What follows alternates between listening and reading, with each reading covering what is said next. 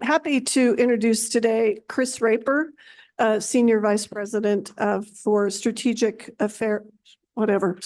Engagement and External Affairs for WEC, which is the group that really is all about reliability in the Western interconnection. Took advantage of you being in Evanston with its proximity to Salt Lake to bring her in for an informal presentation. She's great. I have the ability or the task of attending a lot of the WEC board meetings. I really appreciate their sort of neutral look at reliability. They're a huge resource for commissions across the West and the industry.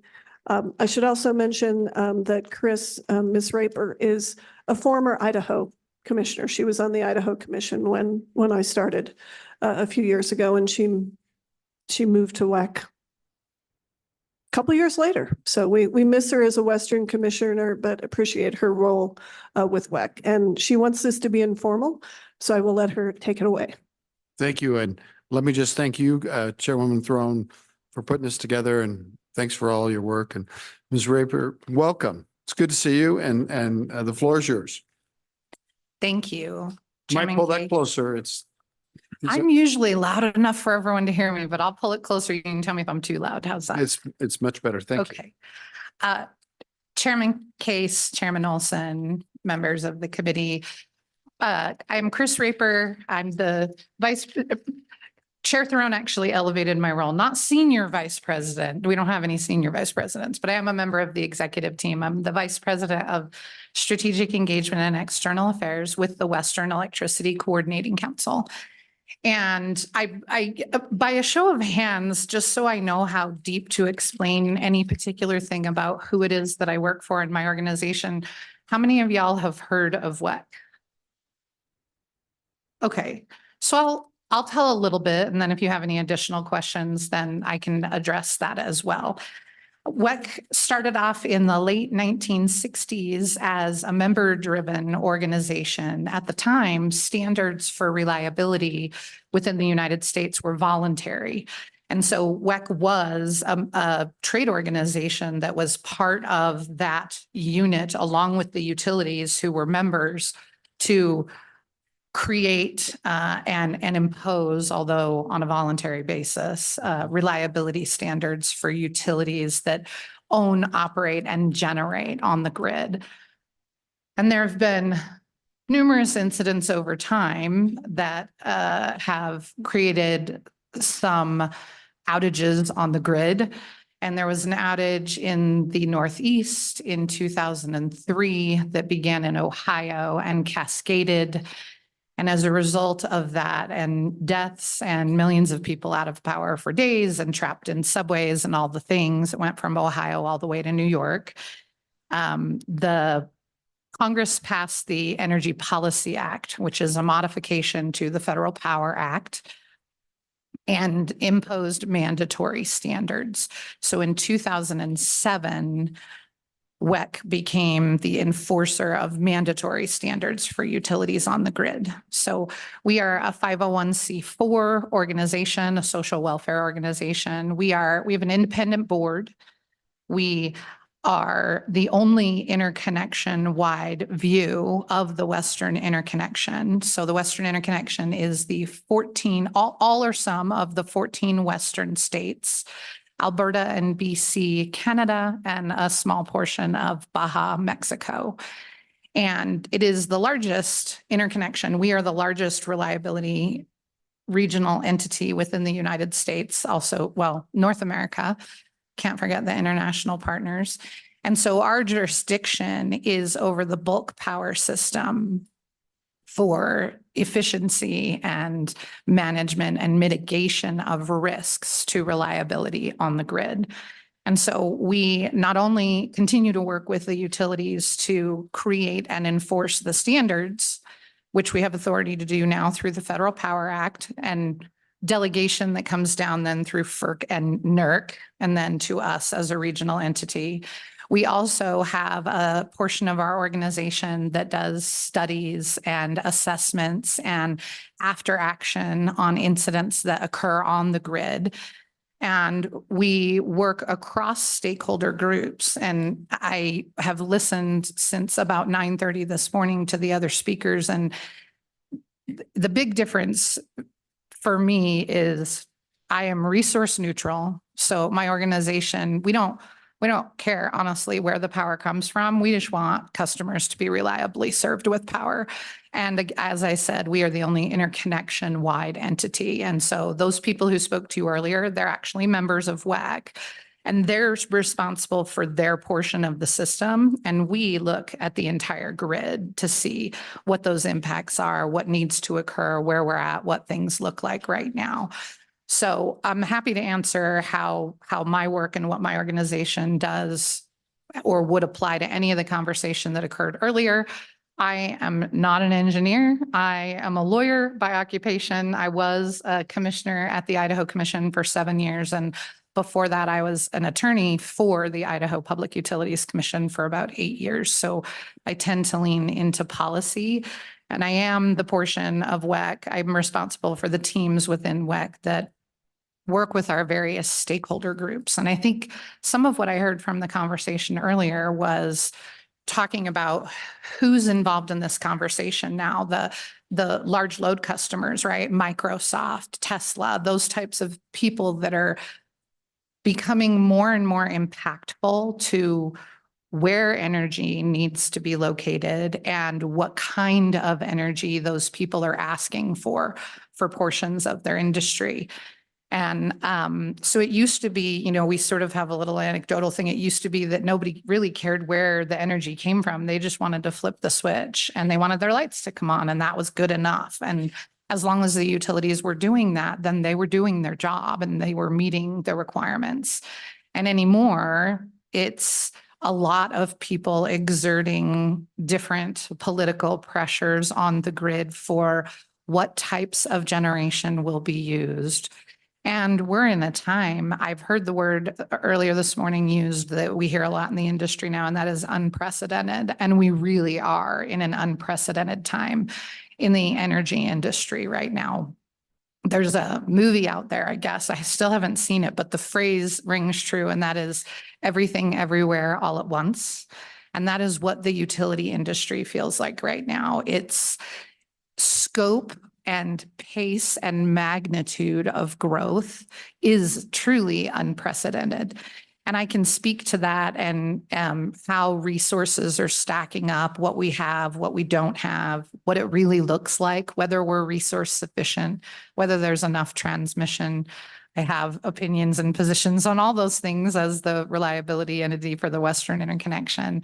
But I really would like this to be more of a dialogue than a lecture. I'm not much of a lecturer, despite Chair Throne's compliments of me when she introduced me. I would rather have a conversation back and forth and talk to y'all about things that you are interested in. So if there's a place you'd like me to start, I certainly can. Or I see a couple of you reaching for your microphones.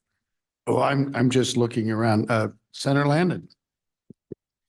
Mr. Chairman, thank you. Throughout the morning, I just kept coming back to this in my mind. And by the way, thank you for being here and allowing us to just have a bite while we have a conversation too. I kept thinking, what if we run out of power? Are we running out of power? I mean, how much more time do we have on this model and with what we have? And where do we get more power? Yeah. By that, you mean not addressing you, then the senator? We're just having a conversation here, so Thank I you. might have my mouth full. So please go right ahead. Thank you. Senator, that's a great question. And I think that's a question that everyone's asking, right? The utilities want to represent that they have enough for obvious reasons. And I can tell you that the assessments and studies that WEC has done across the Western Interconnection, so the Western United States, Canada, and this tiny portion of Mexico, shows that, so we do a study every year. It's called the Western Assessment of Resource Adequacy. And you have a couple pieces of collateral in front of you, neither of which is the Western Assessment of Resource Adequacy, but I can get you the link to that. The latest one was issued in December of 2023. And what that report shows, in answer to your question, is that we are okay as a region, as the Western Interconnection, we are okay on resources for normal conditions. And the quotes are important there, right? We have enough resources because of delayed retirements and because of other decisions that have been made by the utilities to take action necessary to make sure to meet their load, quite frankly, right? So our report shows, our latest report shows that in the 1 to 3 year time frame, we are okay. We are resource sufficient, largely because of those delayed retirements. And then in the 4 to 10 year time frame, we could be resource deficient if we can't do something to meet the load, meet the needs of the customers. And the additional caveat to that study and those findings is that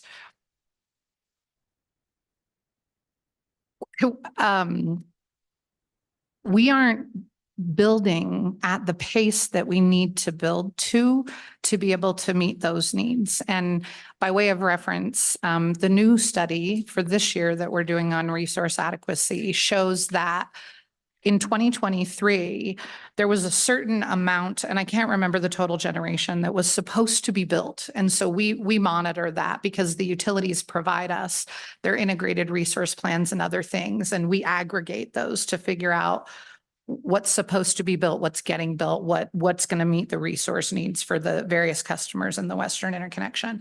Last year, we did an analysis halfway through the year, and it showed that they weren't keeping up with the pace in order to get built what the utilities said they were going to have built for the year. By the end of the year, it showed that about 55% of what was anticipated to be built got built, 55%.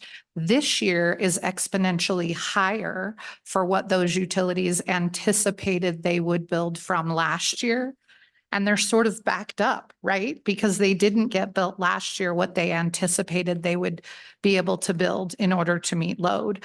So I feel like those statistics speak for themselves in a lot of ways. We need to make sure that we are paying attention to the reliability factor in this. Chaos ensues, right? I think that we've seen that. Bad things happen when the power goes out. People die and things are looted, and it really is integral to the fabric of society, at least in our world, right? In North America, maybe not in other countries in the same way, but we are reliant on power and energy in a different kind of way than some of the rest of the world is. And so we are in conversations. I mean, I guess to ameliorate a little bit of the, I'm not trying to scare anyone, right? I'm trying to be forthright and honest about what the statistics show and the assessments show, but we are in conversations regularly with all of these stakeholders, with all of these people, and with the utilities in order to be able to figure out exactly how and what can be done to meet those resource needs. And it's not just large loads. Nobody this morning that I heard, which maybe I missed it, spoke to electrification.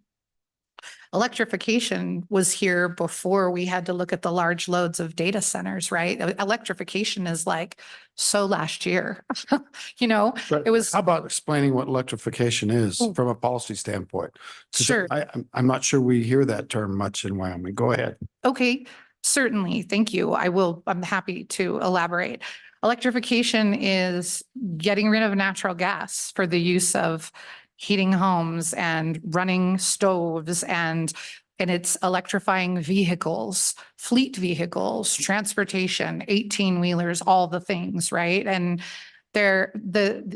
something that Chairman Case just reminded me of as well that's important in this discussion to understand is you do have, one of the things in front of you is a map. It's a transmission map of the Western interconnection. And at a glance, before you look right at Wyoming, what I think it shows is how the entire West is interconnected, right? Everything, the whole system in the West is interconnected. Utilities serve across state lines, right? They're trying to meet multiple policy needs. And what I think we know by just simply the question of what is electrification is policy positions in the states in the West are vastly different from one another. So it tends to be California, Oregon, and Washington, right? Versus then Intermountain West states like Utah, Idaho, and Wyoming and Montana, I think, fit in there too. New Mexico and Arizona are in a position where they haven't shared resources the same way across utilities, the same way, say, the Northwest has. Being a former Idaho commissioner, that's my frame of reference for a lot of things. And so trying to share energy in an environment where utilities that work across state lines are being asked to meet policy objectives in particular states by adding renewable resources to the grid, while other states are trying to impose upon them the reluctance to race in that direction so quickly. So electrification to me is like a rubber band, right? We can go fast, and I think that we can pace that. And electrification of vehicles in my observation of it is one of the ways that some of the people within the industry have been willing to recognize that we can't do everything everywhere all at once. The electrification of vehicles conversation 5 or 6 years ago was push forward, fleet vehicles. Everyone wants electric vehicles. And there are states like California that I think after 2035 or something like that, they're not going to allow the sale of new vehicles that are anything but at least hybrid, maybe fully electric. I don't know their politics well enough to know that detail, but the people in that industry now that are doing those talks, that are having those conversations, are willing to say, we want to work with you.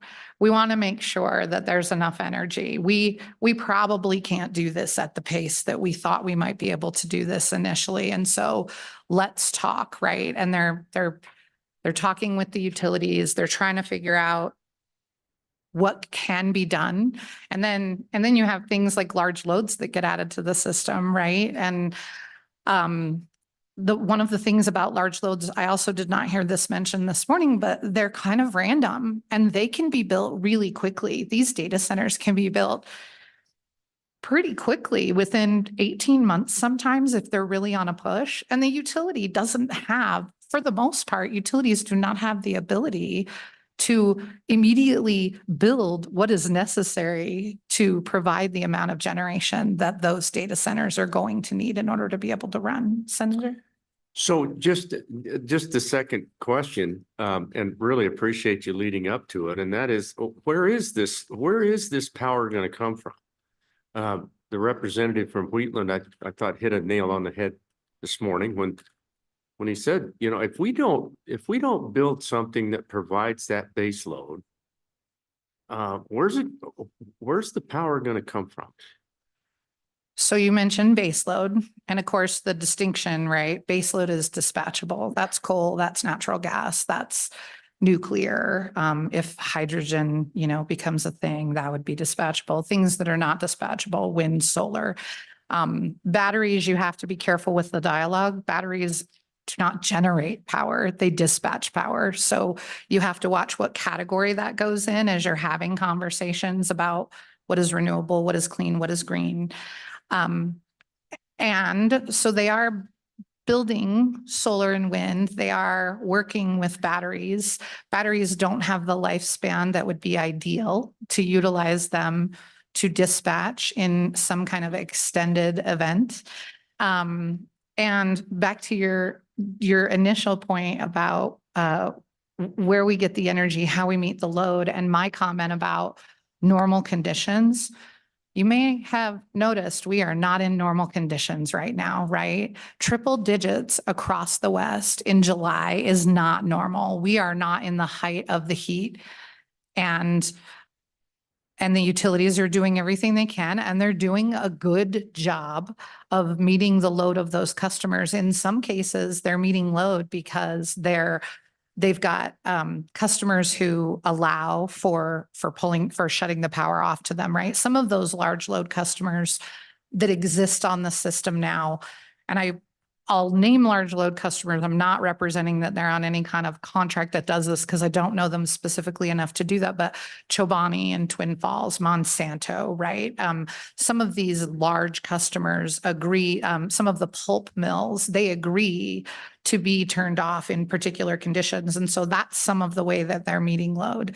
The other way that they're attempting to meet load is sharing resources to the extent that they can, right? And California, I want to say it was last summer, it may have been the summer before last. The governor did an all-out call to the state. Yeah, it was 22. 22, so 2 summers ago. Thank you. What was it, like a cell It's like a phone text message alert that said, but please reduce your sure. resources. Turn down your air conditioning. Yeah. And you know what? It worked. And it'll, yeah, turn the temperature Turn it up. Yeah. Yes. Use less. Yeah. And it worked. Right. And it worked. And they didn't have to, shed load. And that's great. And that's not a great demand response program to have to rely on, right? In circumstances. That was really scary. That was when you sort of do the postmortem on that episode, and we've had discussions at our various conferences. You know, I mean, no one really wants to get that close to having a reliability issue. No, absolutely true. And that summer, 2022 was our peak load, and we just hit a new peak for the Western Interconnection. So on July 10th, a couple weeks ago, the Western Interconnection hit a new peak demand. I think it was about 648 megawatts higher than what the peak was that had been established in 2022.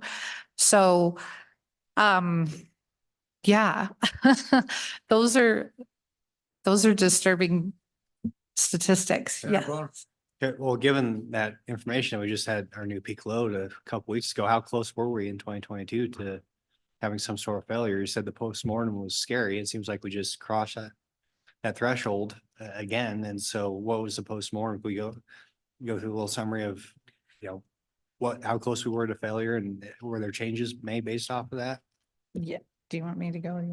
Go ahead. I was just thinking of Dee Dee. Go ahead. Oh, go ahead. Well, I just anecdotally, right?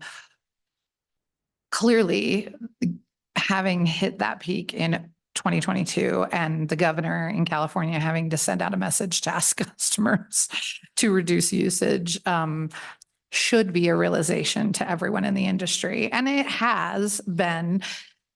And to be clear, the utilities are very methodical and very diligent, and they have an obligation to serve, and they know that.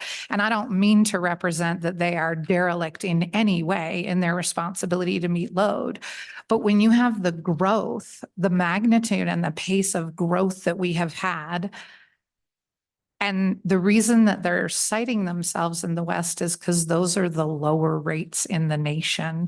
And those are also the locations that have wide open spaces to build those types of facilities, right? And so I do want to be clear. I want to be clear in 2 things. One is we have to be really careful about how we're using our resources and getting more resources built. And the utilities are doing a very good job collaborating and coordinating with one another to ensure that we don't have load shed scenarios. And a load shed scenario is only this bad, right? The real scenario is cascading outage because of something that occurs that somebody doesn't catch, that then goes to that's part of, our responsibility. It's cascading outages across portions of North America that caused the need and the desire to have mandatory reliability standards put in place. But these are the scenarios, right? That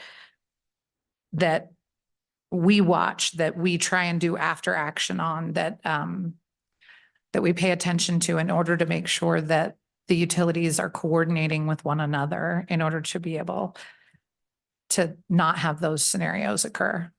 Senator Bono, it's a really good question. You'd kind of have to look at the specifics of what happened in 2022 compared to what happened on Statehood Day, by the way, Wyoming Statehood Day. We didn't cause it.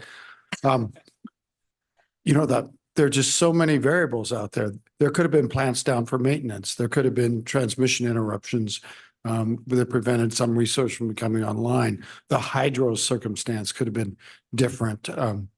So they aren't really comparable. You don't have the same resources being strained even more to the new peak, but they are related. And it's just you have to dig down a little bit more.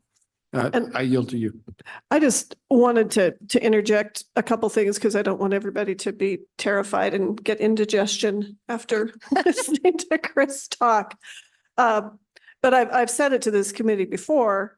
I think in the last few years, and since I started this job in 2019, there has been a much more realistic discussion about reliability.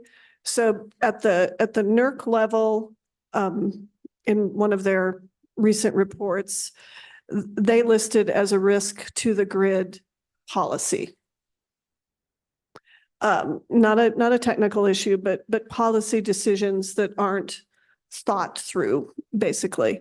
And so the Western group that I'm the chair of, which is why I go to the WEC board meetings, provided, well, actually, you added that one. But anyway, so to their upcoming topics of interest, they've also included policy. But we advise them on reliability topics to consider. That's our job under the Federal Power Act. And so I think that everybody's being much more realistic, I think, than maybe they were when everybody said, oh, we'll just go 100% renewable. And Chris can't say these things, but I can. We'll go 100% renewable and batteries will solve everything. And, you know, don't worry about it. I think we all know reliability is a topic that Wyoming commissioners and Oregon commissioners and California commissioners can all agree on, is the importance of reliability. We live very much in the real world. And I think it's important for the committee to know that that's the conversation that's happening now, to stay ahead of these issues and changing the research for how you look at weather patterns. Like when there's going to be a heat dome in Portland in the summer, that is not what used to happen. But now it seems to be a regular occurrence. So you adjust everything, your research, to deal with that changing reality. So that's sort of what I also want the committee to understand, is everybody's sort of thinking ahead on these issues. And I think being realistic. Trying to, Representative Ottman. Thank I you. waited till she put the piece of candy in. Yeah, thank you. To go along with what you said, because I wasn't sure that this would fit in with your reliability, but apparently it does because of policy. Is it under consideration when utilities are looking at building, and you said they're only about at 55%? Is it part of the conversation or anything about how to dispose of equipment or whatever that may be being put out? Like, for instance, a 20-year-old windmill, you know, and you've got hundreds, thousands of them, or batteries, and where to and how to dispose of those and still stay within the guidelines. Is that part of the equation? So like decommissioning of facilities, is that what you're speaking to? No, just EPA regulations and Oh. stuff on disposal. Yeah, I fortunately do not have to be conversant, nor am I conversant in EPA regulations. So no, that is not currently part of our dialogue for reliability of the grid, right? The EPA has a lot of regulations that the utilities need to comply with. And for us, for reliability, that's their responsibility to comply with those. Madam Chairman, here. So when you're talking about policy, does that need to be looked at to see if that's part of the question? Representative Ottman, I believe when NERC added policy, they were sort of making a call for people to get out of their silos and to think about how, like if you have an aggressive goal to eliminate all greenhouse gases by tomorrow, for example, that you also have to consider the reliability risk of that. So I think that the call on policy is to have different agencies communicating with each other and understanding each other. So for instance, Jim Robb, who's the CEO of NERC, talked about how to get us out of the West, just to show you that these things are happening everywhere, that PJM, pretty sure it was PJM, determined that some of their new transmission was not going to come online fast enough. So they delayed the retirement of some either natural gas or coal facility.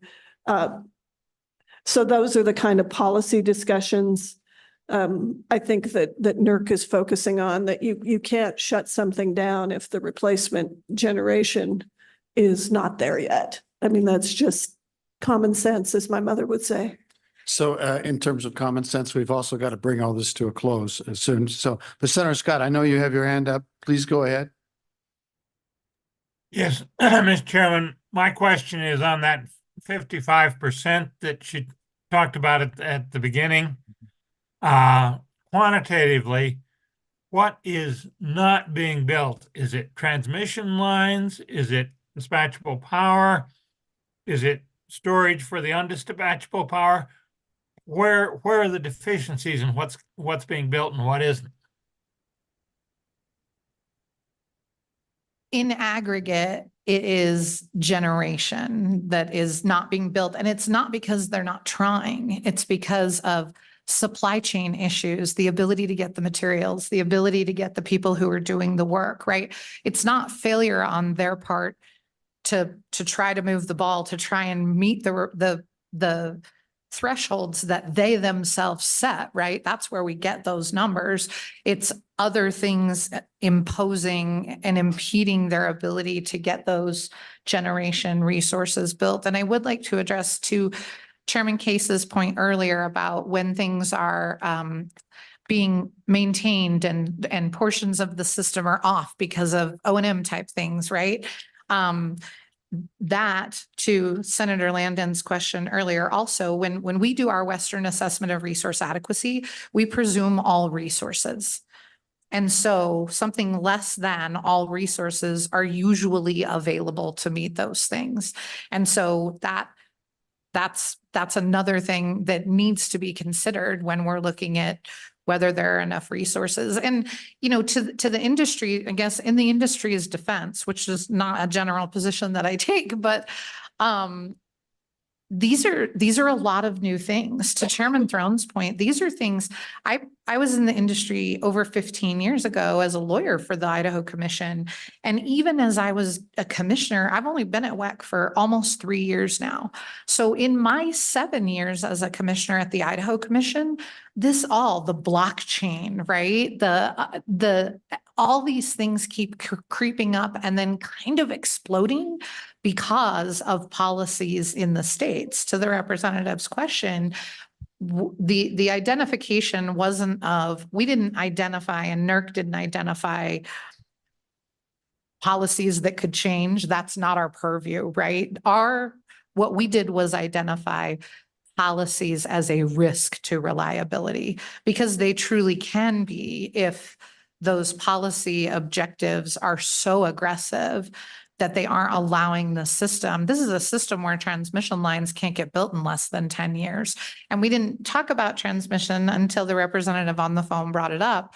We're in a position where everything everywhere all at once. We need more generation. We need more transmission. There are arguments about how much and where exactly those would be located, because that also has an issue with cost allocation. And as a former commissioner and sitting next to my friend and colleague, Chair Throne, I can appreciate for Wyoming why those considerations cause a lot of angst within the greater view of the Western interconnection and how you are interconnected to the rest of the grid and who pays. Because ultimately, I think that those are your constituents. I think it's very significant that we are trying to achieve this change now in a period of load growth. And for more than a decade before, mostly with advent of more efficient lighting and changing out of lighting from incandescent to fluorescent and onto LEDs, aggregate load in the country was very levelized, even declining in some areas. And it's very easy to manage change when load is level. But we exhausted all of those energy savings. So now we're in a world where we're trying to achieve the goals perhaps that we set back then, but with a situation that's entirely different, with the increased demand for electricity from EVs, with I mean, a lot of people believe absolute electrification is the way to go, with massive amounts of renewables on the system, and then add on to it an incredible, amazing amount of demand driven by our information age and data centers, and the fact that nobody stores anything on their computers anymore. It's all stored somewhere else, and it's redundant. And so we've been pursuing the same change and to reduce CO2, to have a better planet, but we have hit an inflection point with what the variables are to do that, and to do it in an era of extreme load growth has really challenged reliability, and I think it's kind of scary, actually. So I'll let you have the last point. Thank you, Chairman Case. And thank you for the opportunity to come and speak with you. I agree. And I think that we were a little reluctant at first to sort of cry wolf. And we can't be, right? We need to make sure that Let's be realistic. Yeah, we particularly as the reliability component, right, of the system. And I know the utilities have that, and I know that they're committed to that as well. But when we can look at the aggregate and see where things are at and how they're being utilized, and I just to plant a seed a little bit with y'all as things move forward and as you look at different aspects of the grid. One of the other things, to Senator Landon's question earlier about how it is that we're addressing those things, there is a new entity that has formed in the last couple of years in the West called the Western Resource Adequacy Program through the Western Power Pool. And what they did, and the reason that they did it, was because a lot of people, the utilities earlier talked about front office transactions, the purchase of energy off the grid. No utility gold plates their system to be able to meet every kilowatt, right? There has to be a component of their resource stack that comes from purchases off the grid. Well, what we realized was in the West, because we don't have an organized market, some people were saying that they were going to buy and contract for a portion of their resources. And we weren't certain that those hadn't maybe been committed or promised somewhere else. And so the Western Resource Adequacy Program is a program that's been created that the utilities are heavily invested in. I don't know what the dollars are financially. I mean, emotionally and for the benefit of reliability, to make sure that we know what those resources are. We know who has them. We know where the contracts are at so that we don't make that mistake in trying to pull from those resources when they're not available, when the Western interconnection is so tight. And then the only, I guess I would leave with the glossy thing that's in front of you. And if you don't want either of these, feel free to give them back to me because I don't, I'd rather them not just go in your garbage can when you leave. But the state of the interconnection report is the glossy one in front of you. And it kind of does high level resource adequacy, transmission, energy policies across the West. And there is a QR code on there so that you can go online and it's kind of a more visually attractive, right? Way to go through that. And I think by the end of August, we're trying to do some updates. So we're not going to put out an additional hard copy for this year, but online on that, where that QR code takes you, it'll have some updated numbers on what's being built, what's being used, how much is needed. And I would just end with a thank you for allowing me to come here. I think that our engineers are extraordinary. I love the work that we do and the organization that I work for. And if there's anything that we can do to provide you information, to have a conversation with you, then we remain available to be able to have those conversations, update you on things that you wish and be available to you. That's part of my role. And we're happy to send whoever it is that you think that you might want to talk to. Well, thank you very much for coming. Did you ever serve with Marcia Smith? Oh, I did. I overlapped her too in NARUC, so. I took her seat when she retired. Well, Then she was the first female that the Idaho Commission had in a commissioner's seat, and Wow. she was extraordinary. She could be tough, but she was extraordinary. I learned a lot from her. if you ever talk to her, tell her hi. Okay, everybody, we're out of here, and thank you very much. Really appreciate it. Back to our agenda from this morning. I really want to turn this over to Representative Olson so badly, but I can't remember the bill draft 25 LSO 27. Can we do that one real quick? Thank you. Thank you so much. Drive safe. You can go 80. I thought it said 75 when I hit the wire. It did, but it's only like 2 miles and then you can go 80. You bet. Bye-bye.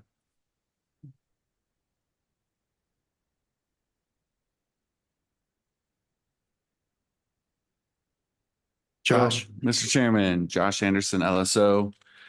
Yeah, this is 25 LSO 27, working draft 0.5. This bill was requested back at our first meeting in April up in Lander. And based off of a discussion from the city of Cheyenne on the ability to construct electricity generation facilities on municipal property. So diving into the bill, Mr. Chairman, on page 2, that first change there is under the industrial development project section, and it's just clarifying that that article is not intended to limit or restrict the governing body from carrying out its purposes through exercising powers otherwise granted by law. There were some provisions in that chapter that potentially could have impacted this type of construction. This just clarifies that those are not intended to comply.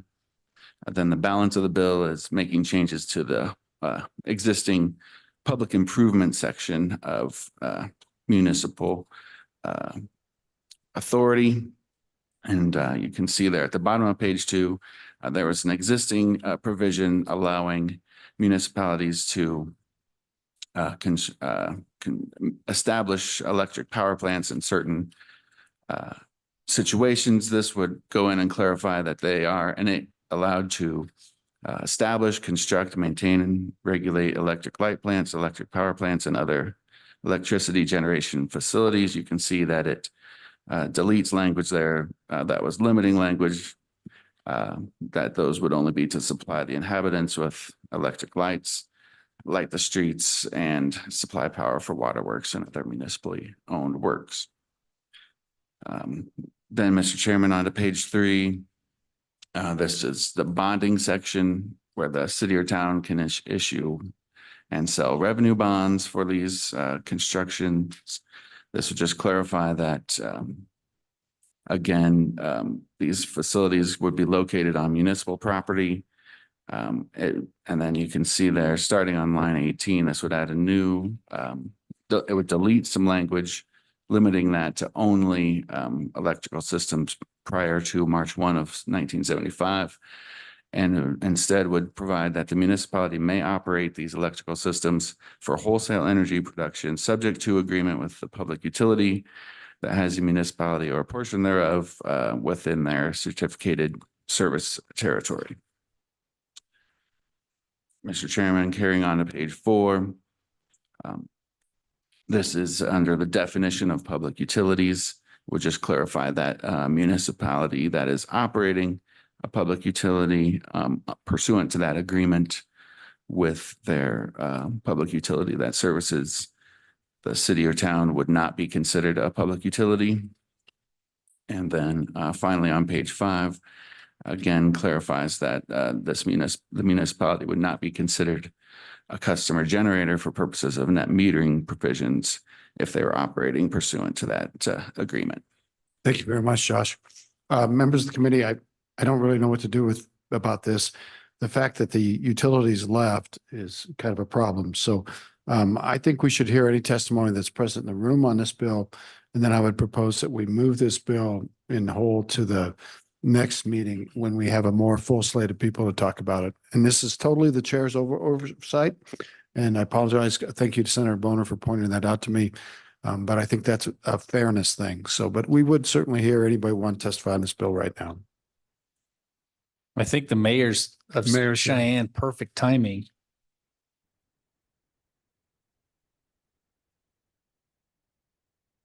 Mayor Collins, we're on, He knows.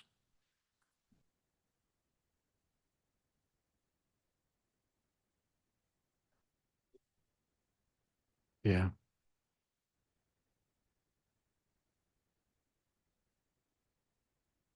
Mayor Collins, welcome. Thank you, Mr. Chairman. Mr. Chairman, great suggestion on that sweet pulled pork. Oh, my gosh. Thank you. Mr. Chairman, members of the committee, I'm Mayor Patrick Collins from the city of Cheyenne. It's really not a good idea to talk about pork at a legislative meeting. But it was sweet pork, sir. Okay. First of all, I just want to say thank you for agreeing to look at this bill and create this draft. I think municipalities are trying to do exactly what the state's trying to do, and that is trying to create some new revenue sources for our agencies. The city of Cheyenne is trying to target some of our underutilized assets, and one of those being our landfill. We have a landfill that was closed in the 1960s, and it's sitting there as a brownfield.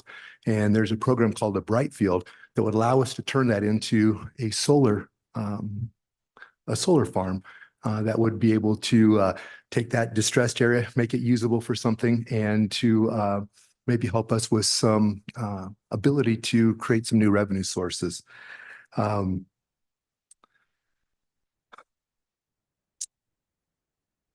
The existing legislation that's on the books today has some contradictory things. Some areas say that we can do this, some areas it says we can't do it. So what I was hoping to do is to get some language that would clearly state that that municipalities and local governments can own and operate utility-sized electric generation facilities if we partner with our local certificated utility. And so that's what's before us today. There's grants out there that would pay for at least 30%, if not more, of these programs for us. And so anyways, with that saying, I appreciate it. I think the draft is exactly what we were hoping it would do. And we're hopeful that you will support it, and we'll be able to talk about it in the new year.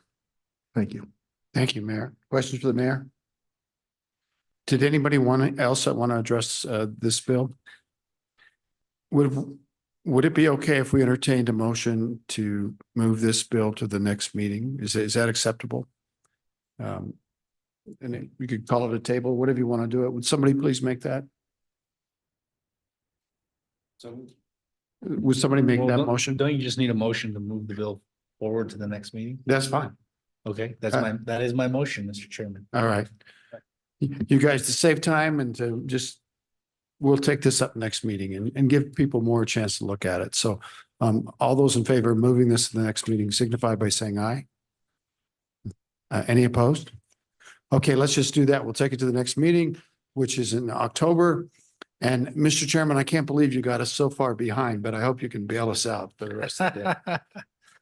All right, this is the joy and benefit of going second. You gotta deal with whatever happened in the first half, but we're not too far behind. We're about an hour behind. We'll see if we can make up some ground on housing policies. The regulatory reduction task force from the governor's office. Who do we have from the governor's office? And he's online? Cause I don't see him. Okay.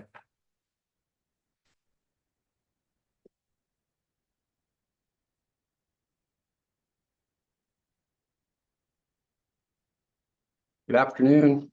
Welcome, Chad. Good to see you, Mr. Chairman, members Good of to see you. the committee. With your permission, Mr. Chairman, I'd just like to give a brief update. In the interest of time, I'll just yield then to the remainder of your agenda.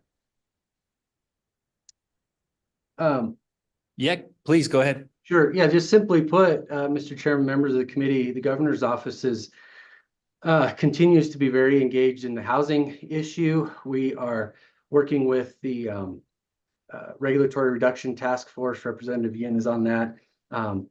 Others tackling and chasing solutions, good, thoughtful Wyoming solutions to undersupply of housing in the state. The governor's concerned that undersupply of housing is both hurting our economic development aspirations as a state, but also making it difficult to recruit and retain important members of the workforce like firefighters, police officers, nurses, snowplow drivers, young entrepreneurs, et cetera. So again, Mr. Chairman, we're working with local officials, mayors and town councils as they are working to reduce regulatory burdens at their level.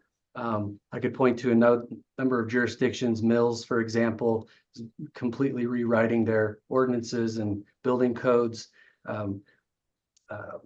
Again, there's a lot of activity around the state, and a lot of credit goes to local jurisdictions for that work. But we're also looking at state level barriers that might be tweaked or amended or in fact removed so that we can send the proper signals to the market so that we can get some free market solutions that will help us address the housing shortage that we're currently at. But Mr. Chairman, I know that time is of the essence here, and I know you have a full agenda, a lot of bills to be considered, and a number of these bills are also being considered regulatory reduction task force. So with that, I would just like to yield the balance back to you, and I'll just stand by to offer public comment as appropriate. Otherwise, we will be ready to continue the conversation moving forward.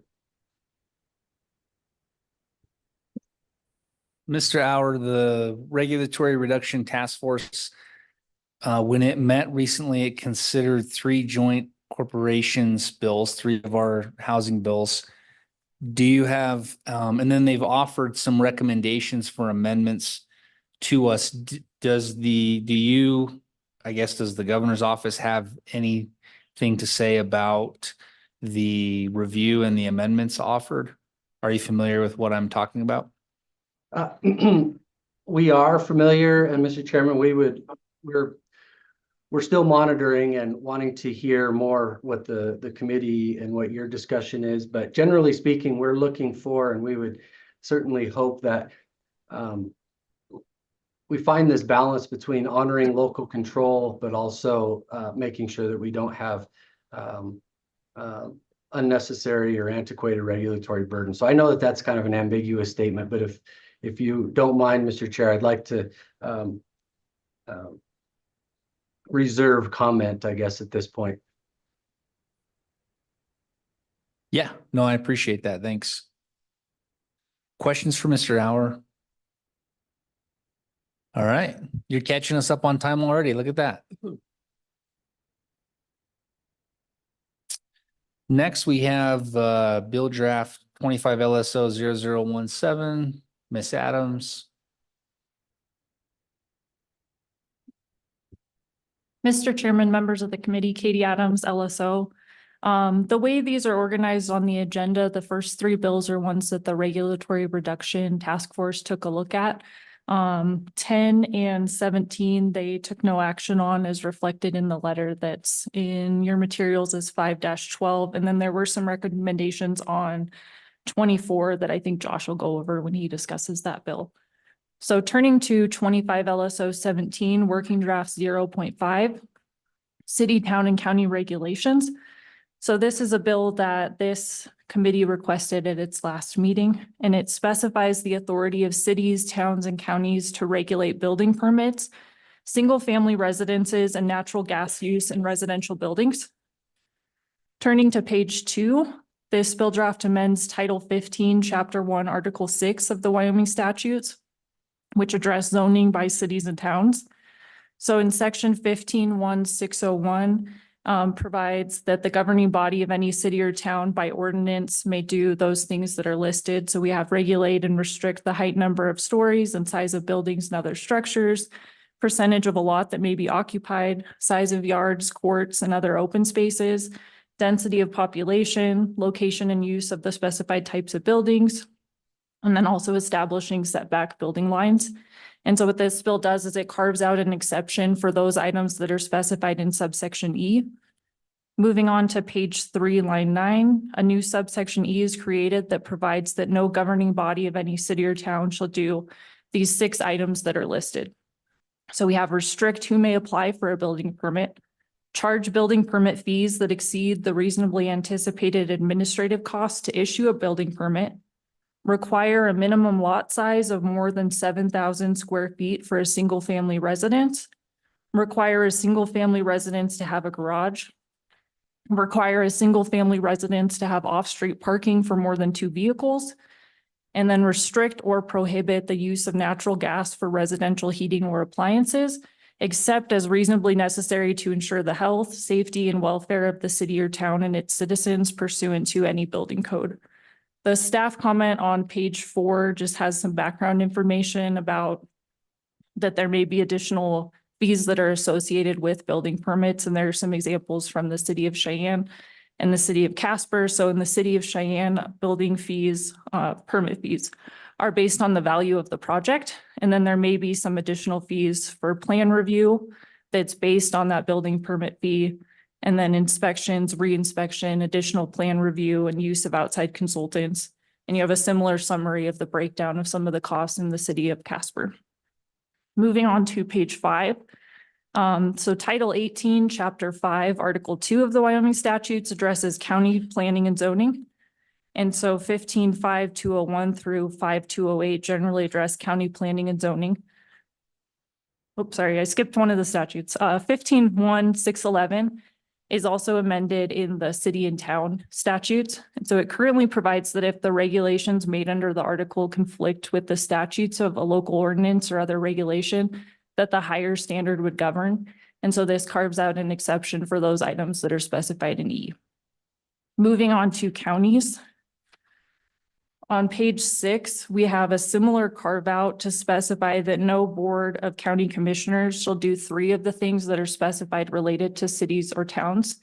And so that's restrict who may apply for a building permit, charge building permit fees that exceed the reasonably anticipated administrative costs. And then there's a similar provision about restricting or prohibiting the use of natural gas with an exception. The bill draft doesn't include amendments regarding single-family residences in unincorporated areas of counties. If the committee did want to consider that, it may require some additional time and consideration, including maybe considering the statutes governing the adoption of a comprehensive land plan in the counties, and also how subdivision of land works under the statutes. You've been provided 2 memos in your materials, and these are prior memos that were provided to the Regulatory Reduction Task Force in 2023, and then again for their consideration this interim.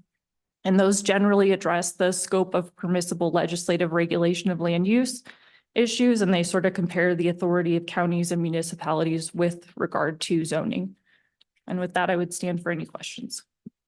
Thank you, Ms. Adams. Questions, committee? Yes, Representative Harrelson. Thank you very much, Mr. Chairman. Thank you for your work on this question on page 2, line 21, 22. Obviously, it's not in red, but height, number of stories and size of buildings and other structures.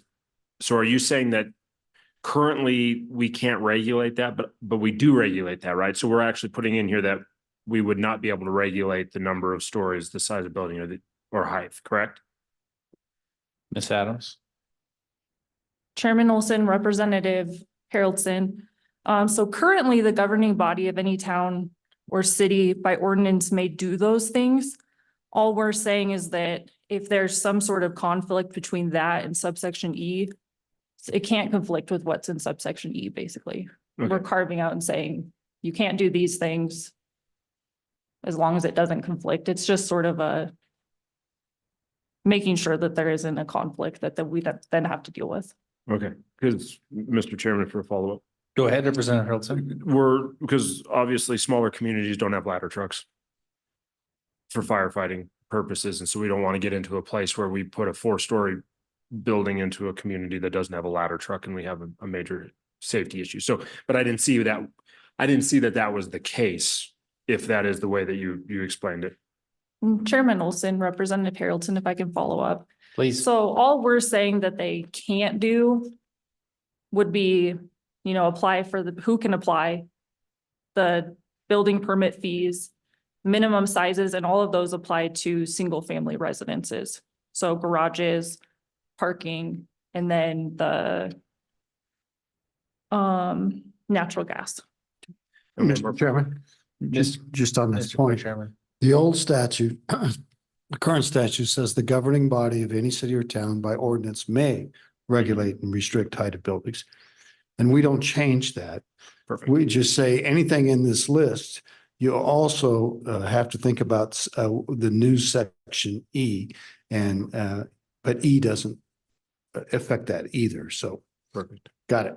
Mr. Chairman, thank you. And I assume that was the case. I just wanted to make sure. But one other question under E, is this a place where we could address the new building code standards for EV hookups and garages necessity on new building? Could we address that here? Because 600, a 3-car garage on a single family home needs a 600 amp service now because of EVs. So is this a place we could address that? Ms. Adams.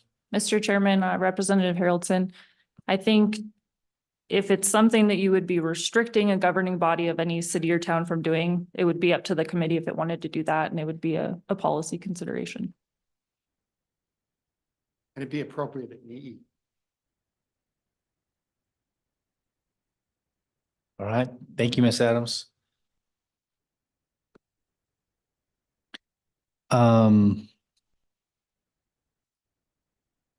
Ms. Adams, you mentioned the two memos, scope of permissible legislative regulation and zoning and local ordinances. Those are older memorandums.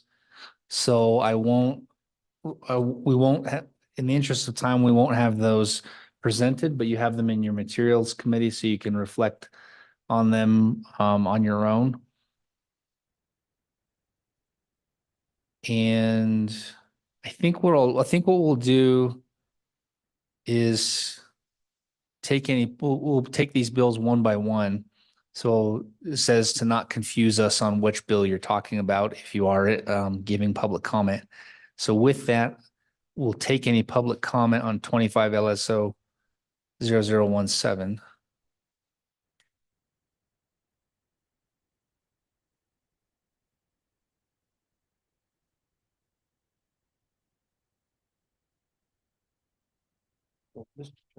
Yeah, Senator Landon. Mr. Chairman, I apologize, but just for clarification again, my understanding is that this bill was considered by the Regulatory Reduction Task Force. Is this one of the ones that was considered? Correct.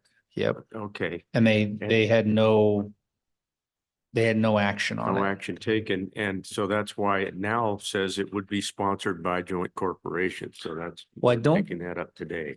I don't think the regulatory task force can sponsor any legislation.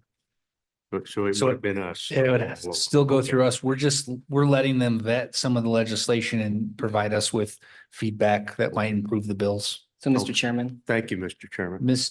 Representative Ian. if I may clarify, since I am on that task force, we heard public comment on all three of those bills, complete public comment from everyone who wanted to testify from them. And then when working those bills, no one decided to put forth a motion for either of those two bills that had no movement on them. And then we did have a motion on that third one, and we worked the bill. And so the goal was to give corporations a recommendation on those three bills. And given that there was no motion, there's no recommendation other than there was no motion for those two bills. So Representative Yin, the task force, which one by number, did the task force give? Are you talking about in the same order that our bills are presented? Is it 0024? Mr. Chairman, the only bill that the task force gave a positive recommendation on was the housing on government lands. Housing, yeah, 0024. Okay, perfect. So no action by the task force on 0017 and 0010. Thank you, task force, for possibly narrowing our universe down a little bit. Thanks, Mr. Chairman. Thank you, Senator Landon. Okay, public testimony. Mr. Chairman, I'm Bob McLaurin with WHAM. I have with me our league president, Matt Hall. Appreciate the opportunity to appear before you today. As was mentioned, this bill was considered by the Regulatory Reduction Task Force and they took no action. We've been working, we believe, constructively with the governor's office and the legislature on a number of bills regarding regulatory reduction and are very much in sync with the state in terms of trying to provide more affordable housing to all areas of the state. But this bill, we're opposed to this bill for a number of reasons. We believe it's well intended, but we don't believe it's going to put one affordable housing unit on the ground by virtue of passing this legislation. As a matter of fact, many of our cities and towns are doing what's already in this bill. They're creating smaller lot sizes. They're creating less restrictions. As a matter of fact, in my little house, my little neighborhood in East Jackson, there's a house went on the market and it's going to be replaced by 3 on a little cul-de-sac that I live on and have 100 units going around the corner from me. So we're very sympathetic to putting more units on the ground. The other issue I wanted to bring to you is, so by creating a maximum lot size, as I read the bill, it creates a maximum lot size of 7,000 square feet. The 95% of the lots in Jackson, Wyoming are 7,500 square feet. So that makes those lots potentially non-conforming. So what's the potential impact for development or redevelopment on a non-conforming lot? I don't know. It's a question as an old planner, it popped into my head. The bill also preempts the use of natural gas. Well, the legislature did that in 2021 with Senate File 152. So that preemption is already in place. And finally, last but not least, we believe local decisions are made best by local officials. And while we very much appreciate and respect the state's desire to move this issue forward, and I want to work with you in this area, we respectfully ask that local decisions be made by local elected officials. Those are my comments. Now, if the mayor wanted to add anything or not. Thank you, Bob. Mr. Chairman, just in the interest of time, he covered it. All right. We like that. Mr. Chairman. 1 second, Senator Scott. I want to clarify the lot size. So the statute says that, as it's written, that no town or city shall require a minimum lot size of more than 7,000. It's kind of clunky to read. Yeah, So I read that as that was that you could not you couldn't have a lot size bigger than 7,000 square feet. I Maybe think I it's- missed That'd be maximum. maximum. I So, think it's minimum. So I think I think it would say that they couldn't say that the minimum lot size is say 7,500. okay, They couldn't say that, okay, I stand. but they could say the minimum lot size is 4,000 Yeah. or something like that. Okay. So I think in your scenario that you gave statutorily, that would be okay for the town Okay. of Jackson. Excuse me. Let's go to Senator Scott. Senator Scott? Mr. Chairman, you covered my point. All right. I'm Great. sorry. He had the same point that I had. Okay. Okay, any questions for Wham? Thank you very much. Thanks, guys.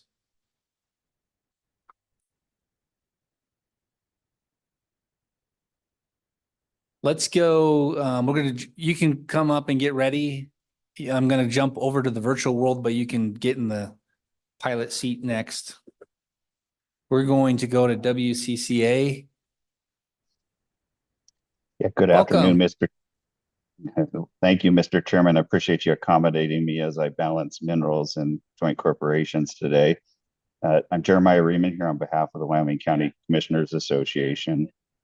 Appreciate the opportunity to speak. I'll be very brief. I'm struggling to find the net positive of this legislation.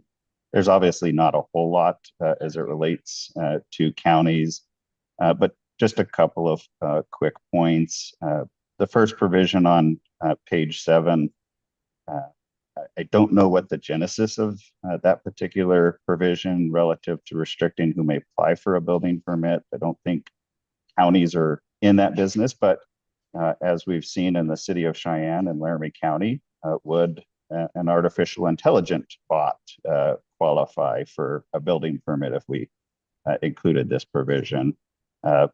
McLaurin pointed out the third provision there, which deals with natural gas, as he pointed out, Senate File 152 had the net effect of doing the same thing here. So that all leads me to the conclusion that this legislation just doesn't do a whole lot. With that, Mr. Chairman, I'd stand for any questions. Questions for the County Commissioners Association? All right. Well, thank you, Jeremiah, for joining us. And we're going to jump back to the in-person world. You're up. Thank you, Mr. Chairman. Brett Glass from Laramie, Wyoming. Your mic's not on, Mr. Glass. Not, there we are. Okay. Brett Glass from Laramie, Wyoming. I'm here to comment on a few of the bills related to housing today, and I am on and generally for this bill. We have had real problems in Laramie because of a very restrictive ordinance restricting who can pull building permits. Repairs can't be done. Redevelopment is very difficult. We've tried to hire contractors from out of town, and only recently, with the passage of a bill allowing reciprocal licensing, have we been able to do it from Cheyenne. And even I personally have been affected by this. My family owns a building, and we tried to put up a sign for a new business tenant. We were very excited about having a new business in Laramie, and they told us that I could not pull the building permit to work on my own building. So I would say in general, this is going to be a very good thing. It's going to definitely help housing affordability because it will help with redevelopment of existing housing. That's the best way to produce affordable housing. There's only one provision you may want to consider deleting, and that is the one which prohibits requirements for garages. The reason for that is it does not do much to increase affordability. A garage is the cheapest part of a house to build, and also having garages for people to store things definitely improves the appearance of neighborhoods because the clutter has to go somewhere, and usually garage is where it goes. So you may want to consider deleting it for that reason, and because it doesn't really help, I think, with affordability. Thank you very much. And Mr. Glass, you're referring to the provision that says that no city or town may require a single family residence to have a garage. That is correct, Mr. Chairman. Okay. Any questions for Mr. Glass? All right. Thank you, Mr. Glass. Thank you. Any other public testimony in the room? Mr. Agopian.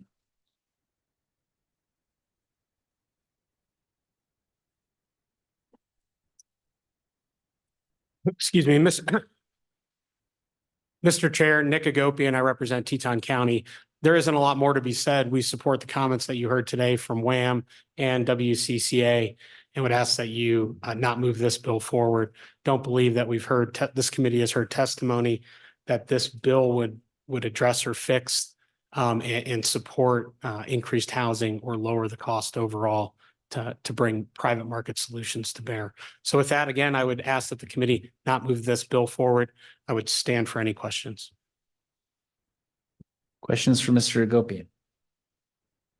Did you say who you were with? I did, Teton County. Oh, I missed that. Sorry, the county in the northwest part of the state, Teton County. Yes, that county. Okay. Did everyone? Thanks, Nick. Thank you. We got one right over here, Chairman. Mr. Allred.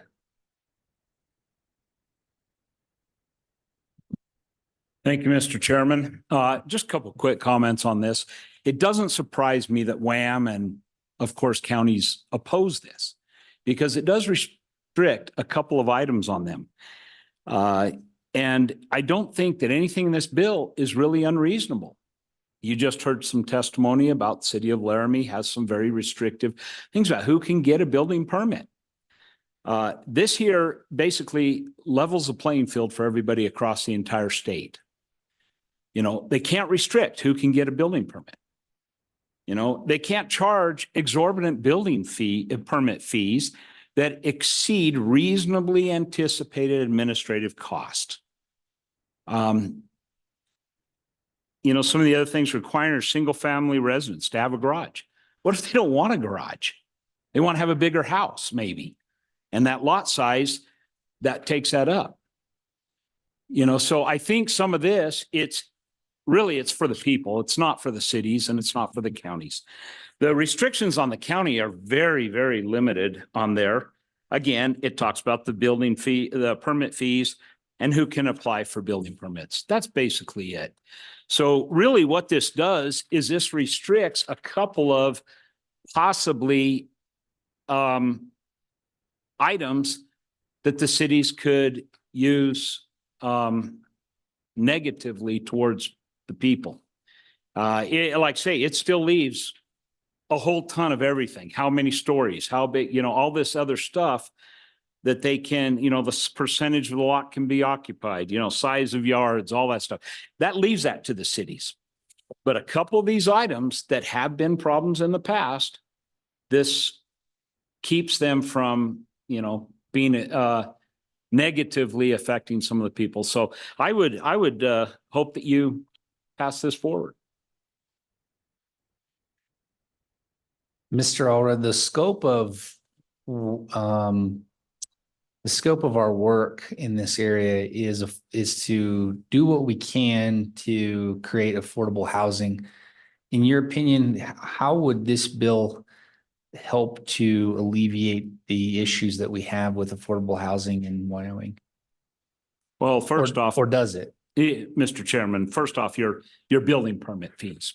Those could be exorbitant depending on who they're at. You know, restricting who applies for building permits. That could affect that. You know, only certain people get to have these building permits. You know, I don't think that totally affordable housing is our issue here. This covers a lot of areas, not just affordable housing. And again, if all we're talking about is affordable housing, then that's specific legislation, which we're not supposed to be doing. We're supposed to be doing general, this covers everybody, not just the affordable housing area. But it will affect that. Like I said, those two examples there, that could affect the cost of those and who's actually going to put them up. If all of a sudden I say that one contractor can't get this building permit, well, maybe he wants to put some affordable housing. Maybe he just wants to put up houses, but that can affect those. But again, I think that we should look at overall, is this good for the people? I believe it is. Thank you. Any questions for Mr. Allred? All right. Other public testimony. The Honorable Mr. Schwartz. Thank you, Honorable Chairman and Committee. Andy Schwartz, representing the town of Jackson.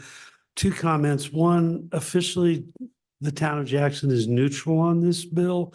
Most of the stipulations in there are already part of the codes and through ordinance in Jackson, except perhaps the lot size, which is, Mr. McLaurin mentioned, is typically 7,500 square feet. I think that's a minor detail. My second comment is more general. People are referring to affordable housing. Sometimes I hear workforce housing, attainable housing, low-income housing. Over the years, I've been working on housing, depending what governmental entity you're working with, they have specific definitions. And I think as we move through these bills, the state needs to make some pretty clear definitions of what these various terms actually mean. Because otherwise, for instance, low-income housing, the federal government has a definition of that, and it's based on income. Affordable housing, Teton County has a definition, which is more or less also based on family income. So that's just a general comment that as we move down this path to consider, and I'll stand for any questions. Questions for Mr. Schwartz? Oh, yes. Senator Scott.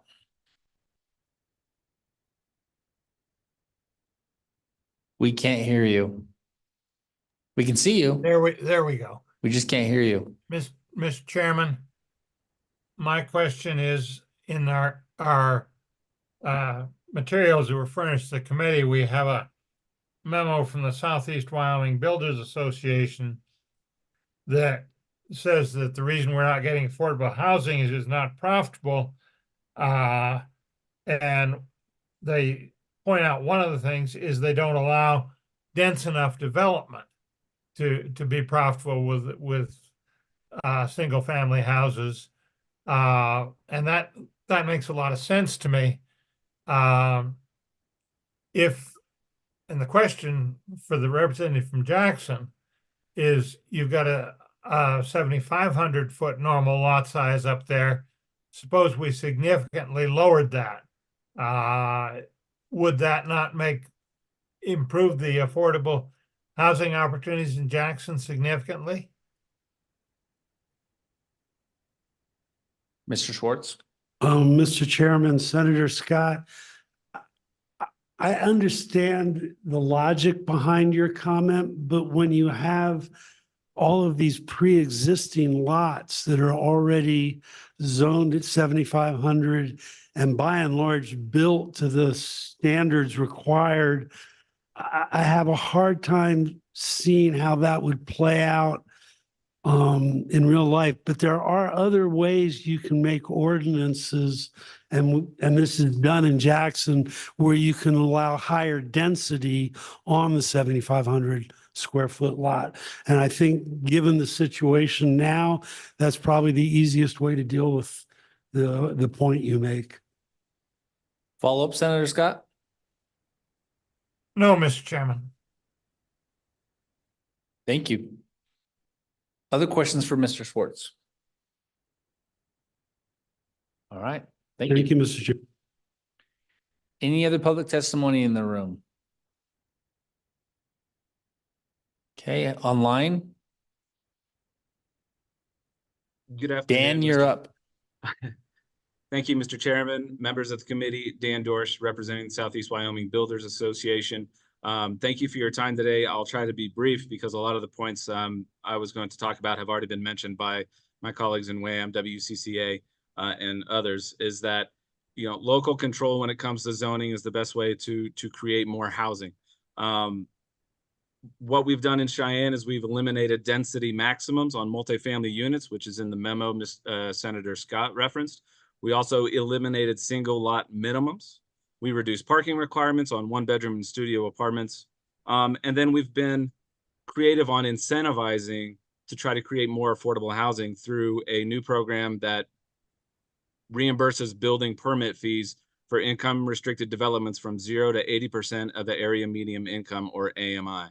So as far as this bill goes, I generally agree with some of it, or excuse me, we generally agree with what my colleagues in WHAM and WCCA have said, but I think from our opinion that the state could look at incentivizing municipalities and localities to try to come up with solutions of their own, like a building permit reimbursement program of some sort like that. Knowing that one thing won't solve everything, but if it incentivizes or it can help increase housing stock, that's what we're here. And to Senator Scott's point about density, yes, having more density will help create more units. Thank you for your time. Questions for Mr. Dorsch? All right, thank you. Last call for any testimony on this bill. We don't have any more online. Okay.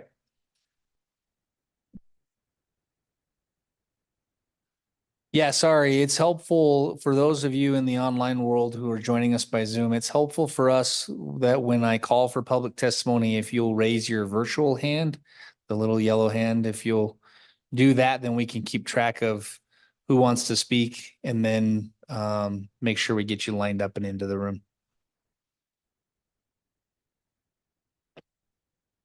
All right, committee.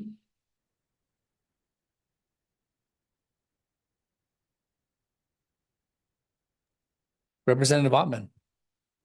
Thank you, Mr. Chairman. If I may just ask for some discussion, is that okay? You want discussion on you want to discuss the bill? Well, I would like to ask some questions. Okay. Okay. Who do you want in the hot seat? Well, whoever volunteers. Oh, okay. Yes. Okay. What I'm wondering is because I watched a building thing a while back, and what they were saying was like for instance, in one of the municipalities in my district, if the people could to provide housing, if they could build a smaller place on their property, if they could change a garage into maybe an apartment, if they could do something in a basement, if they could have less parking restrictions, maybe have 2- and 3-story buildings. And they were looking at all of that. And at first I thought this bill was reducing regulation, but it almost looks like a reversal from the way some of the people were talking, that they're afraid that it actually puts restrictions.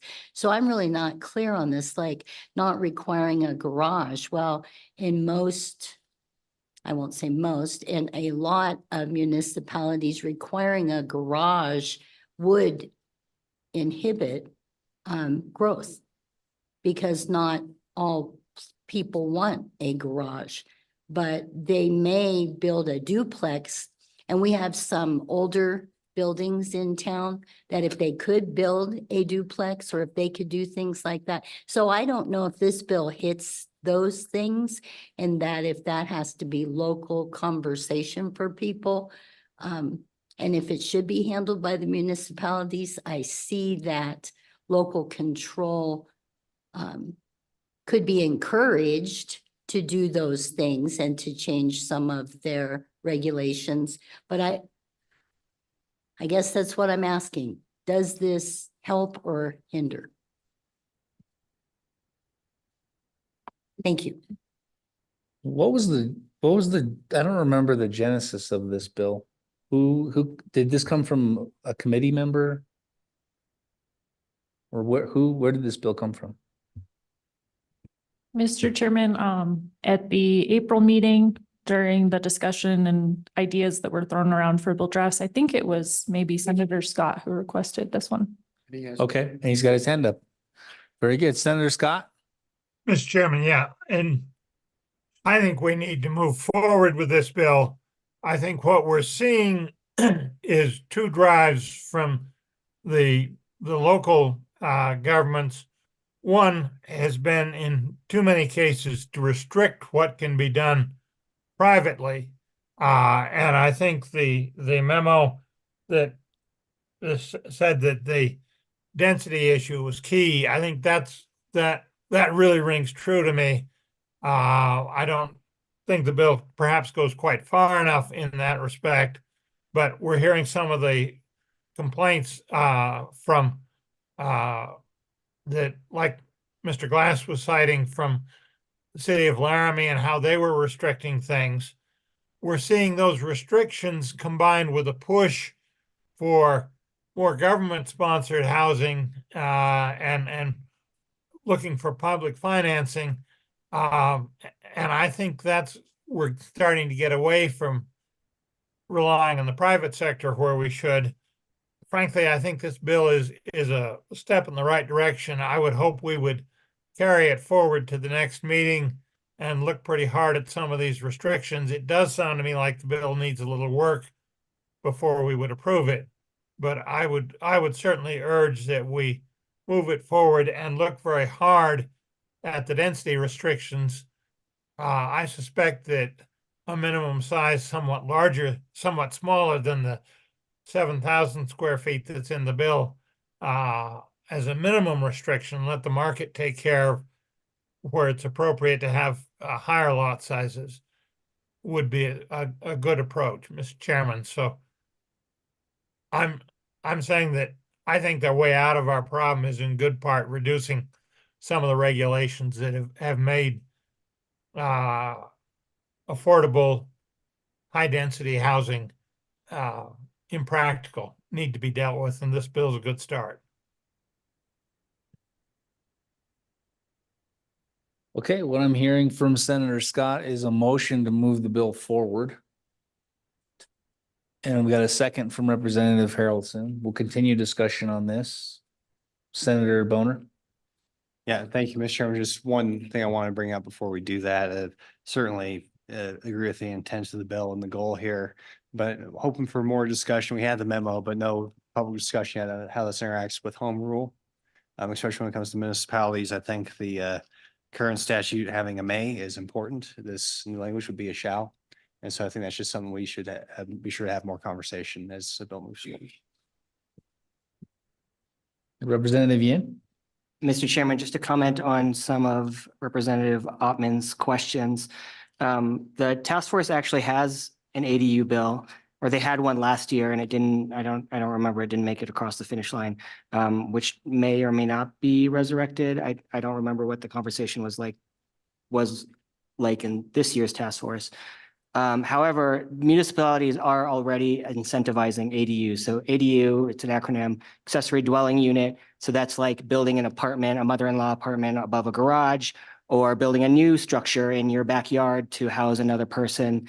Town of Jackson already allows us. I think some other municipalities already allow this. And we actually we try to make it as easy as possible because the town actually has some set ADU plans that are already approved and that it advertises as these can get fast tracked. So you can actually get building permits for these ADUs faster than you can get a normal building permit that town planning has to go through, and then it has to go to the town. So those are things that municipalities are already doing without the bill. I could be interested in some of these restrictions, but I think a lot of them don't actually help. And I'd actually be interested in some different restrictions. But the bill as is, I mean, I think I wouldn't vote for the bill as is. It would have to be totally different than what it looks like right now. Representative Wiley. Mr. Chairman, thank you. I think we're possibly getting into the realm of using a broad brush, and maybe not trying to do a one size fits all. And maybe we should allow that to stay with our, our counties, our cities and towns.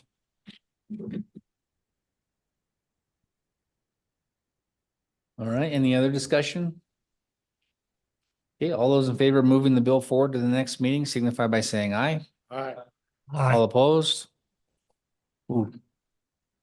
All right, all those in favor, raise your hand. 1, 2, 3, 4, 5, nap 6. All those opposed? 1, 2, 3, 4, 5. All right, that bill will narrowly move forward. Some final thoughts? Yes, co-chairman Case. Mr. Chairman, I do think the bill, we may not have the right list there, so I encourage people to get a better list at our next meeting. With regards to home rule, in Wyoming, municipalities don't have complete home rule. It's a restricted home rule. There was a UW professor of law. Was it Rudolph? It was Rudolph, I think, who wrote a book on local government law. And he spent a lot of time on home rule. And in essence, home rule amounts to what the legislature lets them leave on the table. It's not complete home rule, but it's not Dillon's rule either, which is they can't do anything without getting permission from the legislature. I do caution about the lot restrictions and things like that. So in my community, there was a big effort to have accessory dwelling units, which I think is a good idea. I think it's really is a good idea. It's good for everybody, actually. And then the municipal government brought that forward as a proposal, and homeowners butchered them and said, no, we don't want this. And so it was actually the opposite of what we're seeing there. The restriction was coming from citizens said, we don't want this in our neighborhoods. And I think they were a little bit off track and misdirected, but it wasn't not happening because there was, they weren't being encouraged to do it. I will speak up for our city government on that, but we could stand to have a different list and move forward. All right, Representative Yin, now's your opportunity to come up with your dream list between now and October. Mr. Chairman. Representative Ottman. Yes, I would just like to say I'm glad that we're moving this forward. One, I believe in local control very strongly, but two, just to see, sometimes these things are hard to address locally. Everybody's busy, and to do a deep dive on it, how it could be better.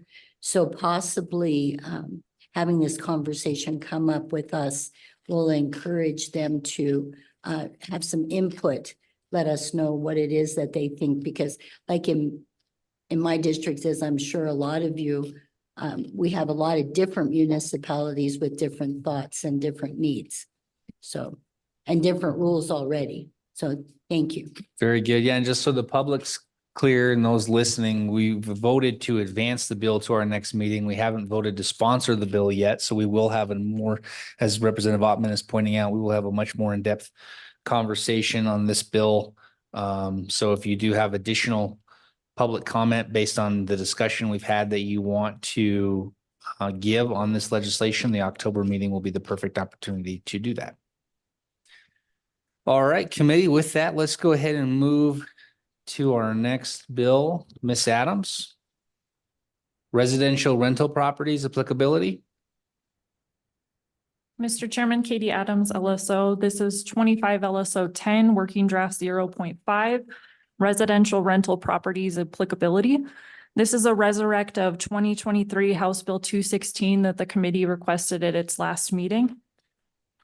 Starting on page 2, the bill draft amends the definition of residential rental unit as used in this article, which means Wyoming Statute 121-1201 through 121-1211. These statutes generally address residential rental property, including the duties of owners, the duties of renters, and then some of the remedies if either of those parties breaches their obligations. So as amended, residential rental unit means a renter's principal place of residence that is rented or leased to the renter for a period of not less than 6 months. And then the remainder of the definition remains the same. There are staff comments throughout the bill noting how the bill has changed from the 2023 version. And so we slightly reworded how the length of time is referenced just in conformity with LSO conventions in that first definition. On page 2, a new subsection B is created to address preemption by the state. So the state of Wyoming does hereby preempt for itself the field of regulating owners and renters of residential rental units. The article is intended to apply to all owners and renters of residential rental units and to be the primary remedy for disputes between owners and renters.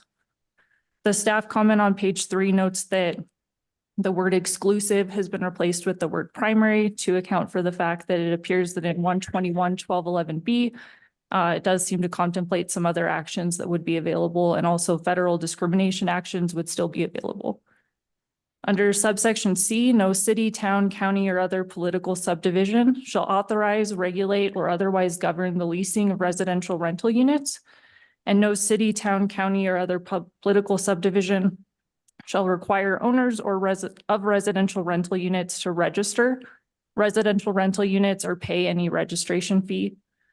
But then nothing in this subsection shall be construed to affect land use plans and zoning ordinances. Subsections B and C have been revised compared to the prior version just for consistency in terminology.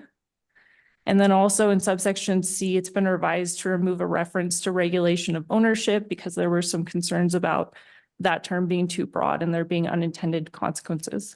And in section 2, the act would be effective July 1st, 2025.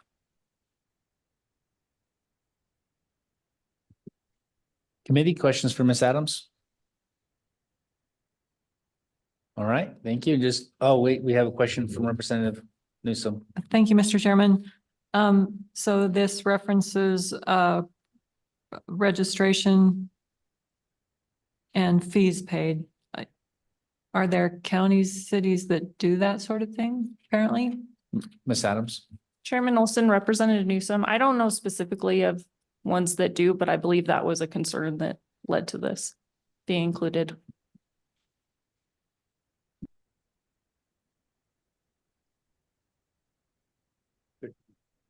Okay, maybe we'll hear from somebody who has more information on that. Thank you, Ms. Adams.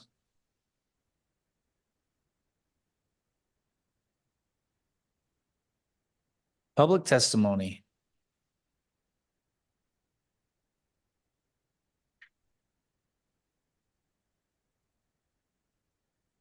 Mr. Glass, you can come on up and just fill the seats. That'll make it go a little smoother and quicker. Good afternoon. Excuse me, Mr. Chair, members of the committee. My name's Janine Jordan. I'm the city manager in Laramie. I provided some documents to you in anticipation of your consideration of this bill. Would love to cover those. I'm happy to let Mr. Glass, as a member of our public, go first. So, Mr. Glass. Okay, Mr. Glass. Mr. Chairman, Brett Glass from Laramie. I'm here to comment on the on Laramie's experiment with regulating rental properties. And I say experiment because, well, it's still in flux, and unfortunately, so far it seems to have caused a great amount of pain for everyone, while not doing any significant good for tenants that they could not have gotten a half a block away from City Hall at the county courthouse. I just filed this week a public record request to get the details of what had been done under the city regulations.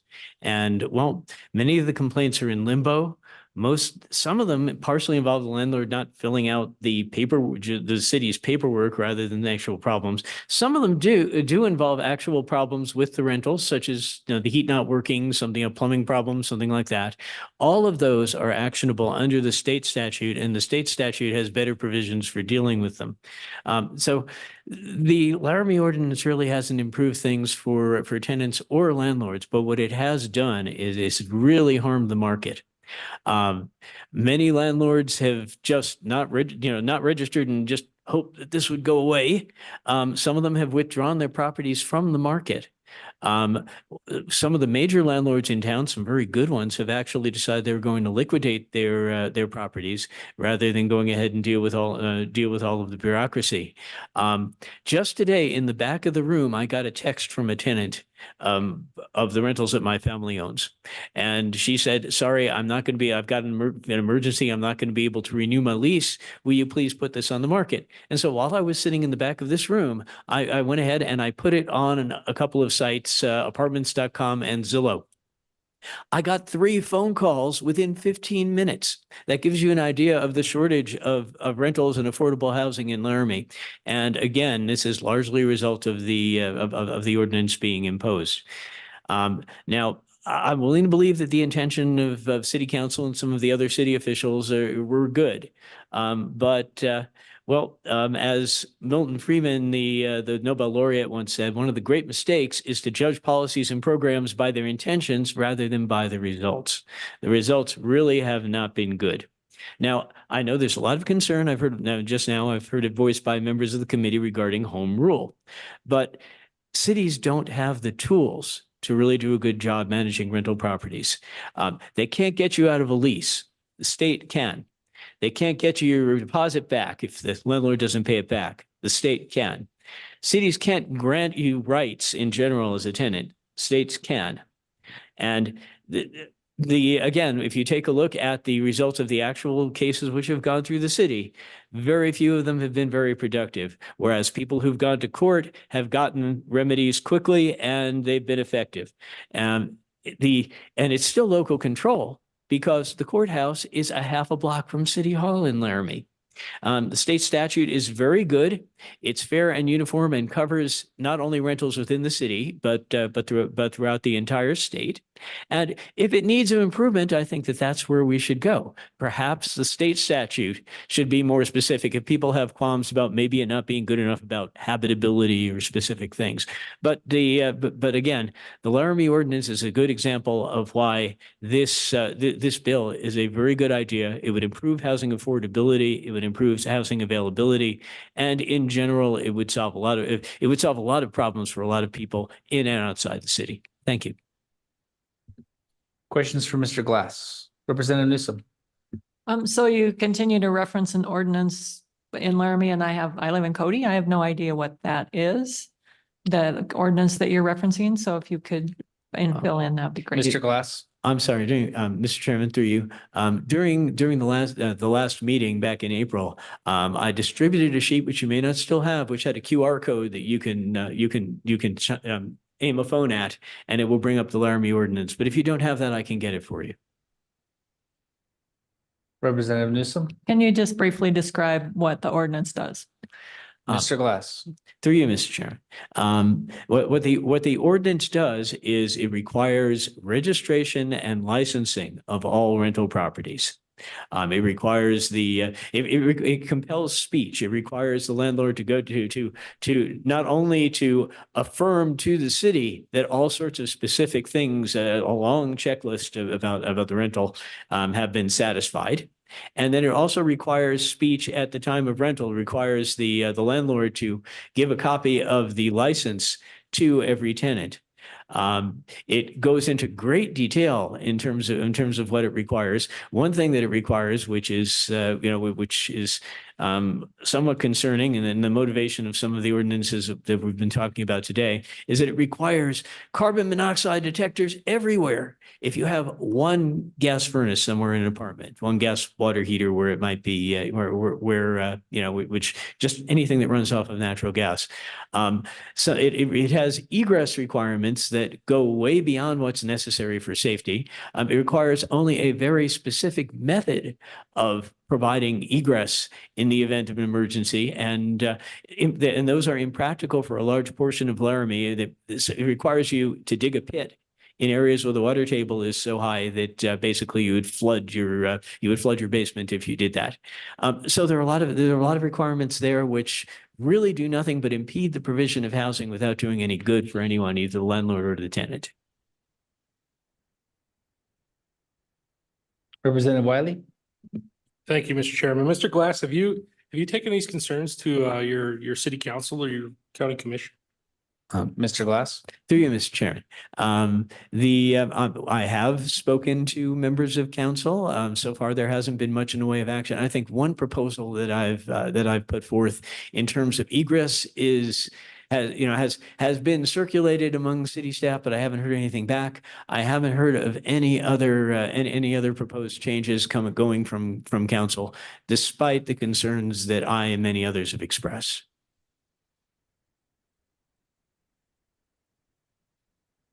All right. Thank you, Mr. Glass. Ms. Jordan. Thank you, Mr. Chair. Thank you for giving me the opportunity to follow Mr. Glass, who is a prominent landlord in Laramie, and for him to share his experience with the city's rental housing habitability standards. I wanted to talk to you a little bit about what is and is not happening in Laramie and to bring you some factual information about those circumstances. I asked your staff to provide this memo to you. I was unsure the nature of the conversation today, other than to know that you would be discussing this bill with the city's habitability standards being engaged. But I want to tell you a little bit about what is happening in Laramie. And first of all, to maybe change a narrative that I grew up with as a Wyoming native. And that narrative is that Laramie's housing difficulties or challenges are a factor of a student population that is somewhat cyclical based on academic years. And that was certainly the case when I attended the University of Wyoming in the late 80s and early 90s. But that has changed. In the mid 2000s, we really started to see workforce being increasingly driven into the rental housing market. And today, the situation in Laramie is that our workers, which are young families, which are young professionals, and middle-aged professionals, are forced to compete in the rental housing market. So the narrative I was taught that, well, you know, we all have to live in a maybe not very high quality rental in college and it's a rite of passage, is in fact no longer the case in Laramie. And these are working individuals who are in this space. As that has occurred, housing has become increasingly a concern of workforce. We've heard from those workers and they have said, not only is the cost of housing high in Laramie, and it has been historically high for decades, it is comparable now to what the rest of the state is experiencing. But since the 80s, Laramie's housing prices have been high and rental prices as well. Those workers in that rental space have come forward and said, city, you need to do something about this. So the city of Laramie started a process of regulatory reduction 7 years ago, before this issue was even really a statewide issue. We commissioned a housing study in 2015 where we were able to substantiate with socioeconomic data everything I've said to you thus far.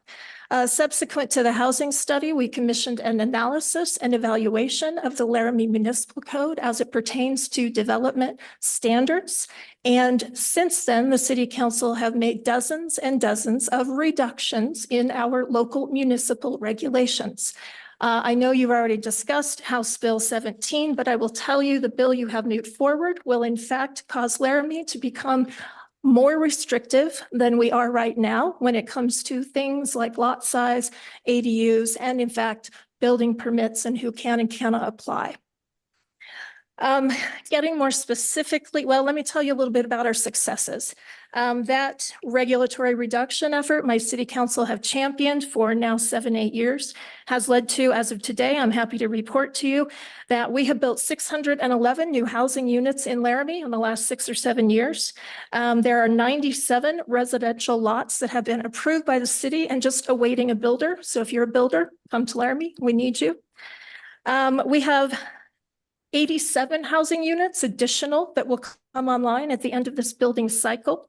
And 592 more home lots will be approved when the developers move forward their final plat, which has already been approved by the City Council in the preliminary platting process. So Laramie is open for business, and we have been dealing with housing and reducing regulation for nearly a decade now. Despite all those successes, moving the needle on missing middle housing has been an issue. And I will tell you, workers who are forced into what has maybe been for decades student housing aren't accepting it. They are coming to the City Council and they are becoming extremely vocal. And that is what has led to our bill to establish habitability standards. These are minimum habitability standards. What is required to make your rental habitable by a human being in a safe fashion? New housing will only partially address our immediate problem. The 611 units we've added is still 800 units less than our data told us we needed 7 years ago as of today. So while we're making strides, the situation remains imminent. To improve the habitability standards in Laramie, the council passed those standards and also along in that bill, a complaint resolution process that is no cost to the tenant. It is true that under, a civil contract, they can pursue a remedy through the court under any contract, but most of our renters cannot afford to do that. And I want to tell you a little bit about who is a renter in Laramie. In Laramie, 55% of our housing units are occupied by renters, more than half. 1 in 10 of Wyoming's renters actually lives within the municipal boundary of Laramie.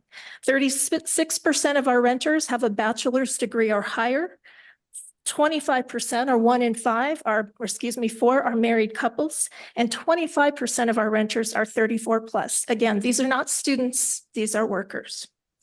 Laramie has 7,560 rented housing units. That's more than the city of Casper, which is twice our size, and slightly less than the city of Cheyenne. So this is an issue that really is unique in the state. No other community faces the rental housing issue that Laramie does. These standards are so basic. They're the basic that I would want, or I think you would want for yourself or your loved ones. Is there functioning plumbing? Is there heat? Is there fire escape from bedrooms?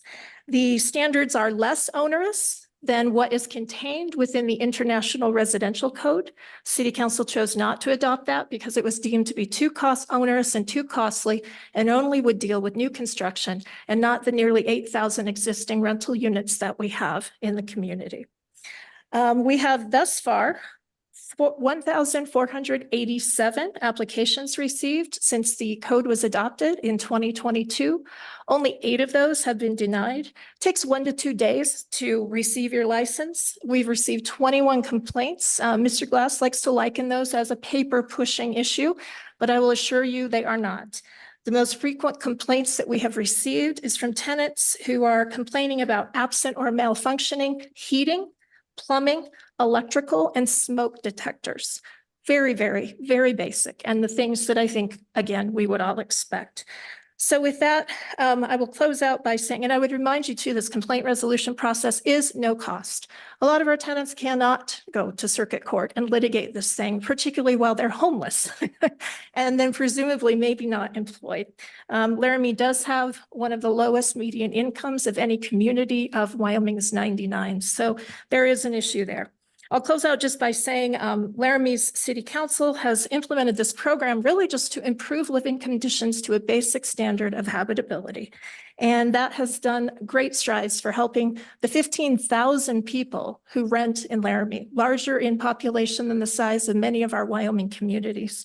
The City Council really just performing the core functions of any local elected official and trying to reckon with a unique issue among all of Wyoming's 99 cities and towns. With that, I'm happy to answer any questions that you might have. I regret to tell you that my mayor had a childcare issue arise this afternoon. He did intend to provide testimony by Zoom. I also have the assistant city manager here if you have any specific questions about the complaint resolution process, as Mr. Fieser does oversee that process for us. Thank you. Questions for Ms. Jordan? Yes, Representative Ottman. Thank you, Mr. Chairman. Ms. Gordon, thank you. Thank you both for being here today, because I know these issues are very important in a lot of municipalities. 2 questions. First off, what is the median income in Laramie? And secondly, what percentage, if you know, do you have of homeless people? Ms. Jordan. I will not give you a number. I want to say it's in the 40,000 range, but what I will tell you is that the city of Laramie, we have 1 in 5 of our renters, according to the census, not all of the data I've shared with you is census data, 1 in 5 rental occupied housing unit is occupied by a family or a individual or couple who are considered income distressed, which means they make 30 to 50% of the area median income. We've been successful in part of the success story I didn't mention to you is working with public-private partnerships to actually develop housing for low-income individuals. 3 or 4 housing units, 2 of which the city donated land directly to and supported the federal tax credit application. The issue we struggle with is that there is not that sort of assistance for folks who are not that low income, the missing middle. You're working family, you're working couple, maybe the wife is, a hairdresser and the husband works at the car dealership, and those individuals are experiencing some of the lowest prevailing wage in the region. We know that from our economic development report, but they do not qualify for traditional low-income housing. Representative Ottman, follow up. Thank you, Mr. Chairman.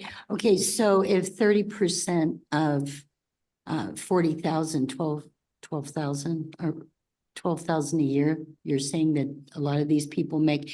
And the other thing is, what is, give me some examples, if you would, of rental costs for a single family or for a single individual. And are any of these owned by the university itself, or are they private property? Thank you. Ms. Jordan. Thank you, through you, Mr. Chair. How rental housing prices in Laramie are considered to be fairly high. Again, I have the data to support that. In fact, we have tomes, tomes of data, if you will. I can tell you, I'm going to speak, I take off my business hat. I rent my home, first home I bought in Laramie. The going rate, as I'm told, is about $500 per bedroom. It's a single family home. Some people are renting for a higher rate than that, and some are renting for a lower rate than that. But these income constrained individuals are choosing obviously the cheapest rental they can find. And that's where we tend to run into concerns with habitability standards that aren't met. There isn't heat. And as Mr. Glass said, he did do a public records request in my office last Friday. We provided that data to him yesterday. And I think it was actually illuminating for me to read back through it and remember the dire circumstances that some people are forced into because of their income potential or lack of their earning potential or lack thereof.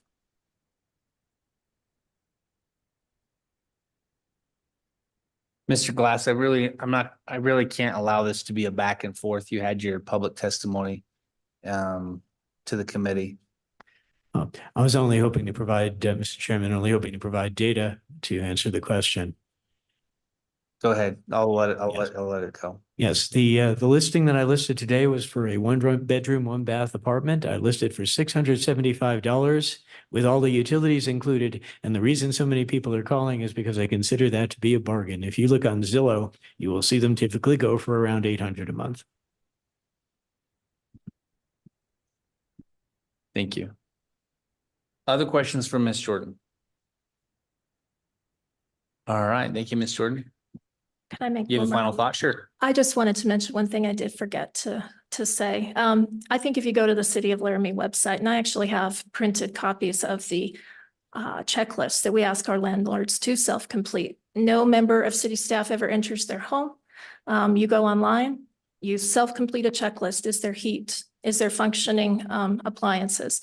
Is there a fuel burning appliance? And if so, the International Building Code says you should have a carbon monoxide detector in that facility. So these aren't things that the council made up. They're in fact derived from International Building Code. Takes about 3 minutes to complete that checklist and submit it to the city and pay $20 per year, and you will receive your license. So I just want to point out that it is a completely self-driven process, and there's no intrusion by the government, so to speak, onto those private properties to double check what our landlords tell us exists in their home. Great. Thank you, Ms. Jordan. All right, let's go to our County Commissioners Association. Jeremiah, you have your hand up. Go ahead. Thanks, Mr. Chairman, members of the committee. Again, Jeremiah Riemann here on behalf of the Wyoming County Commissioners Association. First off, I want to just state that there's no county with a program such as this currently in place. But I want to carry it further in that Wyoming Statute 18.5.201A, that's the land use, planning, and zoning laws, You've given the responsibility for counties to promote the public health, safety, morals, and general welfare through land use planning and zoning. And some counties have availed themselves of that in some circumstances. What troubles me here is that this preemption doesn't come with a corresponding state response. In other words, there's no department that's then directed to address issues that might come up for these residential rental properties. And so from that perspective, I would just encourage you to continue to allow for local governments when they choose and when perhaps more importantly, local residents ask them to take up something that they can avail themselves of that.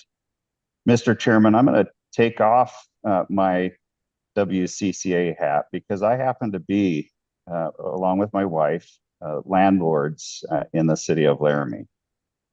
We're very fortunate to have that rental property and very proud to have it. If I have any frustration with what's happened in Laramie, it's not with the city. It's frankly with other landlords that force the city to have to do something to address the situation.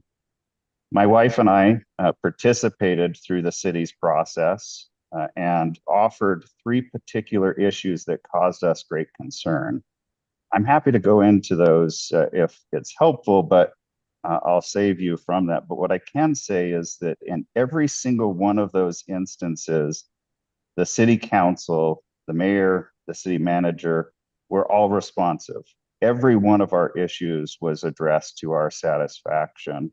And we've found that the registration process through the city is simple, just as the city manager just mentioned to you, and the fees are not absorbent. That $40 fee over 2 years amounts to less than $1.50, and I guarantee you we are not charging that to our tenant. With that, Mr. Chairman, I'd stand for any questions, but would encourage you to put this legislation aside. Questions for Mr. Reeman? All right, thank you, Jeremiah. Mr. Acey?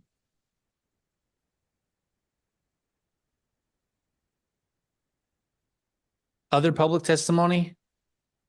In the room, raise your hand if you're going to give if there's any more public testimony. All right, you're it. Thank you, Mr. Chairman, members of the committee. My name is Bruce Acey, and I'll be here on behalf of myself this afternoon to address an issue that I have to address periodically. I represent any number of landlords throughout the state, from Sheridan to Evanston to Cheyenne and everywhere in between. And while it's been suggested that the ordinance has been brought to you is minimal and not that obtrusive, the fact is that we've now spent how many legislative sessions trying to deal with one ordinance from one city is, indicative of how landlords particularly dislike this particular ordinance. It has been attacked in court. There have been petitions to the city council, innumerable, and nothing has been done with it. It stands in there. So this is really kind of the anti-Laramie City ordinance bill. And it's kind of unfortunate that it has to be so draconian. But the fact is that there's been no change on behalf of the city to address the concerns of landlords in that community. With respect to the bill itself, I would note on subsection A Romanet 4, it talks about rentals for a period of 6 months.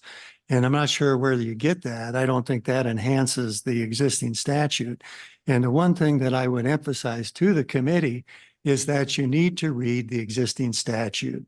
It is well written and it covers all of the issues that have been addressed here. Heating, water, the fundamentals that you need. And if a renter has issues with those matters, there is a process that is of no cost to the renter to address. It's already in the statute.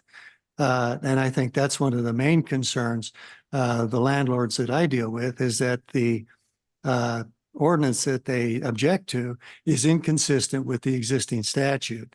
So with respect to the proposed change in 6 months, I don't know if that really benefits the statute at all, because in Cheyenne, for instance, you have military on TDY, you have traveling nurses, traveling doctors.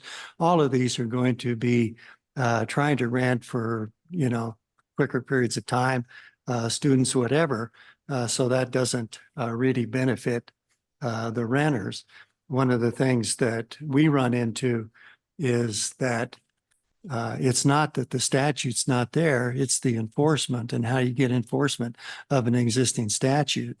It's really pretty, simple, economical process to go to small claims court and address, pay your $10 and address a problem that you might have. All we're indicating in supporting this bill in opposition to the Laramie ordinance, if you will, is that there is a process, an excellent statute that already exists, has been on the statute for years, that addresses the very concerns that have been raised today. And in that, I support the bill, at least in part, and suggest changes in others. Thank you, and I stand for questions if there are any. Representative Yin. Mr. Chairman, thank you. Mr. AC. Well, two things. I'll start with one. I'm looking at the habitability checklist that Laramie is requiring for their permit. They all seem to be directly related to health and safety. Is there a specific one that you find to be onerous? You would have to mention them to me. I don't remember them offhand. I think most of them would not be a problem. And I think most of them would be covered under the existing statute, although not defined. And so, Mr. Chairman, if I may. Representative Yin. My second question is, given that we have the existing statute, I admit I haven't looked over it in its entirety. Given that it still seems to be a problem by renters in Laramie, why do you think the existing statute is sufficient if people are still having trouble finding habitable living conditions? Mr. AC. Mr. Chairman, it's very easy. They don't understand the statute. They don't know the statute and they don't follow the provisions of the statute, because the statute's very clear in providing an avenue for renters if they have an issue with their rental. All they have to do is write a letter to the landlord, indicate what the problem is, and if the problem is not fixed, then they have the option of leaving the lease. I mean, it's there, it's simple, it's of no cost. And if they still have a problem, they can go to court to address it. Problem with going to court, it does take some time. I don't think it's expense. I just think it's time to get on the agenda so that you can have it addressed. It's easy to make a complaint. You can allege anything you want. There's only one place where you really go, and the facts on both sides are going to be debated and shown to be either true or false. And that's in a court, even a small claims court, which is available to everybody. So, I'd suggest to you that the existing statute provides a remedy to renters. Other questions from Mr. AC? All right, thank you, Mr. AC. Thank you. Closing public comment on this bill. Committee, what is your pleasure?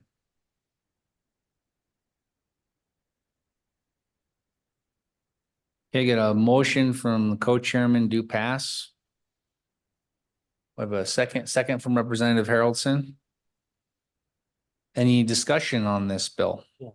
Senator Landon. Mr. Chairman, thank you. I've been kind of quiet on these two bills and we forwarded the other one. I'm sure we'll forward this one. My heartburn just rests with the fact that we have this penchant lately to expand the authority of state government. Every time we turn around, we want Cheyenne to roll in over the top of Laramie, or in the case of this bill, I'm wondering, well, okay, we're going to show Laramie, by gosh, all the good work that Ms. Jordan pointed out to us. We've got to come in there and fix that. But what does it do to my town, to my city? What if my city has an issue that it has to correct or it wants to address?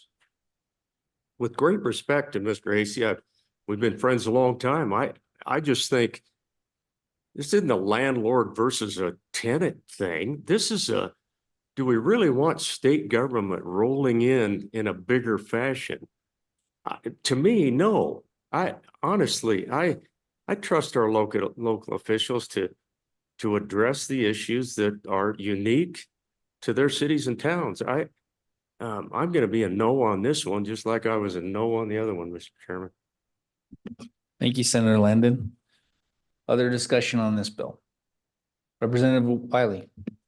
Mr. Chairman, thank you. I'd hate to beat a dead horse, but there is no fence here. Either you're for local control or you're from broadening state powers. One of the two. I'm also going to be a no vote. Okay. Other discussion?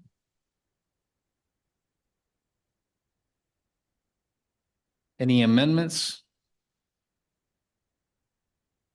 Okay.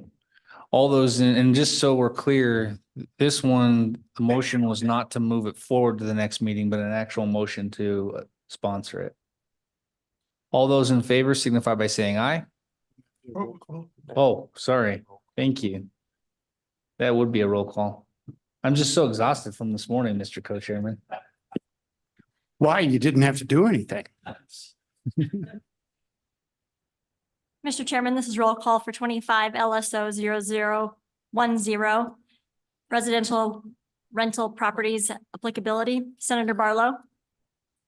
Excused. Senator Boner. Aye. Senator Landon. Senator Scott. Aye. Representative Chadwick. Representative Harrelson. Representative Harshman. Excused. Representative Knapp.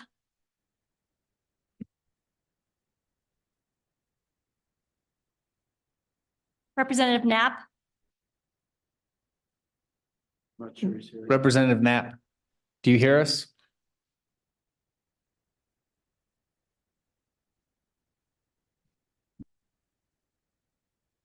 I can come back. Yeah, let's finish the roll call and then come back to Representative Knapp. Can anybody text him? Representative Newsom. Representative Ottman. Representative Wiley. Representative Yin. Co-chairman Case. Aye. Co-chairman Olson. No. Can we try Representative Knapp again? Representative Knapp. I've never had this happen before. Yeah. Representative Knapp, are you hearing us? Well, I guess he's excused. Oh, good call. Representative Knapp excused. 5 aye, 6 no, 3 excused. It wouldn't have made any difference.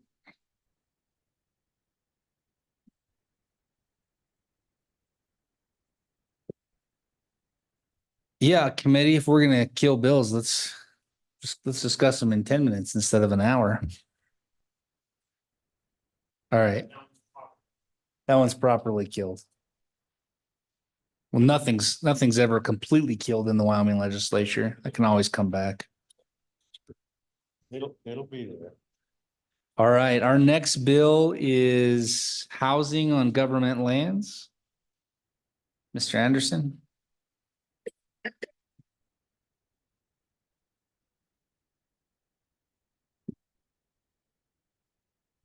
Thank you, Mr. Chairman. Josh Anderson, LSO. This was the third of the bills that had been requested by corporations at the April meeting that were also presented to the Regulatory Reduction Task Force. As was briefly discussed earlier, they did take action on this bill recommending that corporations move it ahead. They also did suggest some amendments that I will note those as I go through the bill. So the bill itself does several different things related to housing on state land. First, it just makes very clear that state lands, including institutional lands, can be used for residential purposes. It also specifies that the Board of Land Commissioners can consider acquiring lands from the federal government in areas that are suitable for leasing for residential purposes. And then finally provides that leasing of state lands that border municipal boundaries shall prioritize affordable housing leases to the extent permissible. And here on page 1, line 7, that's where the Regulatory Reduction Task Force recommended adding the language low income. So it would say shall prioritize low income and affordable housing leases. So getting into the bill, Mr. Chairman, starting on page 3, this is in the section dealing with exchange of lands with the federal government. And it just clarifies first that any land conveyed to the state by the federal government through an exchange is not required to be in that same area as the lands that the state is exchanging. And then also provides that the board may consider the acquisition of lands in area that are suitable for leasing for residential purposes, as provided later in the bill. The next change, Mr. Chairman, starting on middle of page 3, these are the duties of the officer or the director of the Office of State Lands, and dealing with those institutional lands of the Department of Health, Department of Family Services, and Department of Corrections. Just provides on page 4 that those can be considered to be leased for residential purposes, again, as provided later in the bill. Here on page 4, Mr. Chairman, this is where it just makes clear that lands can be leased for residential purposes. You'll see on page 4, line 7 in the title, it already did list residential as one of the things where lands could be leased for in the title, but it wasn't included in the actual text of the statute.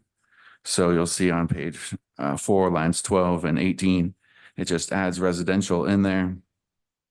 Here, the Regulatory Reduction Task Force also recommended an amendment to change that 75-year lease on page 4, line 11, from the current 75 years up to 99 years to enable those long-term residential leases.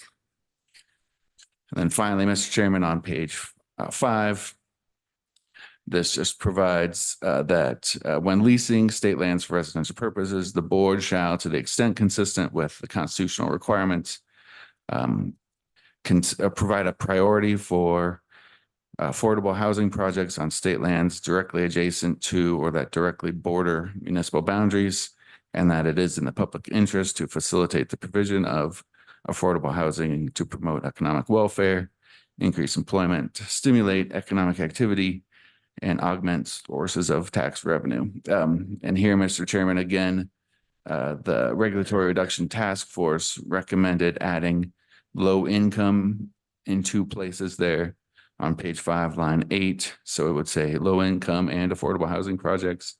And on page 5, line 11, again, where it would say low income and affordable housing. That's the bill, Mr. Chairman. I'd take any questions. Questions for LSO? All right, thank you, Mr. Anderson. I'm going to go to our governor's office first. Chad, if you have any specific comments on this bill, we'd appreciate it. Thank you, Mr. Chairman. Chad Howard, Governor's Office. With the proposed amendments, particularly around term of lease and stuff, we think this is a good bill to move forward, and of course, generally support this and look forward to the process here.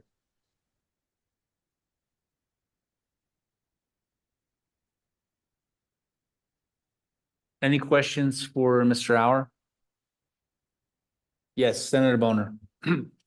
Thank you, Mr. Chairman. I appreciate the discussion a little bit about the changing the terms of the lease from 75 to 99 years, but everything else in this bill, I'm wondering, does this do anything that the board land commissioners is not already capable of doing, especially talking about land exchanges with the federal government? What does that actually do? It seems like all this is currently the board is capable of doing. Just want to make sure I'm clear here. That might be a good question for state lands as opposed to Mr. Hour. Well, it's an open question, either, But- governor's office, members of the task force. Sure. And yeah, I guess we can wait for state lands too, but I get that here right up front. Okay. Mr. Hour, do you have any comments on that, on Senator Boner's question? Yeah, Mr. Chairman, I was going to defer to state lands. They did provide quite a bit of insight and testimony during regulatory reduction. Maybe Representative Yin might have some insight too, or recollect some of that conversation, but I think it's fair to say that based on testimony again from state, Jason's right here, so maybe I'll just defer. Yep. We spoke his name and he appeared. Mr. Crowder. Good afternoon, Mr. Chairman. Jason Crowder, Deputy Director for the Office of State Lands and Investments. Thanks for letting me attend virtually.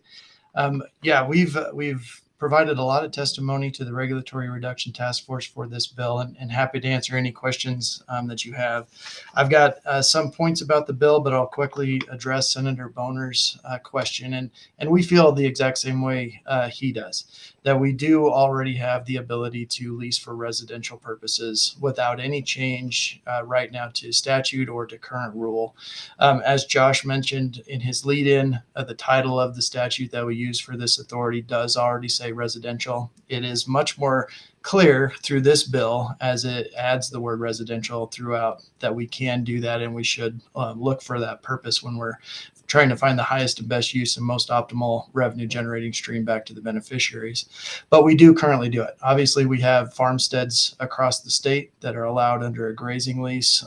So there are folks living out there and conducting their farming and ranching operations on state land right now. We also have cabin sites, for an example, where folks sometimes just use those for vacation type situations, but can stay in there longer term. So if we were just looking at those two examples, that tells us that we can do something in a much more longer term and don't really need any changes to statute to allow us to do that right now. One thing or two things that really come as hurdles for us, and one's addressed by the bill, and that's the change from a 75-year maximum length and term of lease to the 99-year lease maximum term. We've heard from financing institutions that they feel much more comfortable. They have a much more secure situation if they can lend on something that has an opportunity for perpetual use, right? So 99 years is something that they feel more comfortable with.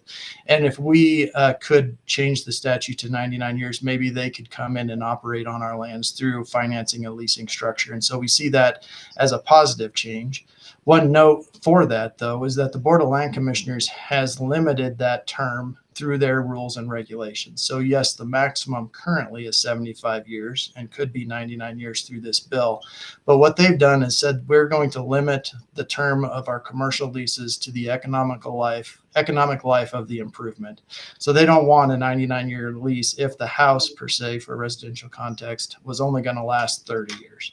So they want to make sure that they readdress that lease, have an opportunity to either deny renewal or grant renewal based on what the condition of that improvement is. How can that property continue to be used under its commercial purpose? So just give you that context that the Board of Land Commissioners does have a good cap and good reason for reducing that number. The second hurdle that is not in this bill, and we have tried to address in previous legislative actions and can continue that, is the value of the improvements. The legislature did work a couple years ago to change the definition of the value of improvements on state lands, but limited that change in definition to just an agricultural situation and not to a commercial, certainly not a residential situation. And the problem is, in the past, we valued those improvements at what we call the contributory value. And that's a value that even our appraisers had a hard time coming up with. But essentially, the definition is, what is the value of that improvement adding to the value of the lease. Very hard to come up with. So the legislature changed that definition to what is the current market value, but it further clarified that market value to what is to define it as the replacement value. So in an agricultural sense, when you are defining the value of a fence per se, it's easy to find that replacement value and you can move forward with that. When we're talking about a house or some type of curb and gutter or any other infrastructure needed to develop a residential area, you don't just want the replacement value. You want a true market value. You want what will it offer or what will it bring in the open market.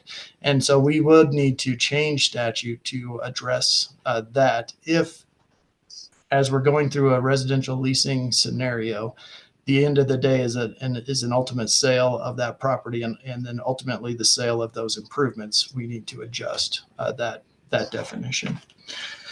Mr. Chairman, those were the main concerns with the bill. We also had a conversation with the regulatory task force when we talk about making it a priority for these lands that are adjacent to municipalities, to be offered for affordable housing. And then they introduced the definition of low income housing, and that kind of pushes everything else out. And obviously we are a revenue generating agency. We look for the most optimal return. That may not be affordable housing and it may not be low income housing, but it could be. But what this bill does is kind of put affordable housing and low income housing in the driver's seat compared to everything else that might be available on that property or that might be brought to us as an opportunity for that property.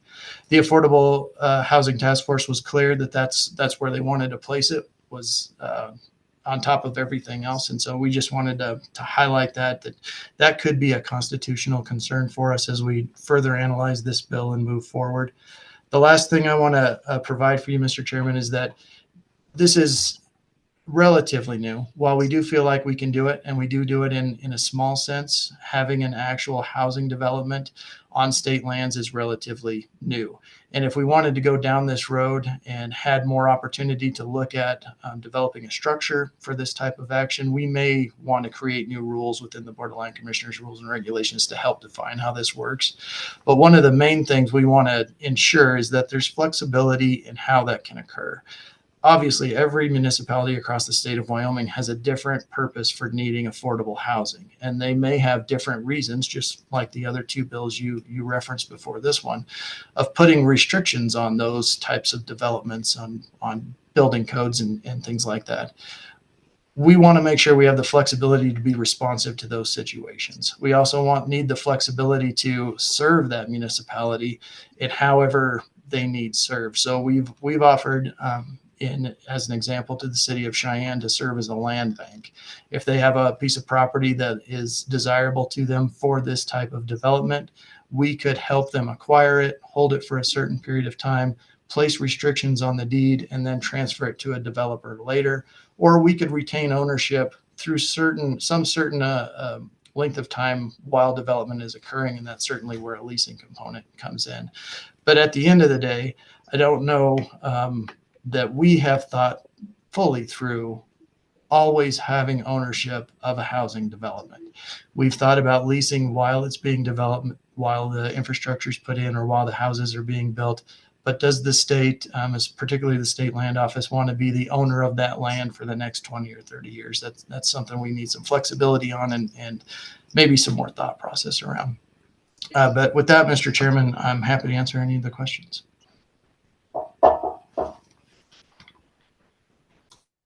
Thank you, Mr. Crowder. Any questions for Mr. Crowder, Representative Newsom? Thank you, Mr. Chairman. And you may or may not know this, Mr. Crowder, but as we look at what the committee suggested, adding low income to affordable housing, are there different statutory definitions for low income housing and for affordable housing? Mr. Crowder?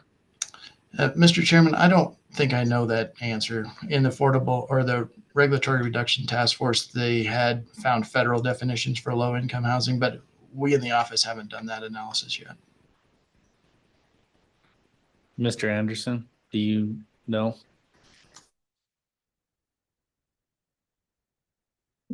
Mr. Chairman, Yeah, no, I think there are those existing definitions out there as far as federally. I think the bill as drafted would kind of leave it up to the state board to make those determinations on the definitions of affordable housing. But Okay. Mr. Chairman. Representative Yin? Mr. Chairman, just to follow up on that, the discussion at the Regulatory Reduction Task Force was that the introduction of low income wasn't about the specific definition, even though there are federal definitions for it, but there isn't a definition in our statutes about affordable or low income. But the idea was to create a stronger constitutional basis under the in aid and necessary support of the poor clause in our state constitution. So that was the goal of that amendment recommendation. And Mr. Chairman Case. I do have questions for Mr. Crowder, but Representative Yin brought up.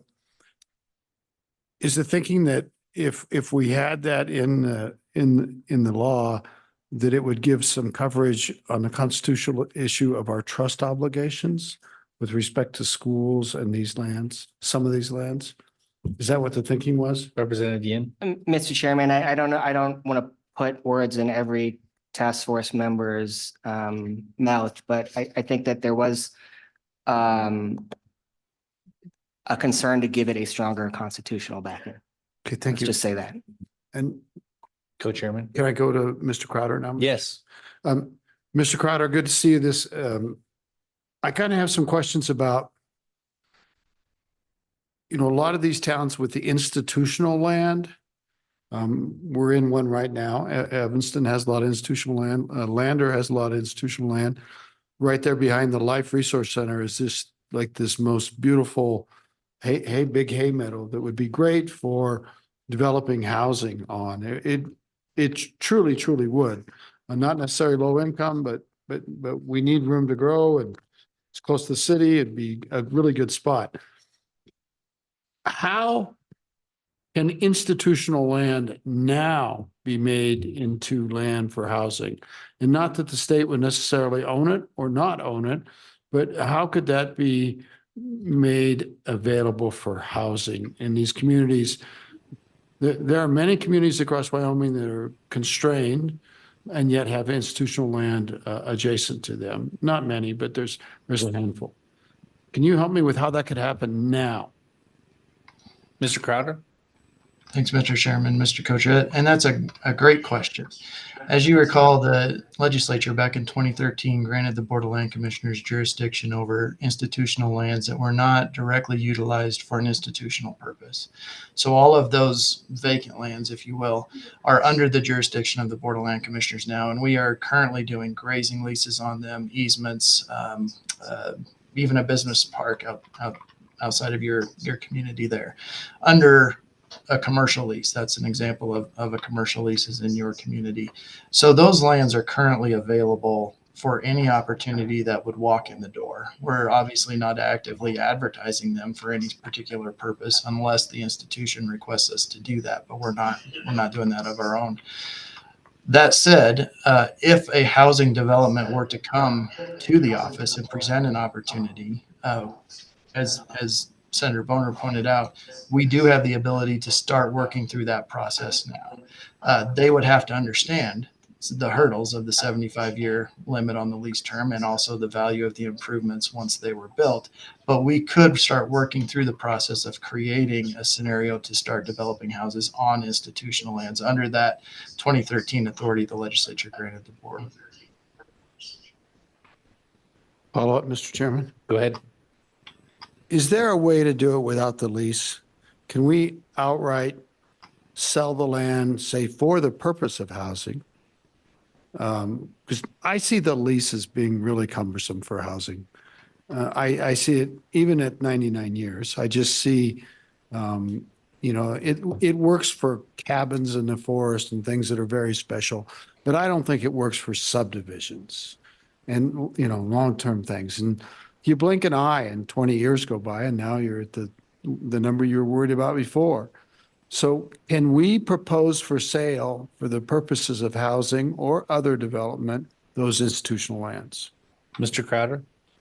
Mr. Chairman, Mr. Co-Chair, Absolutely. And I'm trying to draw a good example for you, and I'm coming up blank at the moment, but if a proponent came to the office or came to the board and asked a parcel be sold, and another great example is outside of Riverton with the Department of Correction land, we would have to analyze that through that authority granted in 2013 to see if that was a parcel that was available for disposal. And if so, we could dispose of it, and the board could consider some type of restriction that would only allow it to be utilized for future use in an affordable housing scenario.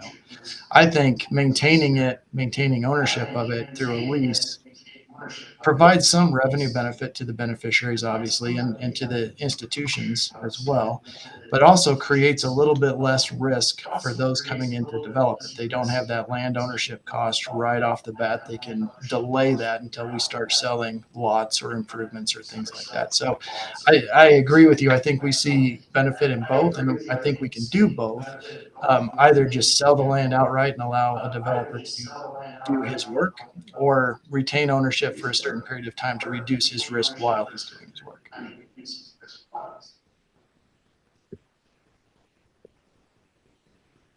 Yes. Senator Landon. Mr. Chairman, thank you. And Mr. Crowder, thanks for this. And I don't mean to draw this out, but I really like this bill. I think it's on the right track.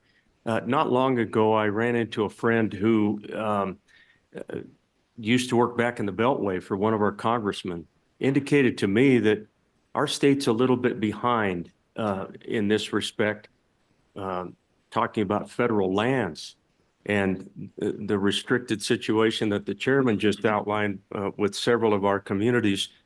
And he indicated that some states around us are doing a little bit better job of going out there and encouraging the federal government to give us some of these federal properties that are adjacent to constricted communities.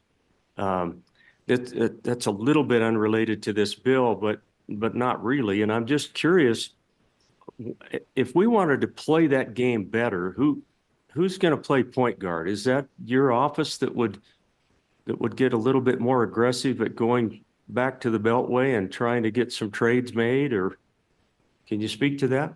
Mr. Crowder? Mr. Chairman, Senator Landon, I think that's a good question. I think we certainly could be helpful in that conversation. It's important to know that the adjoining states compared to us are different. If we look at the state of Colorado, they have a much greater need, especially around the city of Denver and those larger population areas, to grow into those federal lands. And perhaps their priority that they've given and the amount of effort and staffing and resources to it changes compared to the state of Wyoming. We don't have a lot of really fun, I'll call them fun, commercial type leases. We don't have Walmarts on state land. We don't have Home Depots on state land because we just don't have that, or even apartment buildings or office buildings, because we don't have that kind of state land ownership or really even federal land ownership in those areas like the state of Colorado, the state of Utah, even the state of Montana. So our land ownership, our pattern is a little different. Our population is a little bit different, but that's not to say there aren't opportunities where the federal government does own land where we could move into those affordable housing type development scenarios and allow a community to grow and create a more affordable scenario. And we'd be happy to help in that effort. I'm not sure where the best place to start would be, and I don't have a lot of history to give you for examples from those other states right now either. Senator Landon. Thank you, Mr. Chairman. Appreciate it, Mr. Crowder. Maybe we'll have to think about that together, and I'd sure like to see Wyoming perhaps get a little more aggressive on that front. Senator Boner. Thank you, Mr. Chairman. Just to add on that discussion, that is something the Agriculture Committee has looked at in years past. I think the basic conclusion is that one of the biggest inhibitors is that lack of personnel in our state lands office. That actually it's a lack of continuity with state government, not even the federal government. That is the challenge there. And those states like Utah actually is very good about having these land exchanges even put into federal legislation, which is basically what you have to do to get anything done with the federal government. They have dedicated people just for that proposition. So there was a select committee bill that tried to get that. And didn't make an introduction, unfortunately, in the Senate, but it's something that I've been I'm probably working on as an individual legislator to, kind of really push that forward, not just with land exchanges or land disposals with the feds, but other natural resource related issues that we're all familiar with. Now, I had a question based off of something I heard from Mr. Crowder, Mr. Chairman, if that's okay to pivot a little bit. Yeah, go ahead. This idea of basically leasing the land while you build on it and then purchasing it later to reduce some of the risk or the upfront cost for the developer. Is that something that you currently have the capability of doing? It seems like kind of a more nuanced scenario. Just wondering if you think that's something that may benefit from legislation. Mr. Crowder? Mr. Chairman, Senator Boner, I think that's a fantastic point to bring up. We run into the hurdle of what is the value of those improvements when we reach the sale point. And so when the developer does approach that situation, he needs to come in eyes wide open to understand what that is. And without legislative change, he's just at the replacement value. So he may not want to move forward at that point. I'll raise an example. Outside of the city of Cheyenne here, we have 160 acres along 4 Mile Road that sits right in the middle of a few subdivisions in the city of Cheyenne's soccer fields abut it. It's a prime candidate for development. It's also a prime candidate for some type of partnership with the developer to do exactly what you just said, is to retain ownership and reduce that risk of land acquisition for that proponent. It's important to note that the Board of Land Commissioners has to approve any lease of that structure. So while I can sit here and put the structure together and say this is a great thing to move forward, the board ultimately has to make that call to say, yes, this is a direction we want to move. And to be honest, the board has not wanted to get into the private world that far in the past. Of course, they weren't presented with an affordable housing situation as we have today, but they've not wanted to do that. So they've been very hesitant to take up one of these opportunities or proposals that's come. And I'm talking, the last one that came in is probably 6, 7, 8 years ago, to move that forward, because they just didn't want to have that type of relationship on those state lands. But to your point, I think we can. We just have to get it approved through the Board of Land Commissioners. They have to have the appetite for it. And also, developer has to understand what the value of the improvements are at the end. Any follow-up, Senator Boner? No, you're good. Okay. Other questions for Mr. Crowder? All right. Thank you, Mr. Crowder. Thank you. Any other public testimony? Come on up if you'd like to. Just come on up and fill the seats.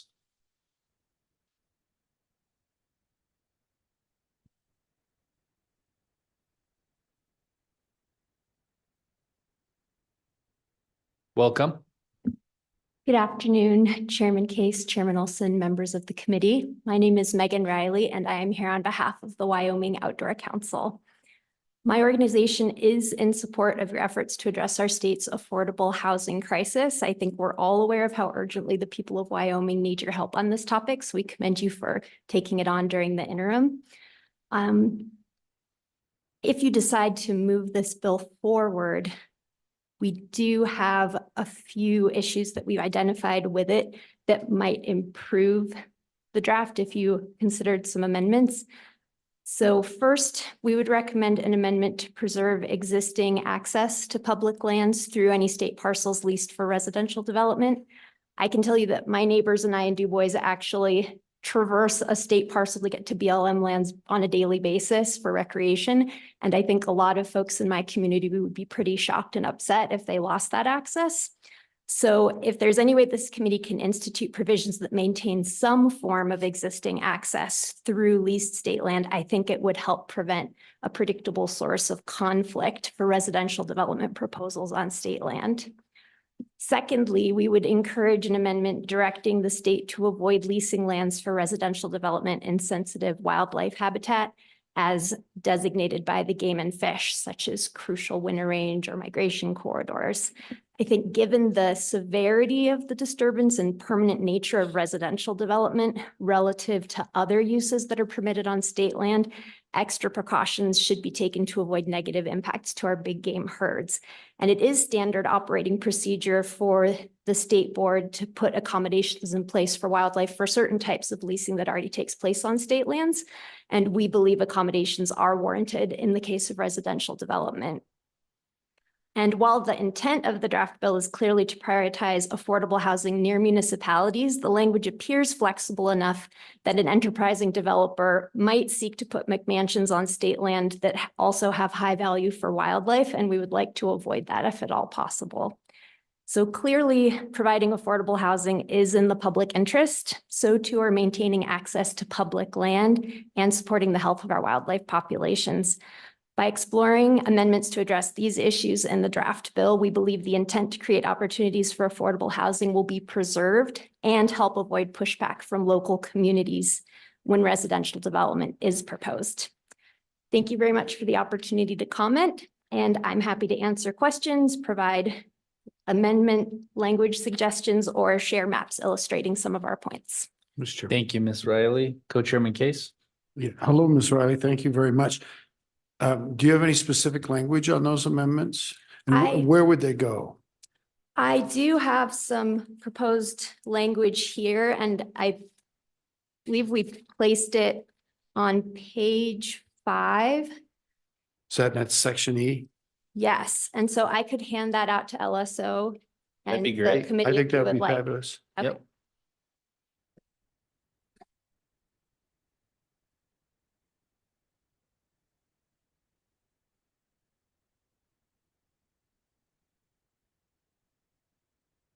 And Mr. Chairman, I know you want to get to the other public testimony.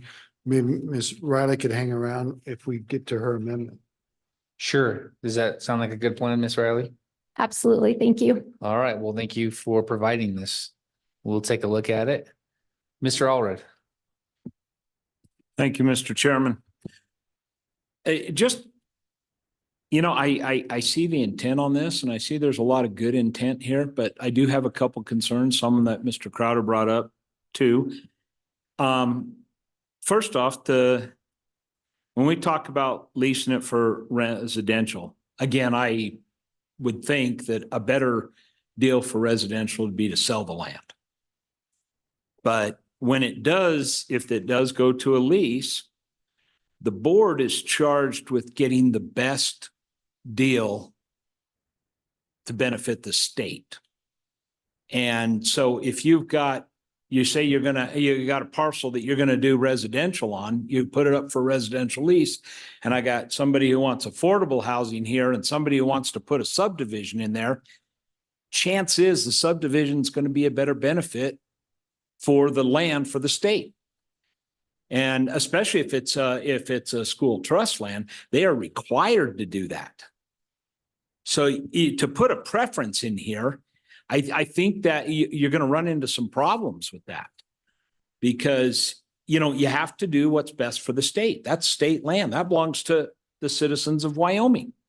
And so you have to get the best benefit for it. And the board is charged with that as we look at, well, not anymore, but when we would look at leases and things, you have to look at those. I do just think it's funny because 36.5.114, the title already has residential in there, but there's just nothing in there in the actual language of the statute. So it's there, but there's no sidebars on there at all. So that you can do those leases. But you know, when we talk about affordable housing and the government getting involved in it, I'll tell you right here in Evanston, the Evanston Housing Authority owns a apartment complex here in town. And every landlord in town is pissed off about that because they're competing with their own tax dollars. There's nothing that says a private landlord can't do Section 8 housing. I've done it before. I've had Section 8, you know, housing as a private landlord. So, but when the government gets involved, now you're competing using the people's tax dollars with people who are in the business of being a landlord. So, you know, I always have a problem with that. But again, my biggest problem with this thing, priority for affordable housing is the legal consequences of that. Another problem with that is usually your Section 8 housing is a little not quite the better ones. And with the state being the landowner, that could potentially open us up to some liability if something happens on that property. And I sure as heck don't want the state to have to I mean, yeah, they've got qualified immunity, different things like that, but I don't want them to have to sit in court over something if something happens on that property. Anyway, that's all I have, Chairman. Questions for Mr. Allred? Thank you, Mr. Allred. Any other public testimony in the room? Ms. Jordan?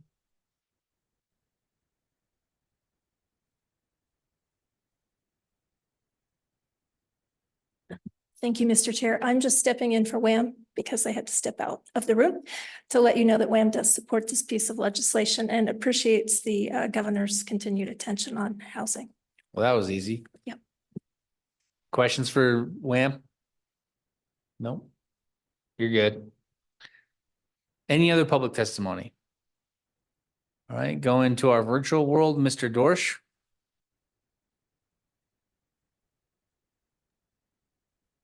Good afternoon, Mr. Chairman, members of the committee. Dan Dorsch, Advocacy Director for the Southeast Wyoming Builders Association. Just want to say we generally support this bill as well, and the potential public-private partnerships that could be used with state land leases for housing. And also just want to say thank you to the task force and the OSLI for taking this topic on, also for the Corporations Committee to hear this topic as well. Thank you for your time. Questions for Mr. Dorsch? No? All right, thank you, Mr. Dorsch. Ms. Herman. Thank you, Mr. Chairman. Marguerite Herman, and I'm speaking on behalf of a group called Advocates for School Trust Lands, and I appreciate the opportunity to speak.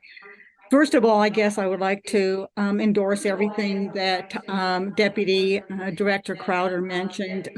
The real benefit I see to this actually is one thing he mentioned about how to put a value on improvements, because that's going to play into anything involving long-term leases. And other than that, I have to sort of oppose what on page 5. I'm going to suggest, if I could have the temerity to do it, to suggest that whole section E be dropped from the bill. To start with, I'm speaking from terms of a school trust land, which I know this would probably refer to non-trust lands and to institutional lands. But as far as school trust lands go, just to remind everybody that the sole purpose of that land, which we got at statehood, was for the support of public schools, K-12 schools. And the role of the state is the trustee, and the management principle is undivided loyalty, and also the idea that you make decisions based on what inures to the benefit of the beneficiaries, being the school children. So laying that foundation, I would just say that this whole section at best is premature. And getting back to the idea of flexibility, giving the Board of Land Commissioners and OSLI the chance to go forward and see what kind of deals can be made for school trust lands, and combinations of leasing, long-term leasing, short leasing, purchase, and see what can be done, what is possible to be done, what inures to the benefit of the trust. And just getting into it just real briefly, so talking about public interest being a driving factor, again, kind of runs up into that constitutional duty and duty as a trustee to put the trust first. And it seems to set up kind of a competition there. The other thing that caught my eye is giving priority. And it seems to create seems to create a preferential right, for lack of a better term. I'm sort of taking it from the ag world, which will, could depress the money that could be made from the land if it were just offered for development for residential housing. So that's kind of a problem. And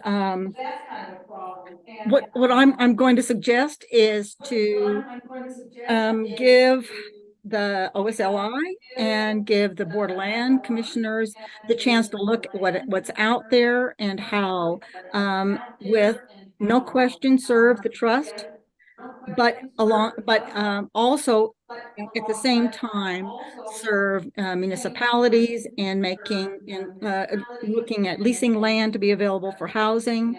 I would suggest that maybe municipalities take a look at getting involved in this, but until the board and the OSLI has a chance to sort of see what deals can be made, I would say designating a residential setup and picking winners and losers is premature at this time. And it could well end up being that way, but I would just say at this time, I would sort of suggest removing that and seeing what the board can do in a level playing field. And I'll answer questions if there are any. Questions for Ms. Herman? Nope. All right, thank you, Ms. Herman. Any other public testimony online? That's it? All right, we'll close public testimony. Committee, what is your pleasure?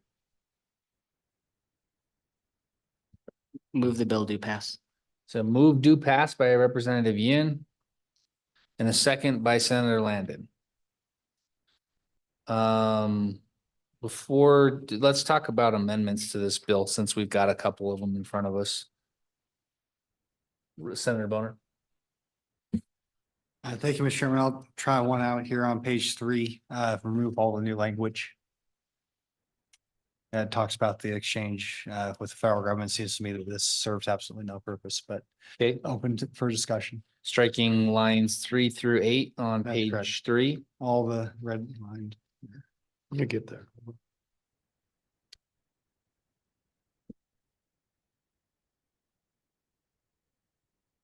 I'll second it. Okay, it's been seconded by Senator Co-Chairman Case. Any additional discussion on it, Senator Boner? Well, Mr. Chair, I'm open for, if there's a reason for that to be in the bill, now's the time for somebody to say what it is. Otherwise, it seems like we already have this ability to do a land exchange in theory.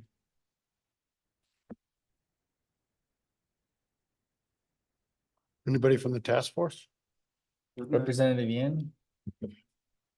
Mr. Chairman, I'm trying to recall any discussion on this section. I mean, I think the only intent of the section was that last sentence about it could provide some direction on acquisition of land suitable for leasing. I don't know if it's totally necessary, but just provided a little direction, that's all. And Mr. Chairman Yes. and Representative Yin, I think we all agree that the board could do this now, right? And even if if the bill without this, the board could acquire land for purpose of housing. No one doubts that, right? And this doesn't grant any authority. Okay. Senator Landon? I don't, either way, I suppose. I honestly don't think the language does any harm. It gives some flexibility, but as the chairman pointed out, I think the state lands office probably has the ability to make these trades. If we needed a parcel of land here at Evanston to help this city grow, for example, they said, well, we'll trade you for a piece of property up in Teton or Fremont County. I think that flexibility is probably a good thing, but I think that's probably what that points to. Senator Boner? Thank you, Mr. Chairman. Appreciate the discussion. I guess the reason why I feel uncomfortable is I don't want to give the board any impression that somehow this would be in exchange for residential purposes would be somehow more important than in exchange for, say, mineral development or something like that. We're dealing with a lot of the challenges, say in the Powder River Basin, where we're holding up oil and gas production because the federal government holds a very small piece of, say, mineral estate underneath private surface, surrounded by private minerals.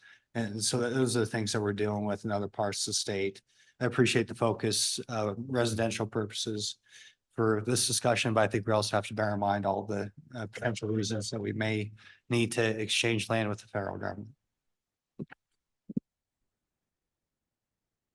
All right, you ready to vote? Question. All those in favor of the amendment signify by saying aye. Aye. Any opposed? Okay, that amendment does carry. Other amendments to this bill? Mr. Chairman. Senator Case. Mr. Chairman, I heard the testimony of Ms. Herman and I'm very sympathetic to that in the overall world, but the truth is that our body of state lands have developed with a lot of beneficiaries, not just the school children of this state. And there's a lot of implicit uses of state lands now that aren't being monetized. And that's a shame for the trust purposes that are in our Constitution. And we've got to figure that out. But for example, public access is brought up by the lady from the Outdoor Council. In a lot of areas near our communities, state parcel that has heavy recreation use. State's not being compensated for that. There's no accounting for it for our school children. There probably should be, but on the other hand, it's a definite part of those communities. It certainly is around my community. And so that I would hope that those implicit rights, it's almost an adverse possession, that they've developed recreation rights over the years, would be respected in terms of future policies of those lands. And I'll just go a little bit farther. There's even more implicit. The brought up about the crucial winter range is of significance. The Game and Fish designates some areas as crucial winter range. It's important. I'm familiar with them with respect to mule deer, who's had a pretty hard time in the past few winters, but other issues around management. To have that policy be thrown out the window without consideration, I think would be a shame as well. So I would like to propose the potential amended language presented by Ms. Riley and hope we would adopt it. I think it restructures the paragraph a little bit better and gets at two things that I think are important as we go forward. Do I have a second? Second by Senator Landon. So you're asking for all of the proposed language on her potential amendment. And really, when you look at it, it's just to add a Romanet 2 and Romanet 3, but it takes that E paragraph and breaks it up into a list and makes a separate paragraph for F, which I think works and reads better, actually. Otherwise, we're just piling clause inside the paragraph.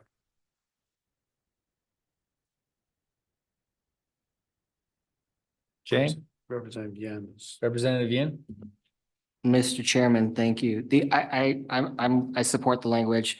The only concern I have is thinking about some better language for that Romanet 3 at the end as unavailable to leasing for residential purposes. If the goal is not for like permanent development on that land, I think excluding only residential might not get at that goal. And maybe we should reword that a little bit. I don't know if I have perfect language for that. Maybe just leasing for permanent structures purposes that include permanent structures instead of residential. And we don't have to have perfect language for it now. We can work on it.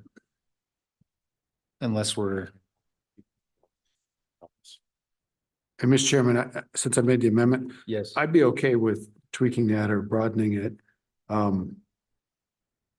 You know, it's a bill about housing, but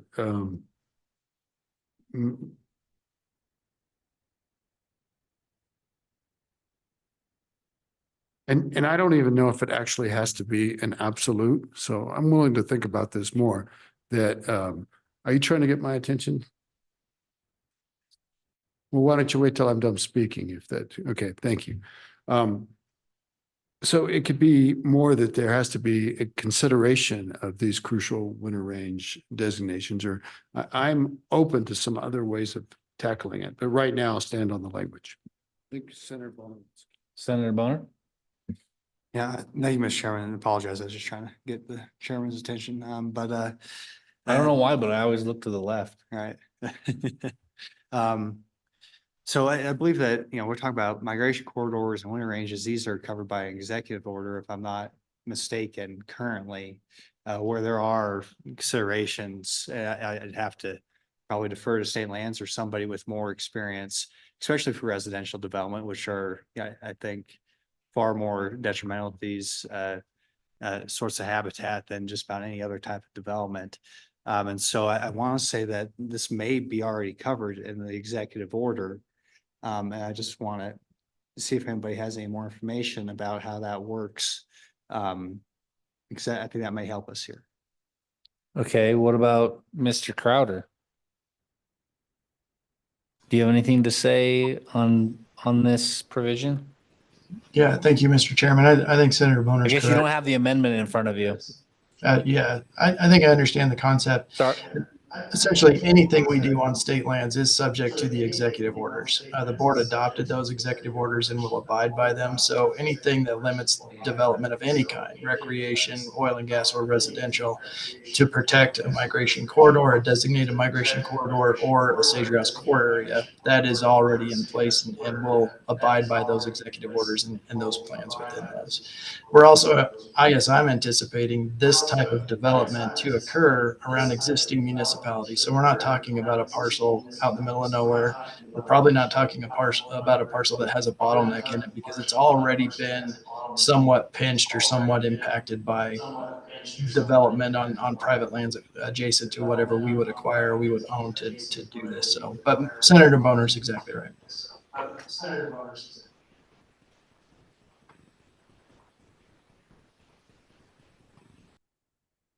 Mr. Chairman? Senator Case. Couple things come to mind. I think in terms of migration and some certain important areas, blocking residential development might be one of the best things we could do in the state. I really think that should be high up on our list. But in fact, to leave it to say, well, the legislative branch doesn't need to weigh in on this because the executive branch has an executive order. I'm not entirely comfortable with that either. So I'm happy with this to evolve as a more conceptual amendment if we want to let staff work on it, but I'll stand by it. I think that's probably the best thing to do is move forward with it as a conceptual amendment. We can work on it between now and October if the committee's okay with that, rather than push real hard to flesh it out at 4:44 PM when we still have a handful of bills left. Representative Ottman? Thank you, Mr. Chairman. And just to add on that, Senator Bonner and then also Mr. Crowder, they're very knowledgeable about this. But one of my concerns is that if we do say there's an executive order, okay, and if we say there's not going to be any residential on these particular lands, okay, but who's going to check that before the process gets started? I'm just wondering is if there's a checklist or if we need to put in there that these things need to be on the checklist at the very beginning, is to check to see if these lands do have these corridors or stuff before any processes begin.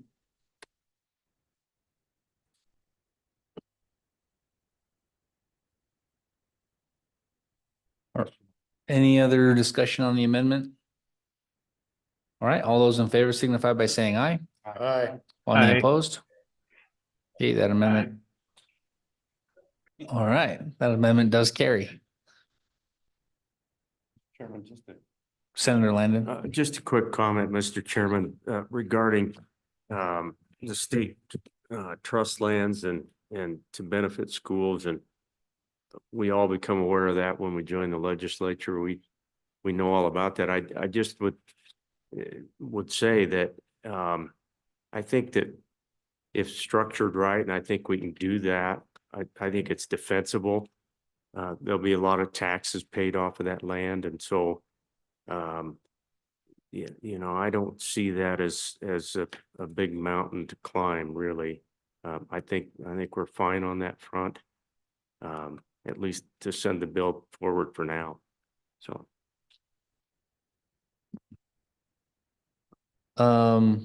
Yeah, I'm getting lost now, and I don't even remember the original motion. Was this a motion to move the bill forward or a do pass? I think we can adjust. Yeah, because we don't, if we're gonna work on this amendment, we don't want it to be a do pass. Mr. Chairman, I made the motion, so I'm willing to say that that motion was to move it to the next meeting. Okay, thank you. Voice vote. Senator Boner. Thank you, Mr. Chairman. Just for discussion purposes, I move that on page 4, line 11, we strike out 75 and insert 99. Second. Okay, it's been moved and seconded. Any discussion? Seeing none, all those in favor signify by saying aye. Aye. Any opposed? Aye. That amendment does carry. All right. Anything else from the regulatory reduction task force amendment? What about? Mr. Chairman, I'll move the rest of Residential. that. You'll move the rest of the amendment? The rest of the regulatory reduction task force's memo, which was add low income to page 5 in 2 places, which kind of would have to work into the conceptual amendment that we already just passed. Okay. It's been moved. Mr. Chairman, Yes. I'm wondering if that's too limiting and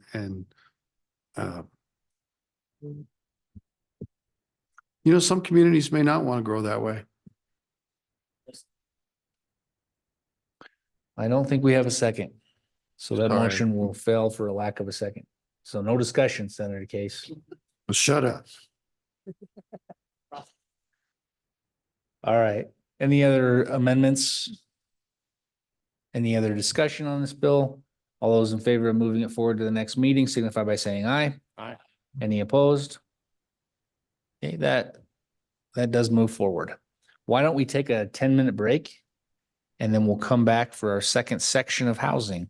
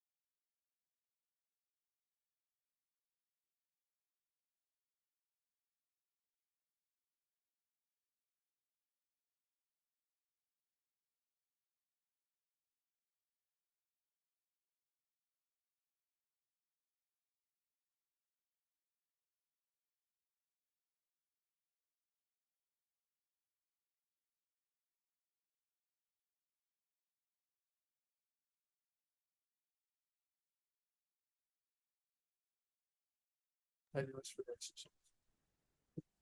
not censoring. No. Yep. We need some soldiers. Mr. Chairman, Representative Knapp. before we Yes. start back up, if you left that roll call vote open, I was a no. I apologize. No, I'm sorry. I didn't leave it open. I called you excused. I'm sorry. I could Okay, have left that's it all open, right. then maybe that would have been the alternative. I'm sorry. But it wouldn't have mattered on the vote. It still Yeah. would have got down. That's true. Okay. Yep. You would have given it a tie. No, he was a no. So. Oh, you were a no. So it would have been deader. Even more dead. Killed All it right. more.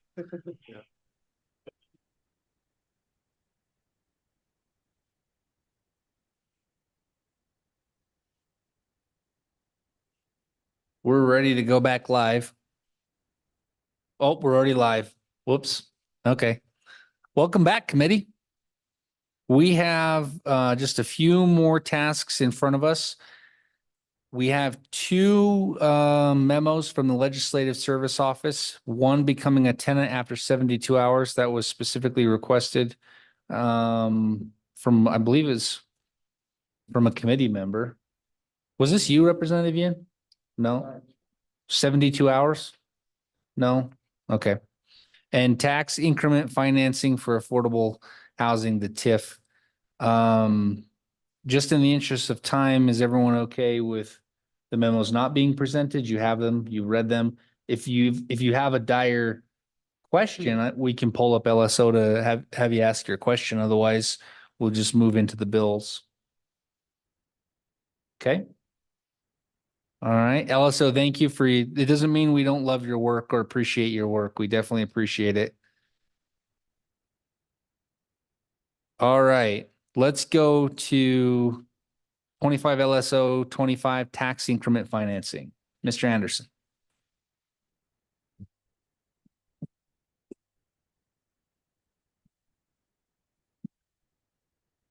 Thank you, Mr. Chairman. Josh Anderson, LSO.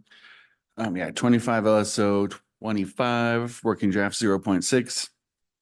This bill came out of discussions at our first meeting up in Lander. As you may recall, the Department of Revenue presented information on an existing program to use tax increment financing for blighted areas. And the request was to essentially add the ability to provide affordable housing within that existing program. So the bill, Mr. Chairman, first on page 2, just provides some additional legislative findings. There's a legislative finding section all related to blight. This adds a new subsection, just making it a legislative finding, essentially that the provision of affordable housing is a matter of state policy and state concern. The next on page 3, this was a kind of a separate request at the last meeting, but was fit into this bill. And that was, there's this long definition of what constitutes a blighted area under the existing statute. And the request was to require the presence of at least 4 of those conditions. So that's all that does on page 3. And then you can see the long list of existing conditions that qualify an area as a blighted area. I think there's about 13 of those, depending on how you parse that language.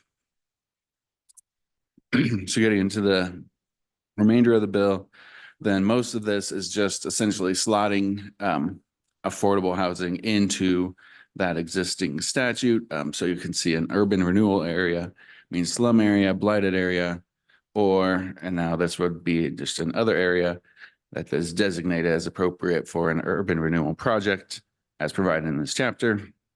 And then down below, the definition of urban renewal project is amended to an area for the provision of affordable housing or for the elimination or prevention of slums and blight. Mr. Chairman, over to page 5. Here's a definition of affordable housing. I just picked the housing and urban development definition, which is where the occupant is paying no more than 30% of their gross income. We did note there that there are other ways to define this. There was a recent example where it says affordable housing means housing rented to or owned by a person who qualifies as low income or moderate income household as defined by the city, town, or county. And this request did come from the city of Cheyenne. I did run this bill by them, and they did prefer that definition noted in the staff comment rather than the definition of above, which is a bit more broad. Bottom of page 5, Mr. Chairman, again, just slotting the provision of affordable housing or the development or redevelopment of the urban renewal area. Same on page 6, where it's just making those conforming changes to insert affordable housing into this section. Again, in the findings on page 7, they can make a finding that there's a lack of affordable housing now. And then at bottom of page 7, again, adding in development to make clear that it's not just a redevelopment of an existing area, but it can be a new development of a housing project. On to page 8, again, another preliminary requirement to make a determination that the area has a lack of affordable housing if it's for that purpose or is determined to be a slum area. And again, mostly conforming changes, Mr. Chairman, throughout page 9, 10, and 11, 12, and then 13.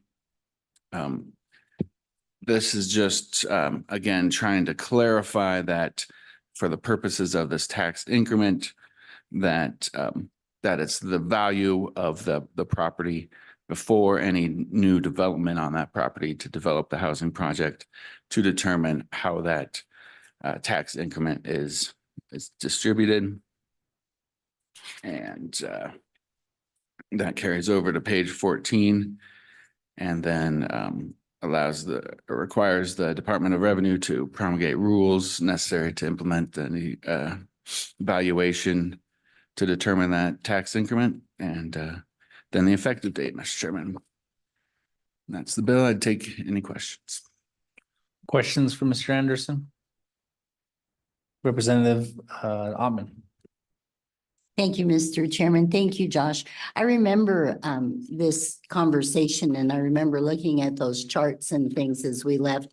And one of the things that kind of comes to memory is that and it's in this memo, and it says some states require approval from several government entities or agencies before this district is created, such as municipalities, counties, school boards, or districts.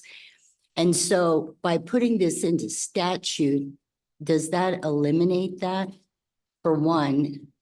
And number two, do you recall the graph and how that tax worked? Like it was a baseline tax, and then something paid that baseline, but then it guaranteed that the taxes would be going up incrementally over a period of time.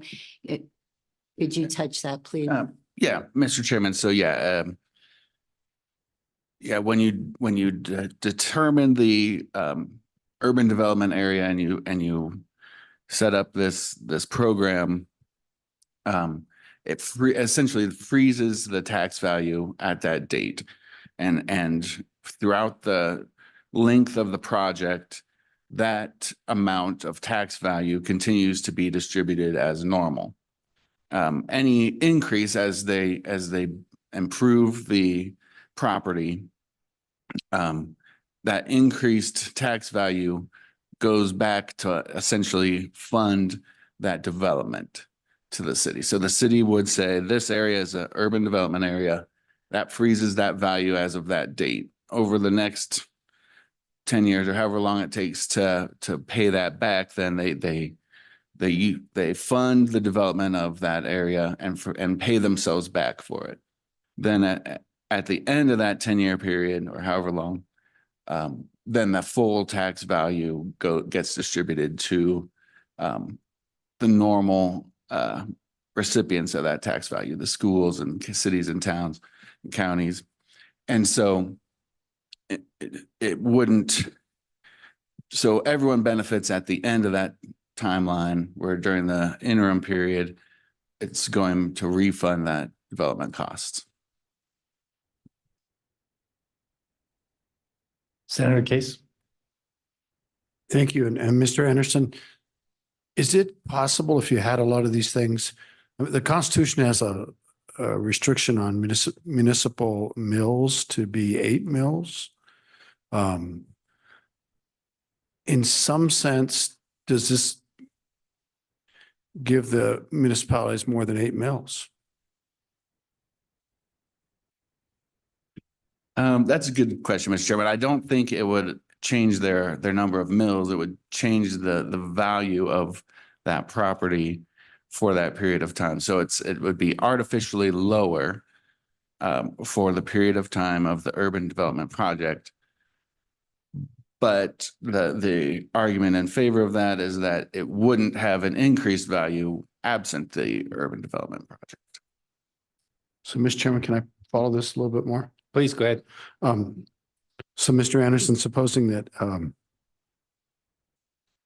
does that in essence mean that the municipality still gets 8% of the enhanced value, the delta, the change, at the rate of 8 mills, but that nobody else gets their mills for the enhancement until the end of the period?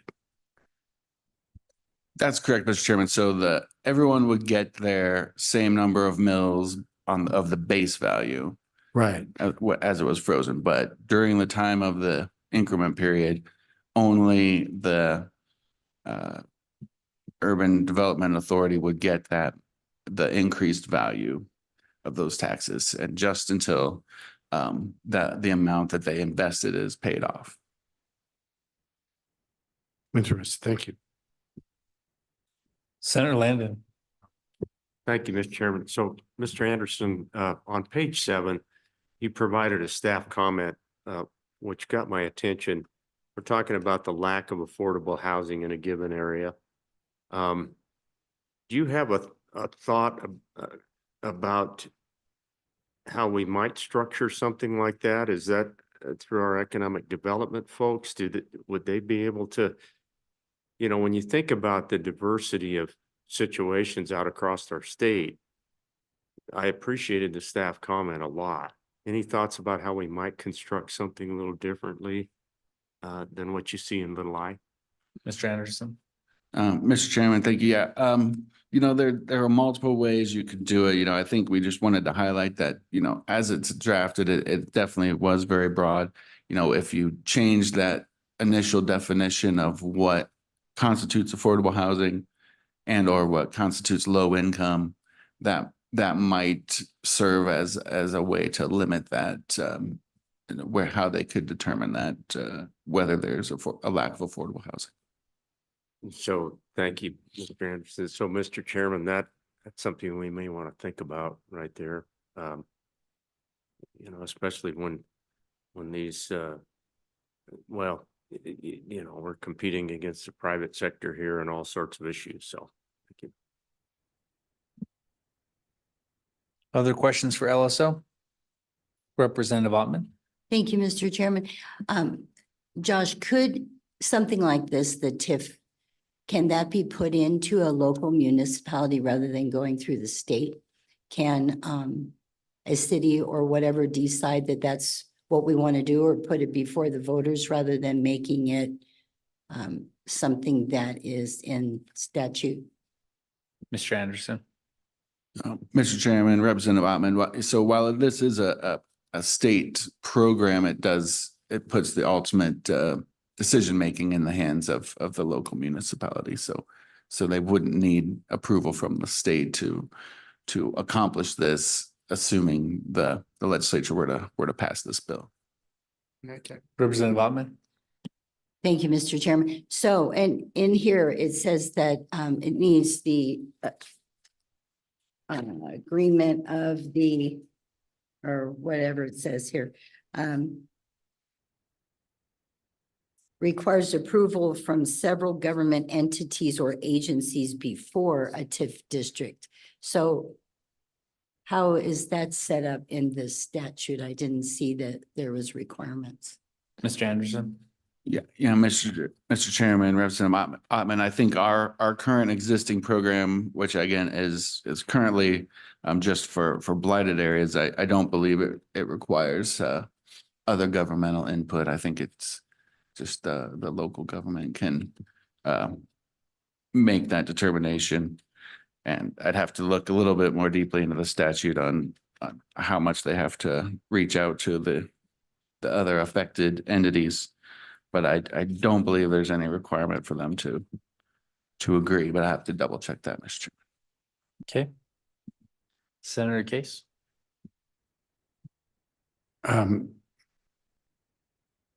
Chairman, I was just going to address Representative Ottman's question with respect to, could a municipality do this under their existing powers with respect to taxation and other things? And I think because they're in essence, they're eliminating the tax revenues that flow to a lot of other entities in the state.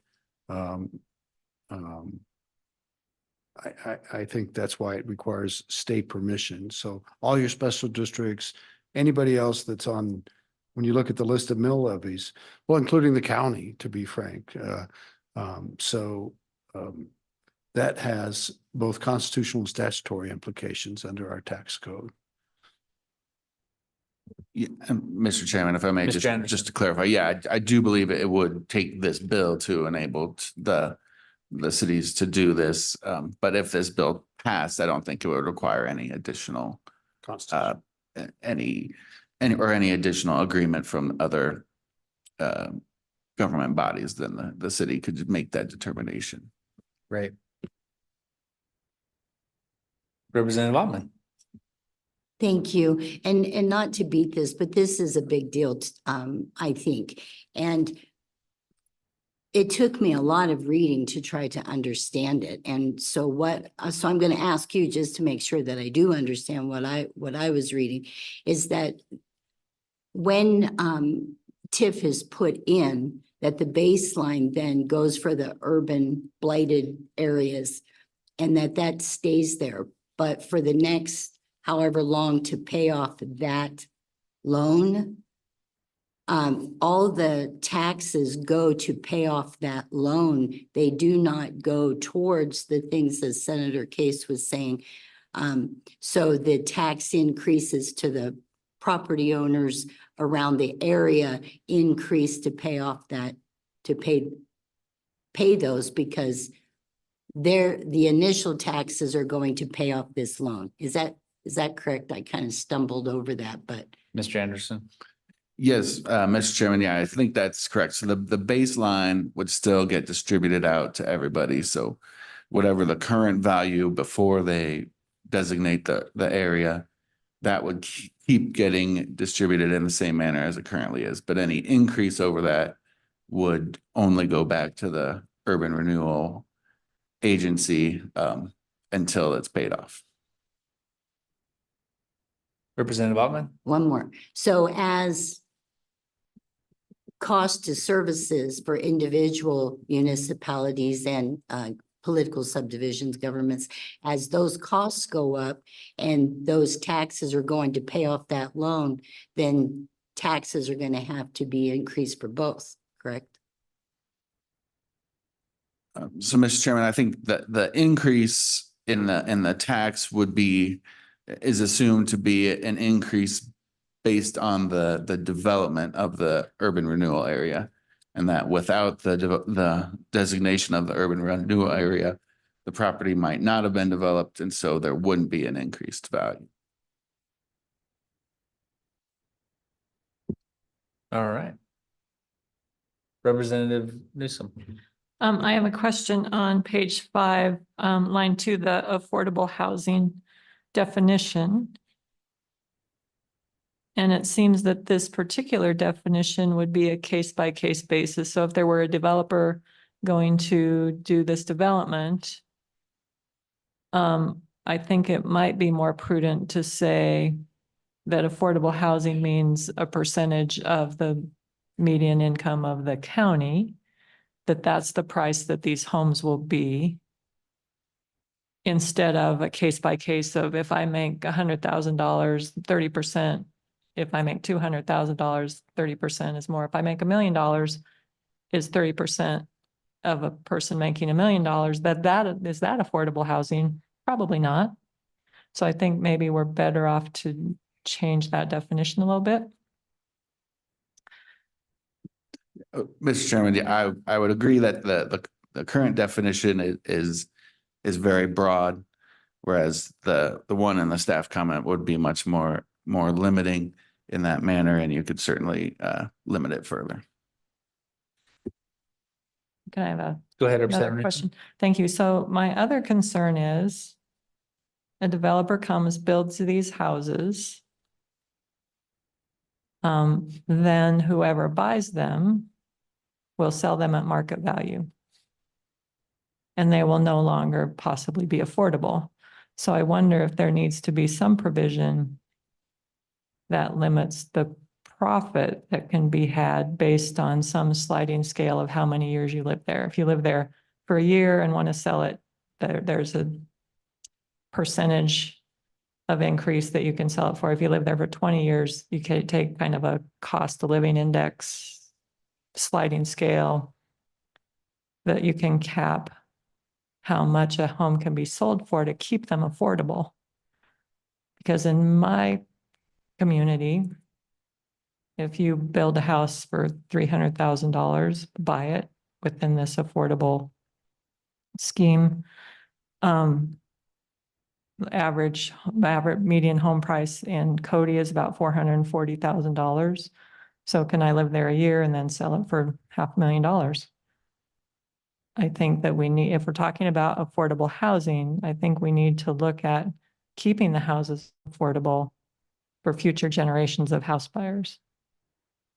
And I don't know what that looks like in statutory language, but I think we should think about that. All right, we can definitely mull that one over. Representative Yin. Mr. Chairman, thank you, Mr. Anderson. I just want to recenter us a little bit. These urban renewal projects, they can only be done on areas marked as blighted. Mr. Chairman, under current law, it's limited to blighted areas. This bill would expand that to also allow this process for affordable housing.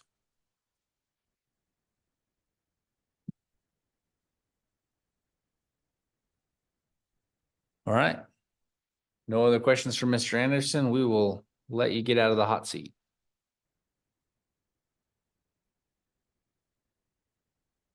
And we'll move into public comment.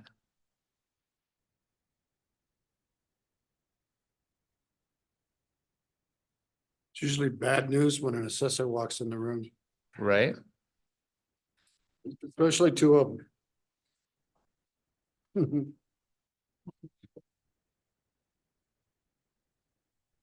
Mr. Chairman, members of the committee, I'm Dave Davis. I am the Sweetwater County Assessor. I'm here representing the Wyoming County Assessors Association. We had a brief Zoom meeting yesterday with our legislative committee, and you've answered some of my questions already with the discussion you've had. But one of the things that we're kind of struggling with is, and there is a county on the eastern side of the state that does have 4 of these districts already. There are 4 TIF projects already in a county currently being managed by their assessor. So back to Representative Ottman's scenario, the way this works from the assessor's value is we have a frozen value for those properties within the district. Once those values are frozen, as we revalue those properties every year, those values change, cost tables change, that value tends to go up. Well, any increase is what goes to the TIF project, either to pay off bonds or whatever the municipality has set it up to manage. That increase is there, but those values are still based on that frozen value, and those taxes that are distributed to those entities within that tax district are based on that frozen value. Any of the increase goes to the projects to pay bonds or however that works.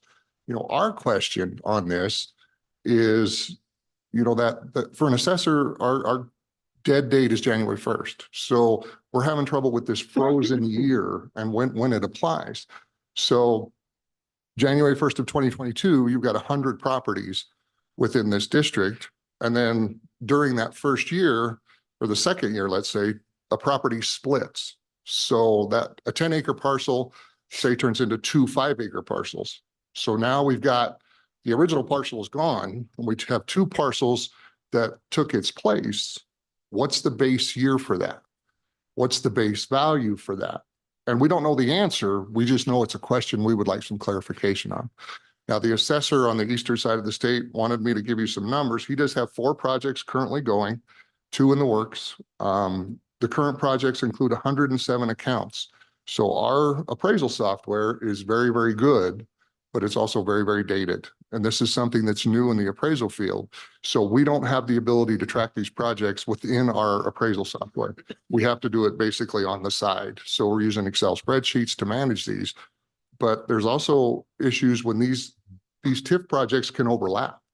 So you could have a parcel that could potentially be in all 4 of these districts and have 4 different base values to do the calculation for. So it's just very complicated from our end. We're not for or against. We're not saying it's too hard. We're not saying it's something we can't handle. But as far as clarification on that, when that parcel splits like that, if we could get some additional clarification from you, we would appreciate it. One of the questions that we did have was on what Senator Case was talking about was, you know, a municipality levies 8 mills. You know, the city of Green River, for instance, has 72 mills levied. So if the city of Green River creates a district for an improvement project and they get all of the money that is available after the increases start happening, they're actually getting the tax dollars that are designated for the schools, the community colleges, the hospital district, the solid waste district, any fire districts that are in there, and the municipality is getting control over those. And again, not right or wrong. And it's something where, you know, maybe the special districts do sign off on that in the beginning. And the benefit to them is when the project is complete and those improvements have been made, the values on those properties are substantially higher. And then at that point, they do get that revenue back. But again, that's not a conversation for assessors. That's a conversation for board members of special districts, attorneys for municipalities, the people involved in urban renewal and affordable housing and all that stuff. But it's just something that the legislation, at least from the assessor side, we would really like a little bit of clarification on. Senator Case? Mr. Chairman, I really appreciate that. I think you understood my question. Because it seems to me that we have a constitutional limit as to 8 mills for municipalities. Now, you could look at that limit as being some type of aggregate level of revenue or an actual individual valuation for every single property of 8 mills as a cap under the Constitution. And if it's the latter, then in essence, this exceeds the 8 mills. Because if they took 8 mills out of the incremental, we'd be safe. But they're not taking 8 mills out of the incremental. They're taking all the mills out of the increment. And I see that as constitutionally interesting. Maybe, you know. Yeah, Mr. Chairman, the assessors had the same question. We weren't sure whether, again, right, wrong, or indifferent. Not sure how that was allowed, because in essence, you're giving a municipality the ability to take the revenue from all of those other taxing authorities within that district. And again, not right or wrong, but we had that same question. We weren't sure. Now, again, we can administer it. We can do it. We're doing it now. We just want to make sure that we're doing it correctly and with the intent that the legislation was inspired. So if, as this goes forward, if there is any help the Assessors Association can give as far as, you know, proposed language potentially, we'll get our little group together and we'll try and come up with something. But at this point, like I said, we just need a little more direction is all. Representative Ottman? Thank you, Mr. Chairman. And just one more question. That period of time that it takes for that to be paid off. Could be 10 years, could be 20, could be 30, right? Okay. Mr. Chairman, Thank the way I understand it is that would be determined on how that municipality or that urban renewal agency or however that group put that project together, and they would have a time frame on that as far as how long it would take to generate enough revenue to cover whatever indebtedness they took on to actually complete those projects.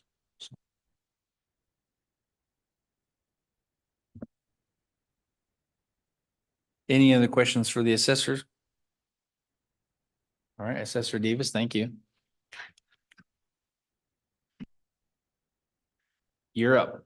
Mr. Chairman, Mark Cowan, Sweetwater County Treasurer, but I come before you as the chair of the Sweetwater Economic Development Coalition. As the coalition, we have been struggling with housing as a primary focus in our community. As a matter of fact, we have limited our economic development reach because we know we cannot house people if we attract a new business. We have several new businesses that are coming that are going to already fill and overwhelm us for the housing that we need. And so as a community, we realize that we need to do something about housing. And TIF financing is one of the things that we've looked at in depth, especially in Rock Springs. There are several areas that are blighted, several areas that a developer will just simply not go in and develop. It's just not financially feasible for them to do that.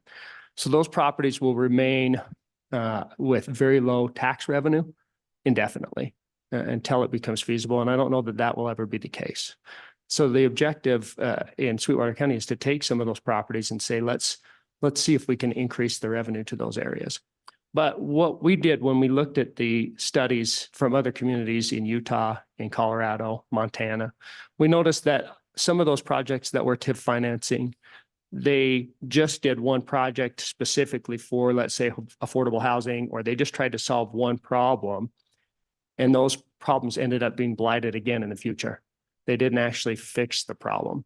And so what we have seen is there are some holistic approaches that have happened in other communities where they've said, let's designate 40% for affordable housing, and the remainder will be market housing.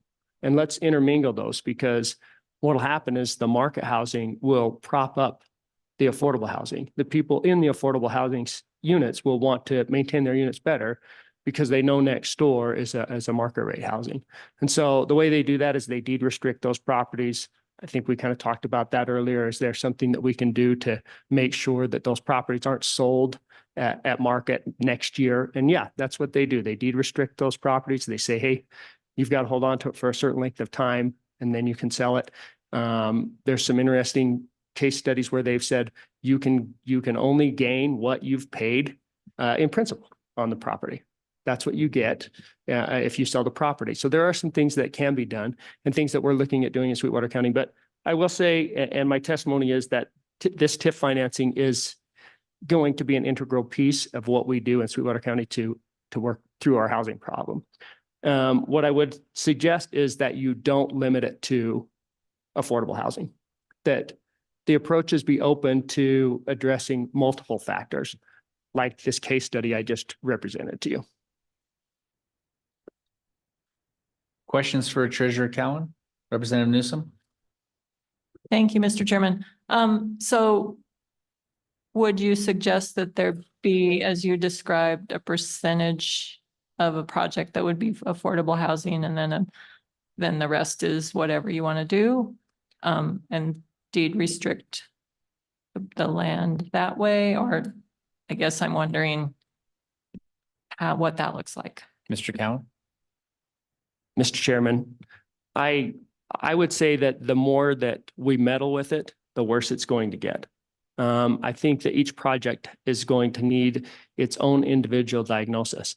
There are blighted areas that have residences in them that can be brought up, and that they aren't going to, meet this threshold of 40% affordable housing.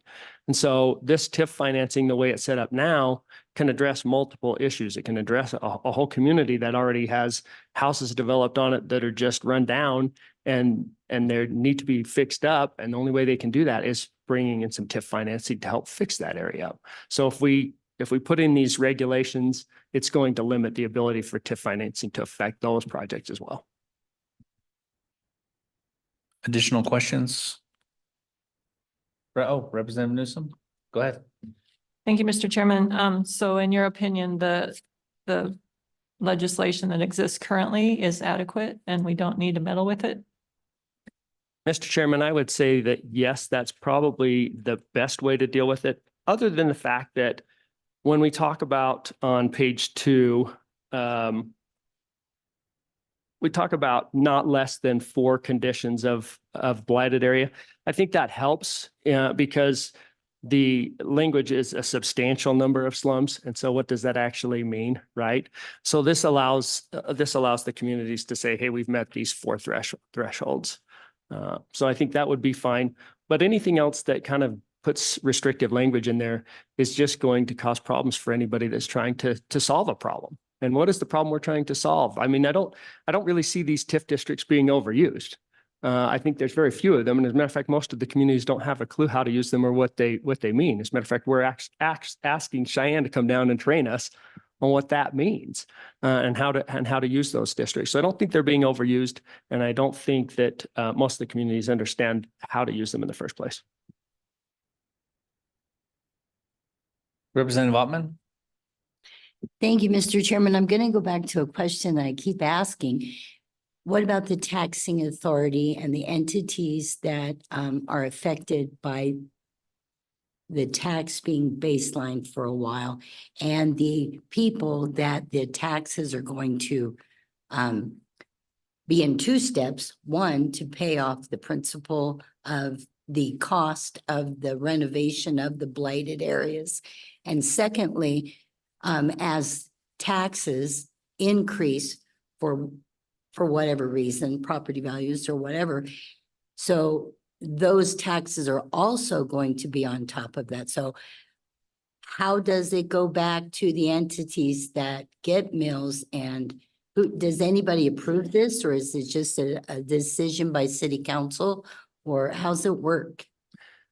Mr. Chairman, Mr. Chairman, that is correct. Now it is up to the city council and they can decide that. And I know the mayor's probably got a better answer because I'm still delving into this and I've asked for some clarification from them as well. But that is my understanding. And then as far as the taxes go, we're talking about in Rock Springs case, we're talking about a piece of agricultural property that's tax revenue is going to more than quadruple. I mean, it's going to significantly go up, right? And so the opportunity for revenue to the cities and to the town or wherever that area is going to be significantly better. And as those taxes go up, that bond gets paid off sooner anyways. So the whole objective is let's increase our tax revenue, and by offsetting what we aren't getting now, because we're using a piece of property that's not getting very much tax revenue, by increasing that tax revenue in the future, it'll offset that loss during that period where we're trying to collect. I don't know if that answers your question, Representative Ottman, or not, but. Representative Ottman? Yes, thank you. I'm getting there. Okay. So since it's by the city council and stuff, and in your particular case, would you say that the council will be of a mindset for whatever over the next 10 or 20 years that it takes to pay this off, to keep increasing government lower and not grow exponentially, or not grow, so that these can be paid off at a reasonable rate and property tax won't increase so much? Mr. Cowan? Mr. Chairman, I don't know that I have the answer to that question. I think each community is different. And like I said, these projects are very small when you look at the grand scheme of projects that happen in the state of Wyoming. There's very few of them. And so it's not like you would designate a whole city as a blight and go for TIF financing and then, have this huge tax burden that is being offset in TIF. You would be looking at very small areas. As a matter of fact, the area we're looking at is very, very small in Rock Springs. And yes, you wouldn't be able to grow government at that time anyways, because your taxes that would be going towards government are now going to pay off the bond for that blighted area. So they would have to limit government during that time that the bond is being paid off.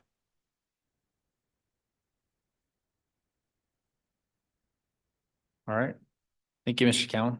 Or did you have something, Senator Lander?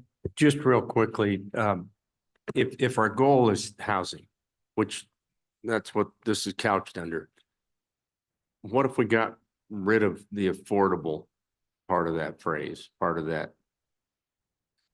Now, I was sitting here trying to think about what you just told us, and if we loosen the language a little bit on that front, wouldn't that allow you to put some affordable there? You could put another housing development there, but it would meet the needs that we started out with in the first place. Mr. Cowan? Mr. Chairman, Senator Landon, you're spot on. That's exactly what we need to do. We need to be able to be flexible to apply the principles of TIF financing to address affordable housing, which is what everybody is trying to do with TIF financing in the first place, but also address the needs of the community and make sure that we're not developing problems in the future. There's no reason to develop a project of homes that in the future will not be maintained and not be a benefit to the community. All right. Thank you, Mr. Cowan. Thank you. Mayor Collins. Mr. Chairman, members of the committee, I'm Mayor Patrick Collins from the city of Cheyenne. I think the legislative findings on page 2 really do express why I think this is important to do. We just don't have enough housing units in our state. There's not enough affordability, and too many Wyoming families are just really struggling to be able to make ends meet within their budgets. So this legislation gives us an additional tool to use tax increment financing to create more housing units. Most of the affordable housing units today are built with a public-private partnership. You have private developers who are going to the WCDA and they're asking for low-income housing tax credits. And the tax credits go in and they use those to help build the projects. And then because about 70% of that project is paid for with tax credits, you can afford to make rents at a lower level or a more reasonable level.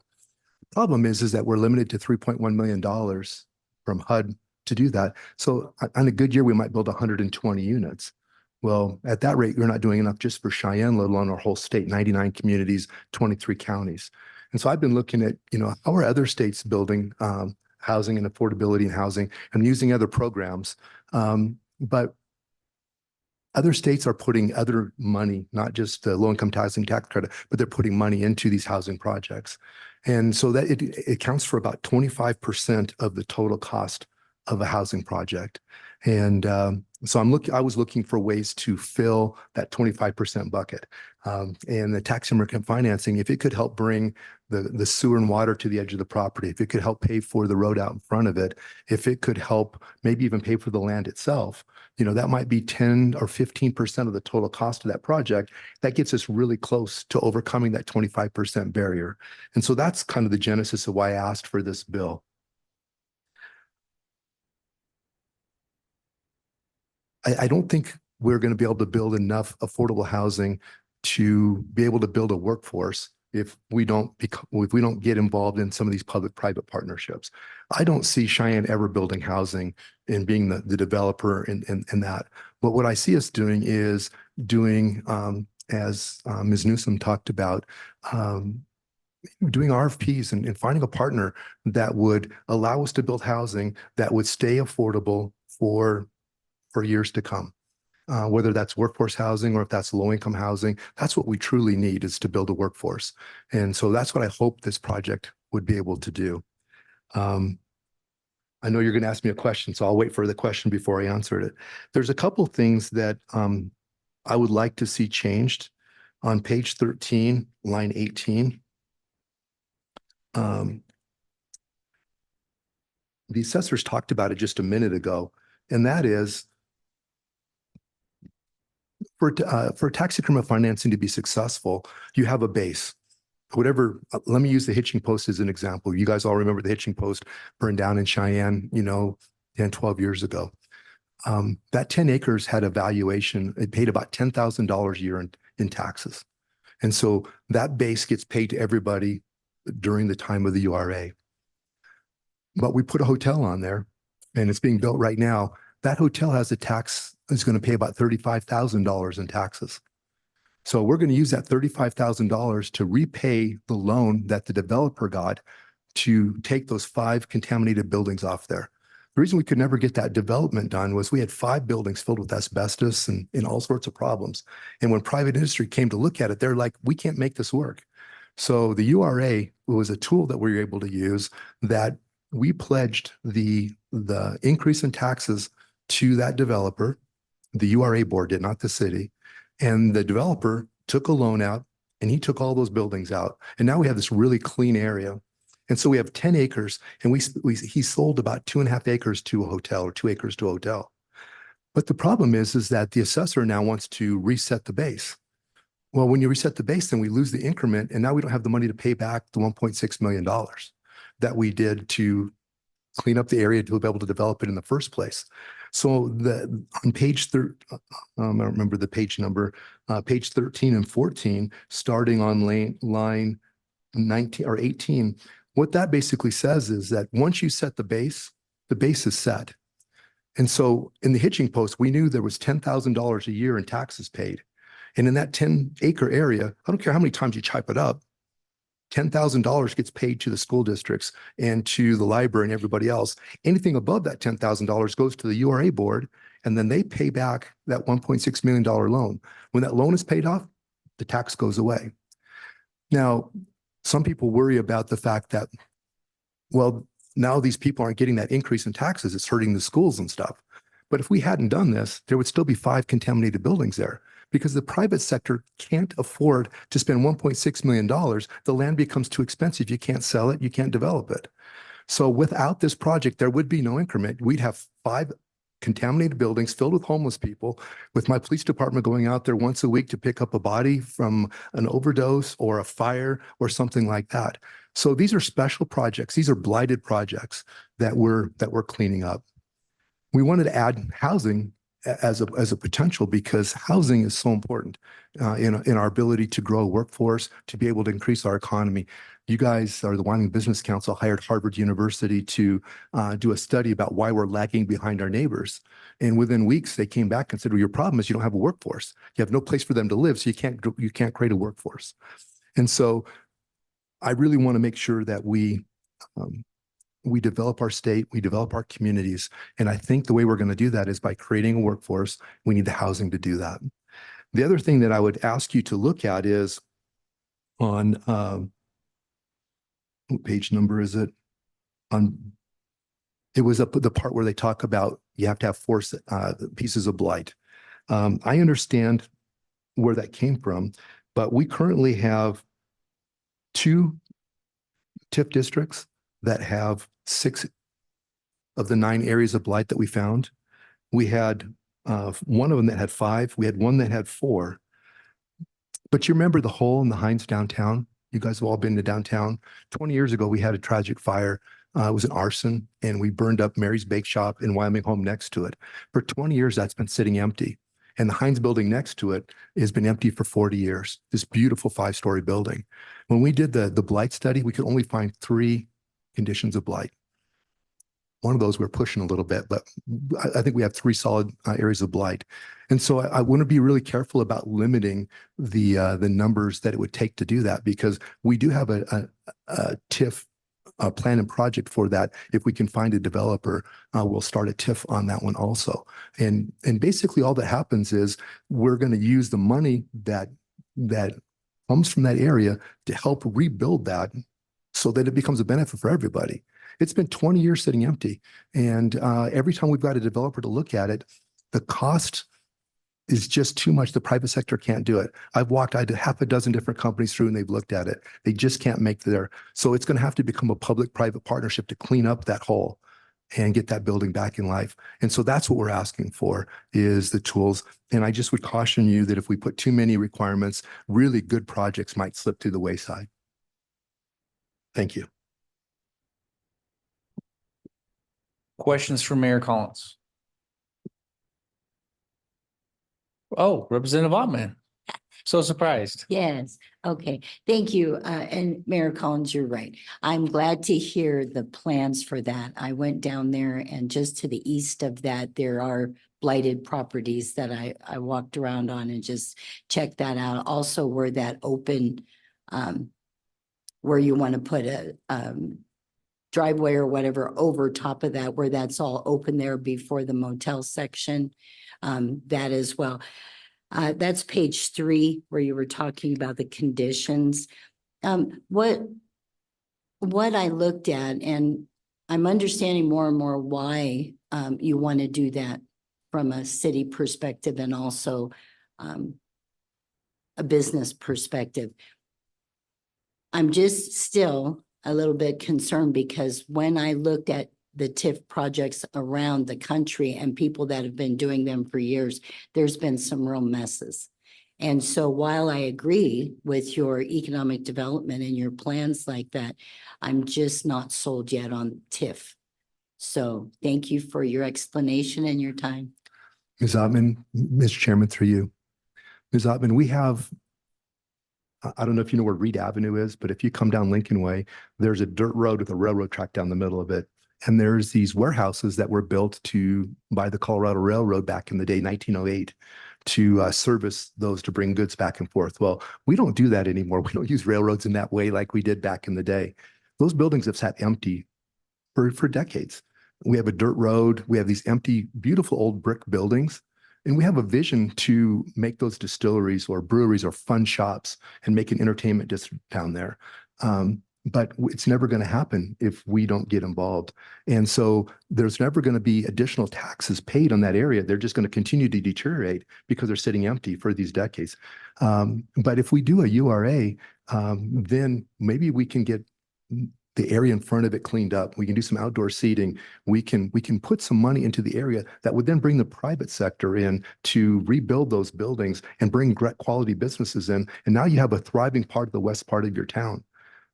We had a trailer sales place, Jolly Rogers, big area on the east side of Cheyenne, and they had these funky sewer lines and different things in there. And now they moved out. They got bought out and they moved out on the interstate.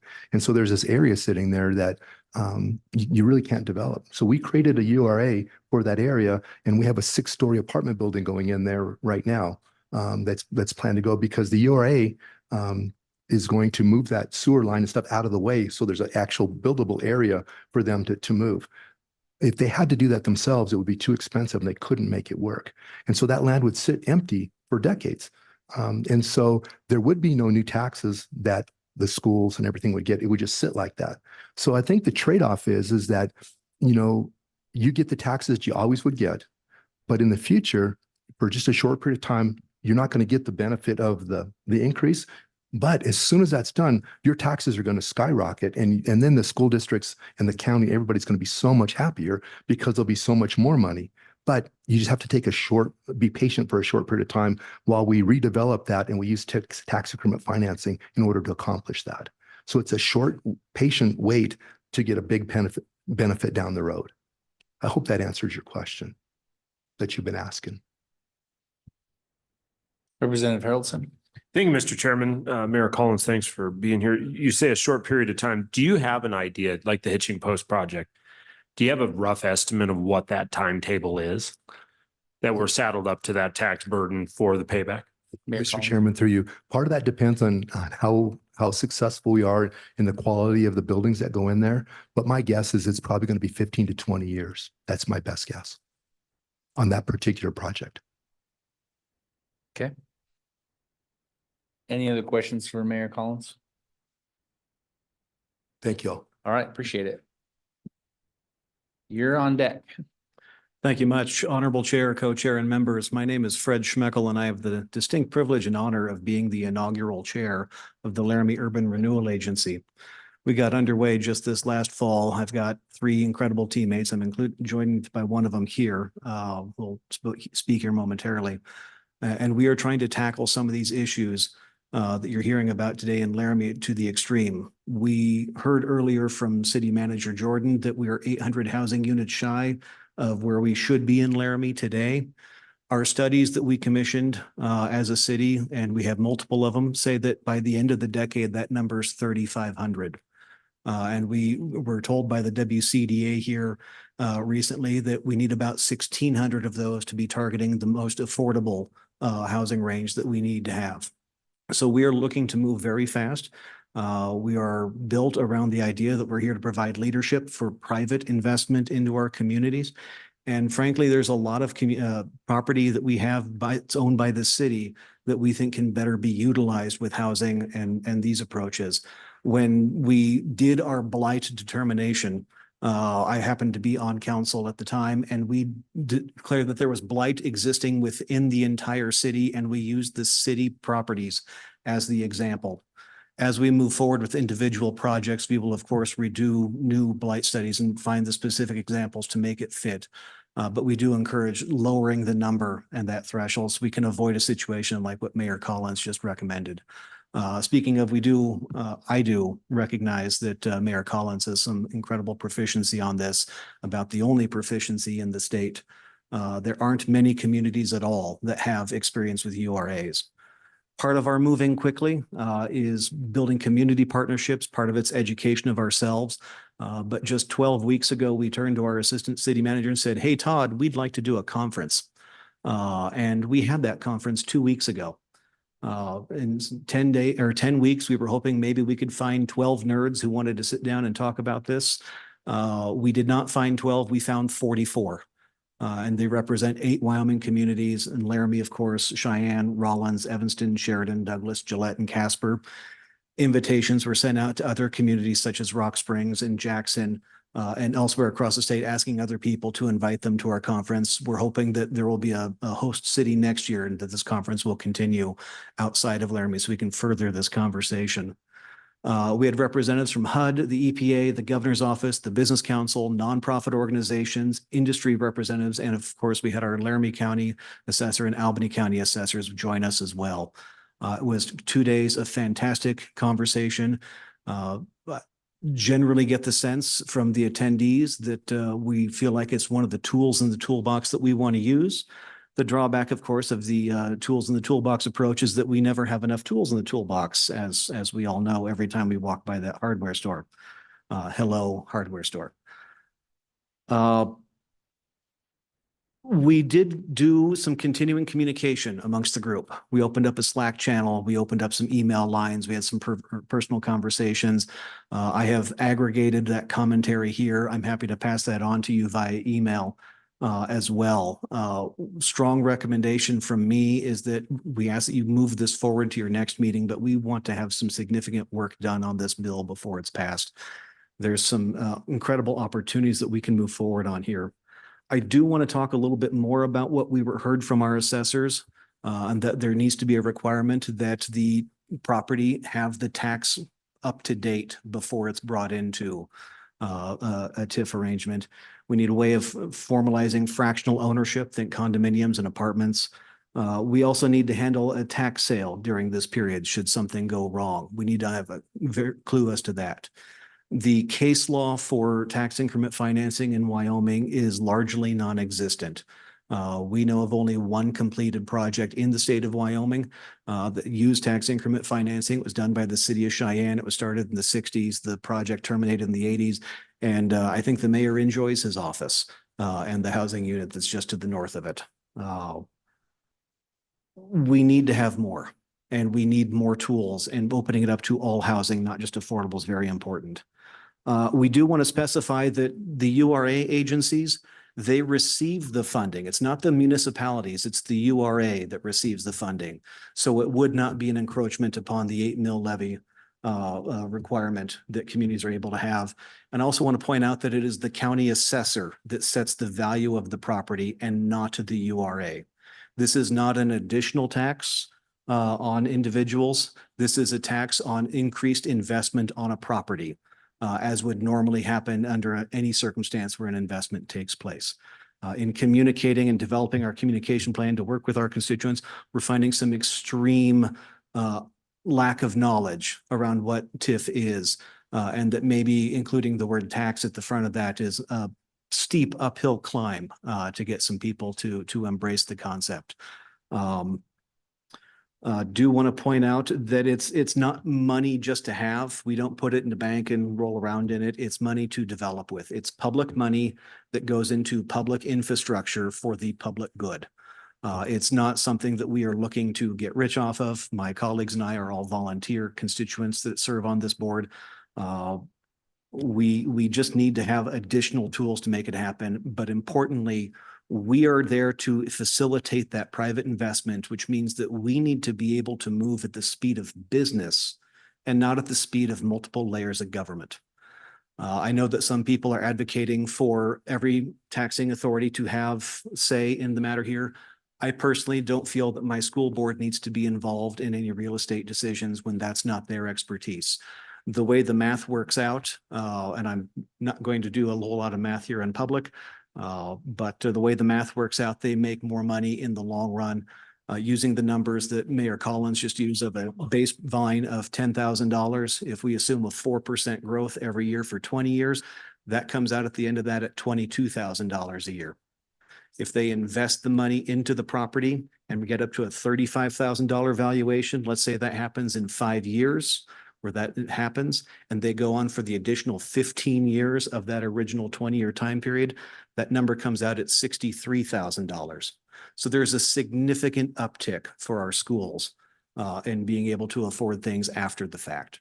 I'm going to hand things over to my colleague, Abe Lentner here. He's going to talk about some of the improvements that were aggregated there at the conference.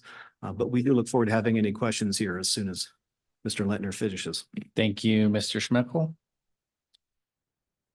Thank you, Mr. Chairman. My name is Abe Lentner, and I have the pleasure of serving as the secretary for our URA. It's a fantastic group of people. We're looking at some really interesting projects, and I'm really grateful that the city has made this opportunity available for us to tackle some very specific challenges that our city's facing. We have areas of town that are 100, 120 years old. The infrastructure is aging, the sewer mains are falling apart, and the housing doesn't appreciate the way that housing in other areas of the community really appreciate. And so for us to have the chance to look at how do we address those factors to allow the community to grow, address the blight, and ensure that there is prosperity across different neighborhoods of the community is really important to us. And the more tools that we have to do that, the better off we are. But there's a lot of challenges in using the tool. One of them, I think, is the inexperience that Fred mentioned. Not many communities have this tool. Not many communities have used the tool. So we don't have a lot of lessons to learn from. There's not a lot of case law to guide us in terms of how to use it effectively and responsibly as we're carrying out this endeavor of using tax increment financing to address disinvestment and decline and deterioration in our communities. So we're really grateful that you're looking at the bill now to look at ways to improve it, ensure that it's used responsibly, and then help us to use it effectively in the future. There were some things that we learned from the conference and from our conversations that we would love to see incorporated in the changes as they happen. It's important to us to communicate to other constituents, to communicate with citizens that are affected by these projects and by the other boards and agencies that are affected by the decisions that are being made. Part of the problem that we have is the language in the statute reflects the era that the legislation was written in. If we describe West Laramie or any part of our community as a slum or blighted, we immediately have a problem with the citizens that live there. They don't want their community to be described the way that we might describe South Central LA, for example. So being able to update the language in the statute to describe it as disinvested or deteriorated or suffering from deferred maintenance could help us to communicate better to constituents what we're trying to address and what we're trying to overcome. And we don't have to overcome a language barrier to get there. That would be really important to us. We are really trying to focus on those areas where there's no private market investment and then bend that curve of investment so that we can be successful in encouraging real estate development across the board. For us, I think everyone who's spoken from Laramie, everyone who's spoken from the municipal side has mentioned the desperate need that we have for workforce housing. If we describe that housing as affordable from the get-go, it has connotations other than providing housing for the people to live and work in our community. If we can create workforce housing and attainable housing for all income levels, but particularly those that aren't being served by the private market now. That's a success for us in growing the economic basis for our entire communities. So those are some areas where we would like to see some innovation and some reform in the statute. I think that would be helpful for us in using this tool effectively in our communities. The URA statute covers a lot of different things. It provides a framework for our work in the community to address these issues. But tax increment financing is the development finance tool that's identified as a tool for us to encourage revitalization and growth. Without it, we would struggle to accomplish the goals that we've set for revitalization. With it, it forms the cornerstone and framework for us to accomplish our goals. The more we can do to strengthen that and encourage all the URAs to use it responsibly and sustainably into the future, the better off we are in tackling these problems in communities. If there are other tools that we can put in the toolbox to diversify the way we look at real estate development problems, I think that that's to all of our benefits. One that we had in mind as we were brainstorming was that,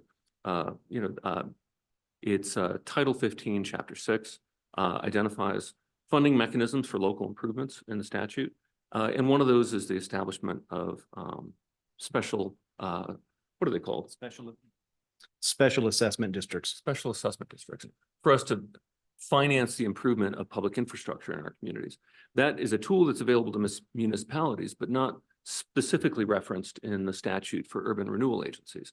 If we had the opportunity to incorporate that tool or tools like it into development projects and development plans, that's another finance tool that would allow us to address this aging infrastructure, the failing sewers, and other issues so that we can improve those districts. And that would be an area that. And of note on those, if we were to put a special assessment district on a property, that would require a vote of the property owners to approve that. And I believe it's a fairly high threshold from the minimal research we've done. But it would offer advantages for us in terms of negotiating with developers who would own the property to cover the cost at an affordable rate for public infrastructure investments. And so these are some of the challenges that we face, and we really appreciate the opportunity to improve the statute and give us more tools in the toolbox to address critical issues for us like housing. Thank you, Mr. Lentner. Any questions, committee? Great, so. Oh, hi. How you doing? Go ahead, Senator. Thank you, Mr. Chairman. And is it, I'm sorry, I didn't catch your last name. So is it Schmeckel? It's Schmeckel. It rhymes with freckle, but anything close will work just fine. Mr. Schmeckel, thank you. I want to be right. I'm trying to follow up on your point that this doesn't really come under the constitutional cap with respect to mills because this is not going to the municipality at all. It's going to this URA. So I'd like to explore that for a second, if I could. So how was the URA created? The URA was created through a vote of the municipality authority, city council in the case of Laramie. There was the determination of blight and then a separate resolution to create this. The board members are filled by the city council. We have understood from the community here in Evanston, as well as the Cheyenne group, that URAs have the ability to purchase land and hold it unto themselves. And this would indemnify the municipalities from any issues that arise from that land, indemnify the community. So I do believe that a URA is fundamentally not the municipality itself. Well, Mr. Chairman, I'm trying to get my head around that because it seems to me that we have a municipality that, let's just say our job here is to get around the 8 mills in the Constitution.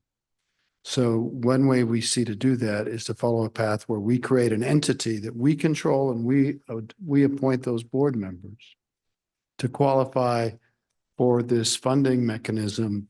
And then we come back and say that it's not restricted by the constitutional 8 mills. I mean, I kind of think that's thin ice. I'm not trying to be argumentative. I'll shut up, Mr. Chairman. Mr. Chair, if I may through you, on that note, in Laramie, off the top of my head, I believe we have 72 mills as well. Currently, the property block downtown that we were looking at doing some development on is right at 72 mils. During the course of the project, it would be at 72 mils. After the project, it would be at 72 mils unless someone were to add more mils to it, but it would not be the municipality through the URA. Mr. Chairman, Senator Case. 72 is more than 8, and during the course of the project, the municipality enjoys the benefits of 72. Even if it is going to fund an obligation, but it's an obligation that's undertaken by an entity that's really appointed by, created by ordinance and resolution of the municipality. If I may, point of clarification, the Mr. 72 mils are set by the county. I do not believe that the municipality of Laramie sets more than the 8 mils within that. I'm sure we could ask our city management staff for their clarification. Mr. Chairman, I do understand how mills are set. Any other questions for Mr. Schmeckel? Representative Ottman? Yes, thank you, Mr. Chairman.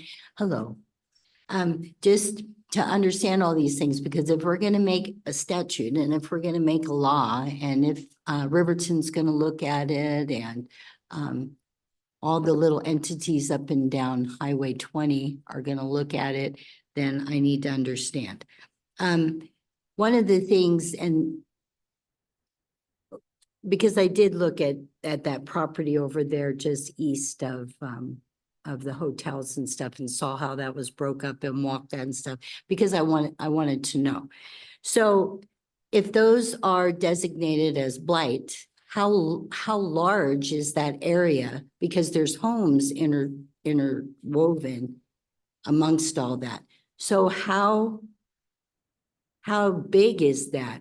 And then assessors then rate the property tax on 3 properties. So as those hotels go in and everything like that, and there's 3 of them, is that going to make it just astronomical where those people have to leave, or is it eminent domain, or are they bought out? And so that's one question. The other is, what other tools do you have to get these things started? And then the other thing is, where does the money come from initially? Is it borrowed from a bank? Is it borrowed from wherever? Thank you. So a lot of questions. I am not going to answer the size of the Cheyenne project because I'm not familiar with it on that. I do know that, as for your last question, where does the initial money come from? There's several options we as a URA have. We can let the money accumulate and reimburse a builder at the tail end of a project. We can go after a bond, which would go after a normal process. I think right now with interest rates the way that they are, that would probably not be the approach we would take. I believe I heard Mayor Collins talk about the city front loaded the money for the demolition and then they're repaying the city through that on that. So there's multiple sources for that on there.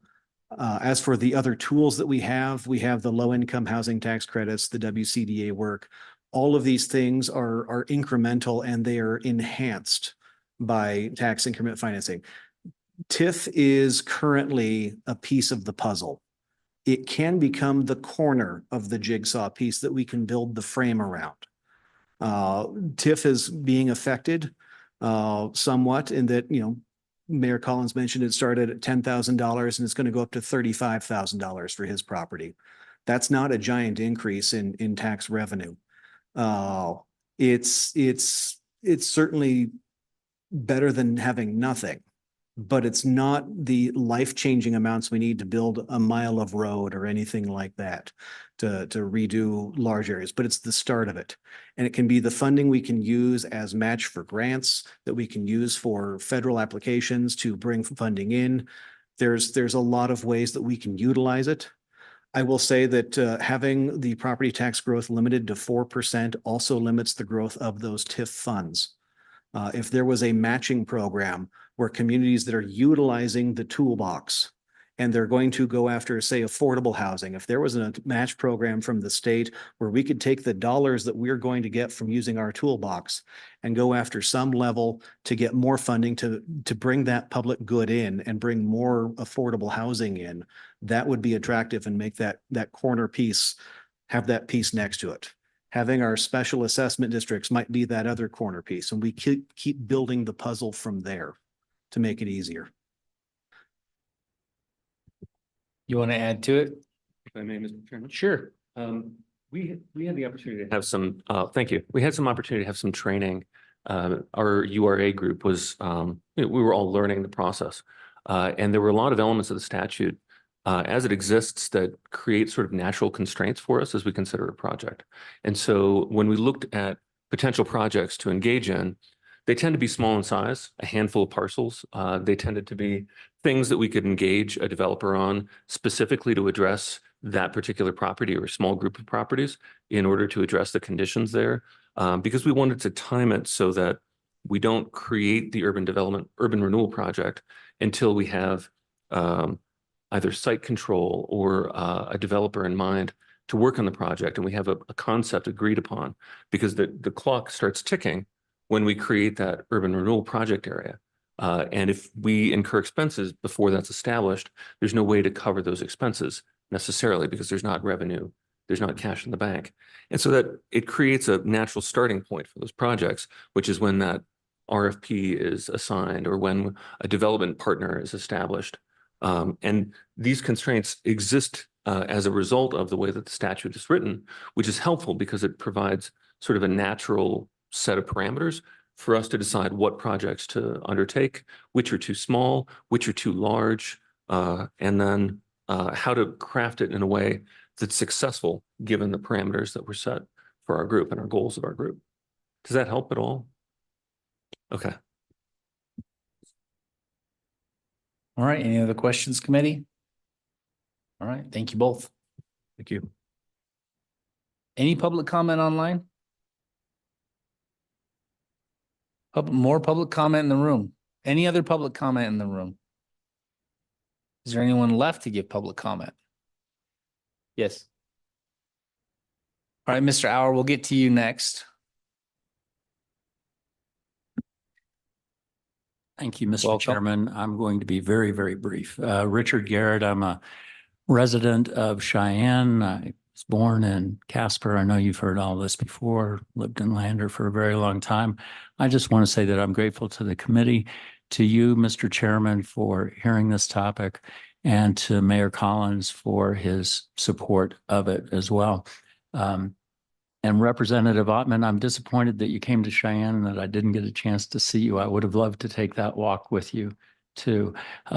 We've just come off of Frontier Days, and I know everyone in the state is very proud of what happens in Cheyenne during those during that last week and a half in Cheyenne. It's truly the gateway to Wyoming, and anything that we can do to improve our gateway and our welcoming experience and the beauty of the city for our visitors means that they will come to the rest of the state and enjoy beautiful facilities like this.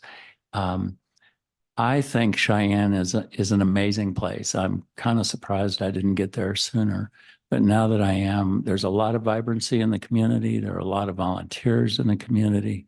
I know that we have the will to do this, to have a hole in the ground for 20 years. That's the extent of my life, and coming to Cheyenne and doing work is kind of embarrassing for all of us. I think we can do better as Wyoming. So sometimes public-private partnerships get a little bit of a hard time, but I think the public part of that sometimes means get the way out of the private part, do what the public can to facilitate the free market and what it will do. And I think that this is an example of that. So with that, I'd be glad to answer any questions.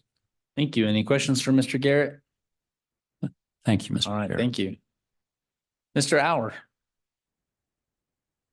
Good evening, Mr. Chairman, members of the committee. Just a couple of things. One is we like this bill because it increases the usefulness of a very important tool for local leaders to address their concerns and point out a couple of things. One is that the urban renewal and tax increment financing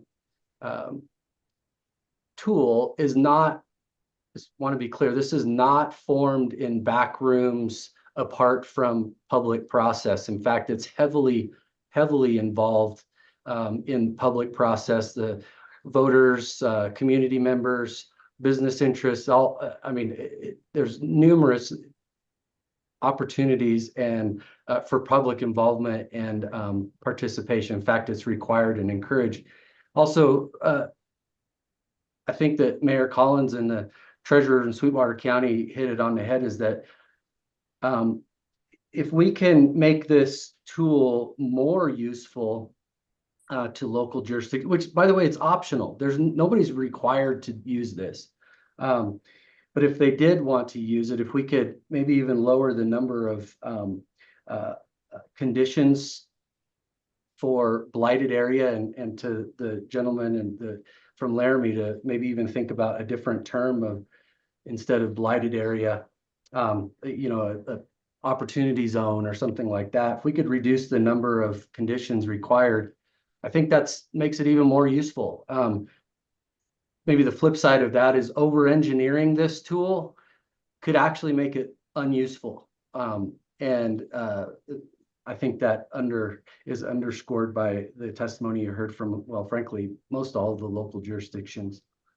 But if I could, maybe my last comment is, as a former mayor, and although my service as mayor was in a jurisdiction to the south of here, disfavored jurisdiction at times in Colorado. As a mayor, we use tax increment financing and urban renewal very effectively. And I'm going to try to address some of the comments and questions that Senator Case has been raising.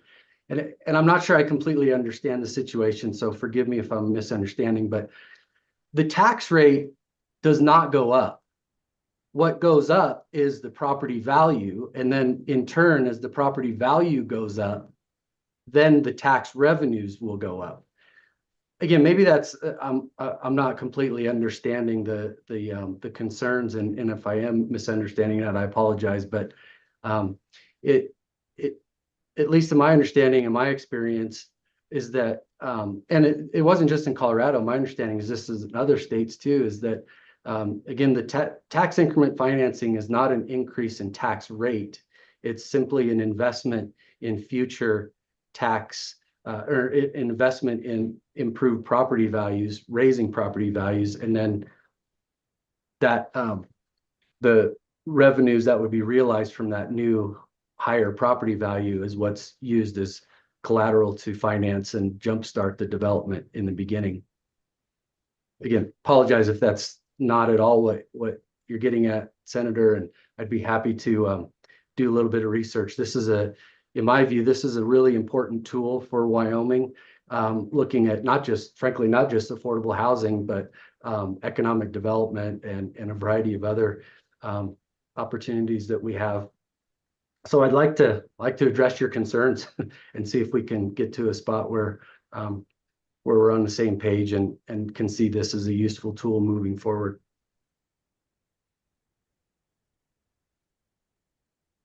Any questions for Mr. Hour? Not at this hour? Okay. Thanks, Chad.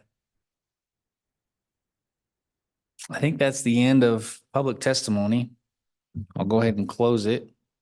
Committee, what is your pleasure on LSO 25?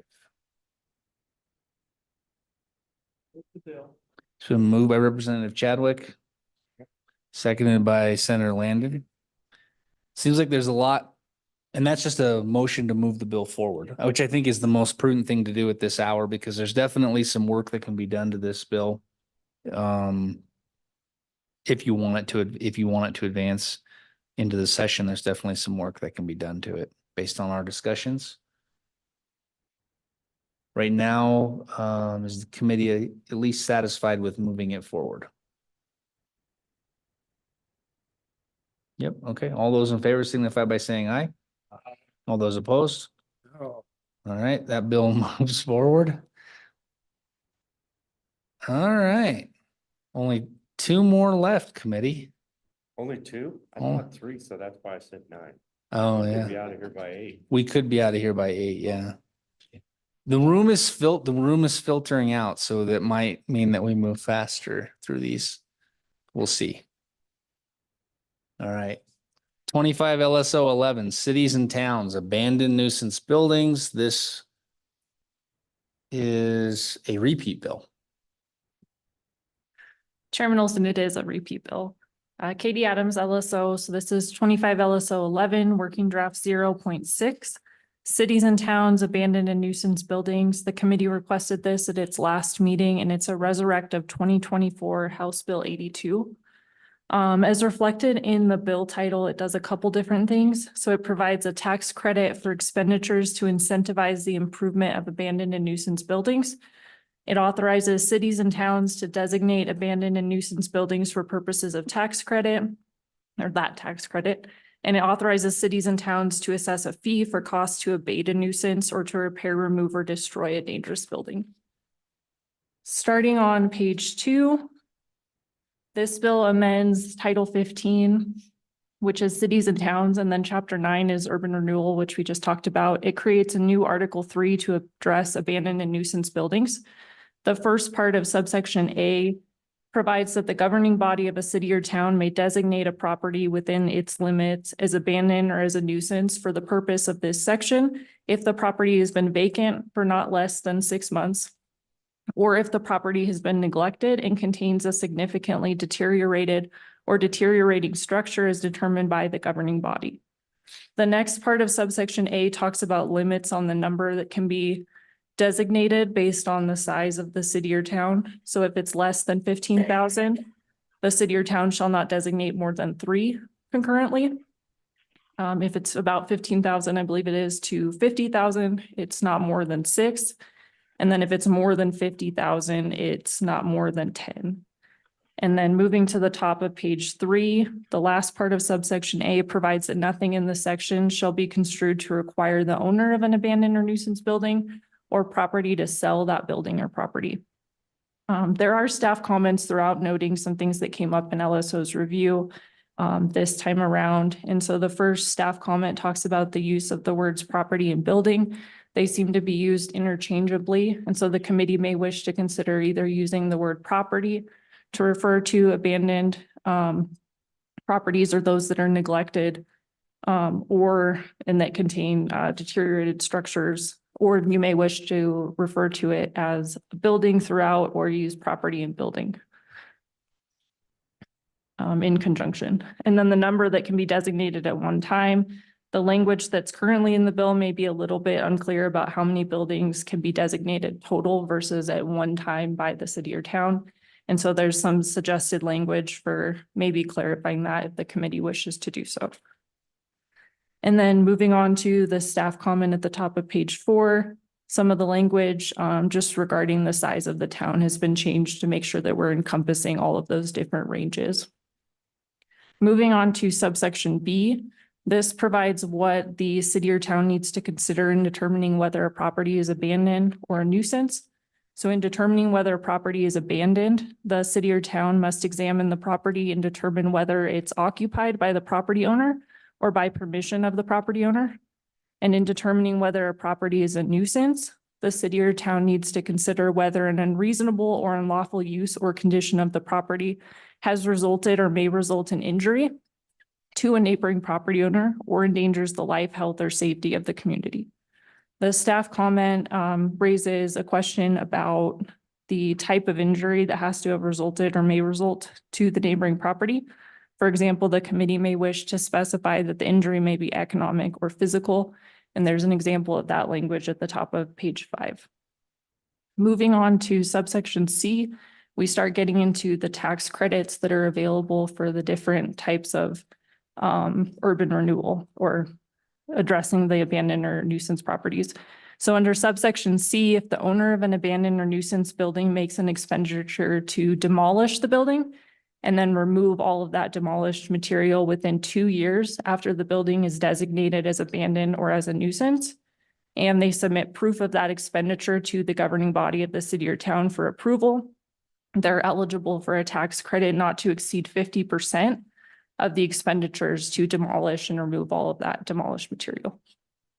Under subsection D, If the owner of an abandoned or nuisance building makes an expenditure to bring that building into substantial compliance with applicable codes within 2 years after it's designated as abandoned or as a nuisance, and they do that same, follow that same sort of process, they're eligible for a tax credit not to exceed the amount that's expended to bring it into substantial compliance. Subsection E, any person who purchases or takes ownership of an abandoned or nuisance property after it's been designated as abandoned or as a nuisance, and who demolishes the building and removes all demolished material or brings the building into substantial compliance with applicable codes within 5 years, they would be eligible for the amount expended to demolish the building and remove those materials or to bring the building into substantial compliance. On page 7, the committee may wish to consider whether subsection E should include any tieback to the date that the building was designated as abandoned or as a nuisance.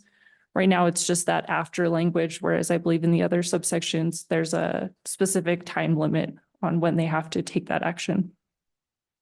Moving on to subsection F, this is setting out some of the procedures for this. So before someone's eligible for a tax credit under C through E, they need to document their expenditures related to the improvement. They need to submit that proof to the governing body or the city or town, and only approved expenditures are eligible for the tax credit. Subsection E provides that the governing body shall not approve any expenditures that don't directly benefit the designated property. And the governing body is not allowed to approve any expenditures that are made after the applicable time periods that are in subsection C through E. And then finally, the governing body is required to submit any approved expenditures to the Department of Revenue as set forth in 3913-109D2.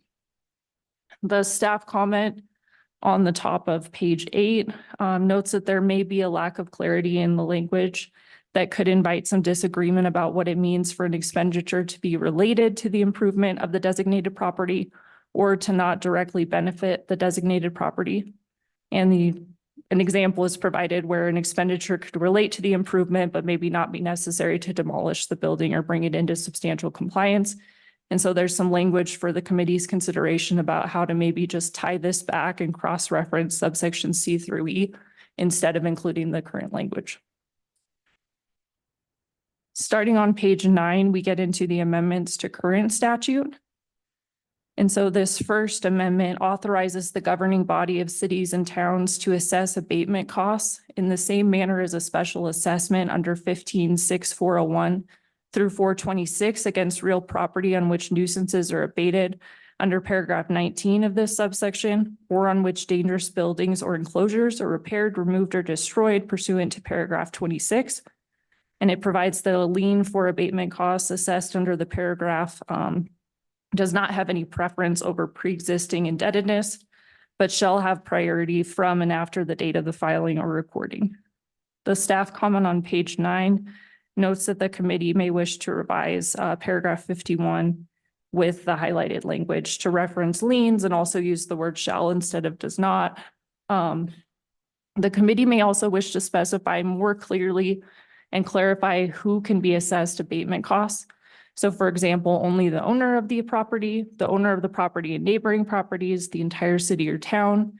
And some of the reason for that question is because 15-6404A states that the assessment district shall include all property benefited by the improvement or improvements as determined by the governing body, including municipal and other public property with an exception for U.S. government and agency land. And then finally, we get into section 3913-109, which talks about the credits. And so under subsection D, that's amended to include a new paragraph about this tax credit under 15-9301. So the following would apply to the abandoned or nuisance property tax credit under 15-9301, the statute that we discussed earlier. So a property owner who improves the designated abandoned or nuisance property as provided in 15-9301 can apply for a tax credit in the amount that's provided in subparagraph B.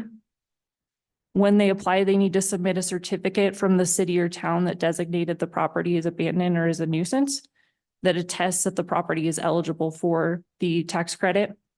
And then the credit is applicable only against future tax credits, and it can be for a period not to exceed 10 years on the property that's improved.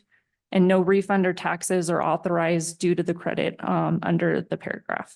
And then subparagraph B talks about those limits under 15.9.301 D and E and C as well.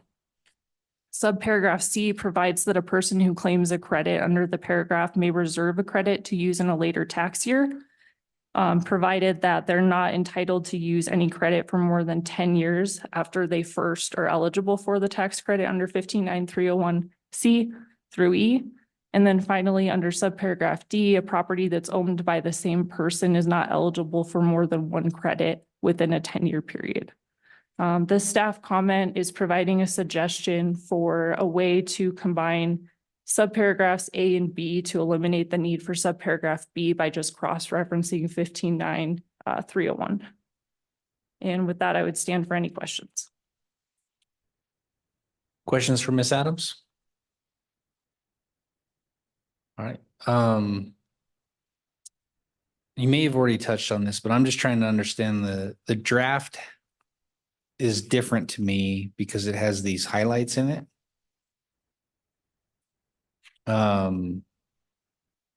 Is that addressed in a staff comment? Chairman, or what is going on? Chairman Olson, that highlighted language is intended to show and match up with the highlighted language in these staff comments. Okay. So like on page 2, we're highlighting where there might be confusion in the language and then how to fix it in the staff comment. And we've tried to do that to show, like on page 4, we highlight the word injury and then try to show what you could replace it with. All right, I'm totally tracking now. Thank you. Senator Landon. In that regard, Ms. Adams, I didn't see a staff comment that I didn't like.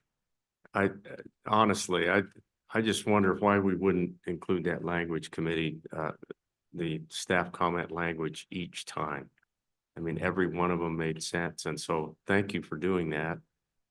I think it would really strengthen the bill. So I don't know when we do that, but please don't let me forget. Okay. I'll remind you. Mr. Chairman? Yes, Co-Chairman Case. Well, just to get an idea for the structure of this at a high level, it seems to deal with two types of taxes. One would be property taxes under Title 3913, that's ad valorem. And then the taxes under Title 15 are local improvement, like local improvement district taxes, I think. So I think that's the two kind of taxes that are covered by this legislation. And then at a broad level, what they allow is when a building is designated or whatever's being designated, they get relief from those two forms of taxes for a period of time by, in essence, showing that they've spent more to correct the underlying condition than the amount of those taxes. And they can do that for 10 years.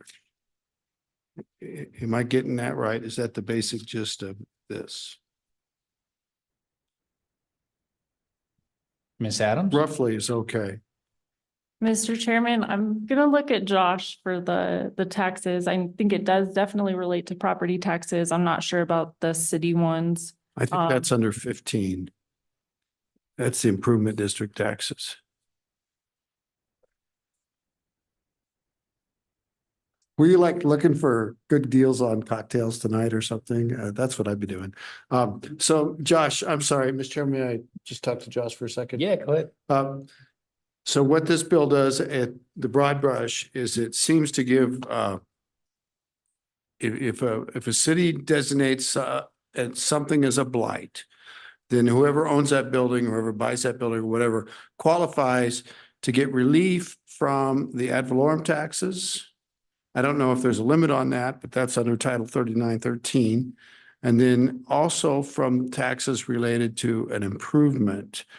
Because Title 15 is the improvement district stuff. And so you get relief from those two kinds of taxes, providing that you show that you're spending money that more than offsets that amount of taxes. And then there seems to be an overall 10-year limit. Am I getting that gist of what this bill does? Mr. Anderson? Yeah, Mr. Chairman, I believe so. Let me look at the specific provision here. Yeah, I believe the credit is the amount you spend not to exceed what your tax liability would have been. And Mr. Chairman, for those over 10 years. For those two types of taxes, improvement district, which can be levied by a municipality, and ad valorem. And then so, Mr. Chairman, the big tangle is, what does that mean with respect to ad valorem? And what ad valorem are we talking about? Are we just talking about the 8 mills to the municipality? Or are we talking about all ad valorem taxes? Then we're back to the same discussion we had before. You're not gonna let this one go. I'm not. So, Mr. Chairman. Senator Landon. I assume that that the reference in the staff comment on page 9 and 10, abatement and the ability to create liens, that goes into the second set of tax statutes that the chairman just referenced. It makes sense to me. This is the same principle that we just dealt with. So, I think that's a consideration for us to decide whether we want to bring this back, and that is that building sat there generating absolutely no taxation. Literally, probably nothing in some cases. You can't even find the owner. It's never, tax hasn't been paid, whatever. And the opportunity to get rid of that and improve that property is what it's all about. So I know, anyway, I'll stop there and we'll see if there's any interest in moving the bill. So, and Mr. Chairman? Yes. I don't think it doesn't take abandoned buildings or these poor buildings and transfer them to someone else. It doesn't.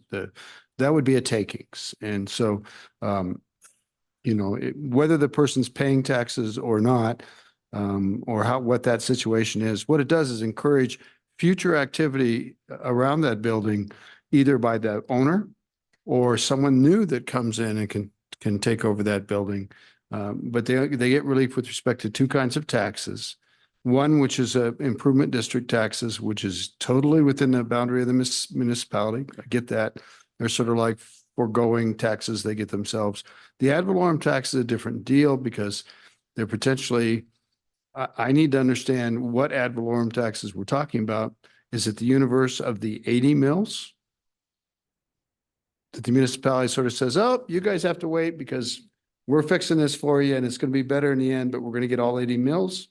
Or we're going to use all 80 mills to credit towards this business owner? Or is it just the 8 mills that the municipality has? That's one basic question, which comes down, and you're right, it's the same question as the last bill. It's the exact same issue. Mr. Chairman. Mr. Anderson. Looking at the bill more closely, I believe it is the full amount of the I think so. of the ad valorem tax. So yeah, it would be the full 80 mills, and it would operate as if a credit. So basically, as if they had paid that money against their tax burden. And then presumably, Mr. Chairman, the library district or the community college, they have to accept this arrangement, even though the building now has value that they would have gotten some money out of. Yeah, and it's all because of an action of a municipality to designate some property. That's pretty powerful.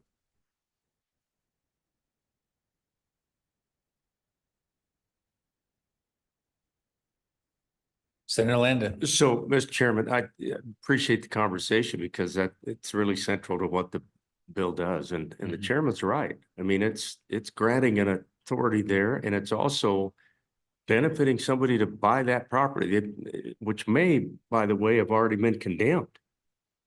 It could be condemned because nobody's paid any attention to it for years. Can't find the owner, doesn't exist anymore.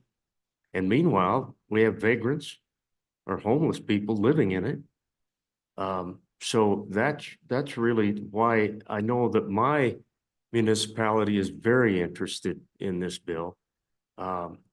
Because we have seen a spike just in the last 2 months since the last time we visited as a committee. We've seen a spike in people arriving in the community with nowhere to go. And so these type of facilities have a magnet in them. And so anyway, good discussion. Thank you. Okay. Shall we take some public comment and then maybe discuss the bill a little more? I think that's a Okay. great idea. All right. Thank you. We have Wham. They I'm look sure pretty happy. they look like they definitely want to weigh in on this one. They look pretty cheerful. Wham's coming in pretty cheerful. Coming in hot. Good evening. I'm Bob McLaurin Welcome with back. Wham. We worked with Representative Sherwood last year to help develop this bill. We're in strong support. Actually, it passed House Corporations 8-0 during the last session, but was not considered by but it provides a lot of incentive, and we appreciate you taking it up, but we strongly support the bill. Who was it not considered by, Mr. Chairman? The floor of the House? House. Thank you. Making sure. I'm glad that's clear on the record. Thank you. Any questions for Wham? All right. Thank you very much. Thank you. Mayor Collins.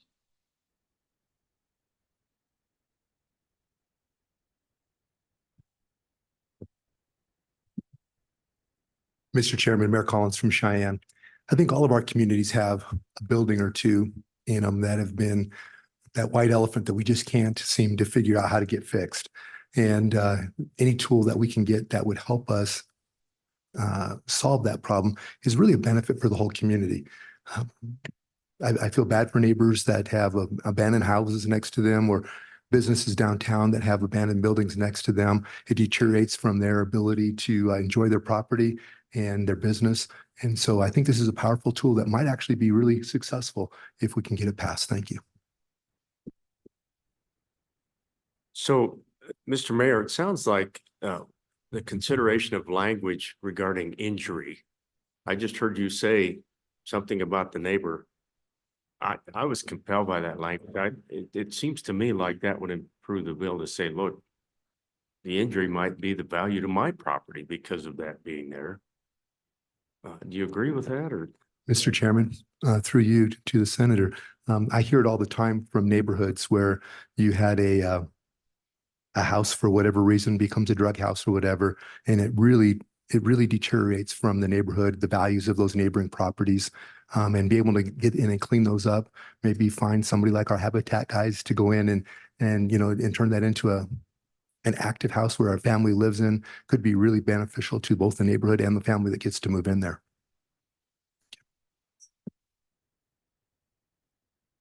Thank you, Mayor Collins. Additional public testimony. How about online?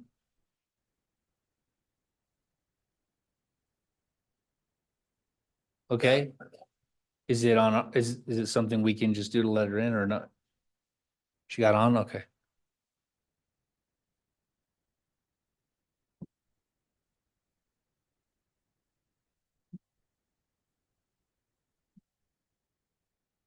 Now we're just waiting on her to come in to the room.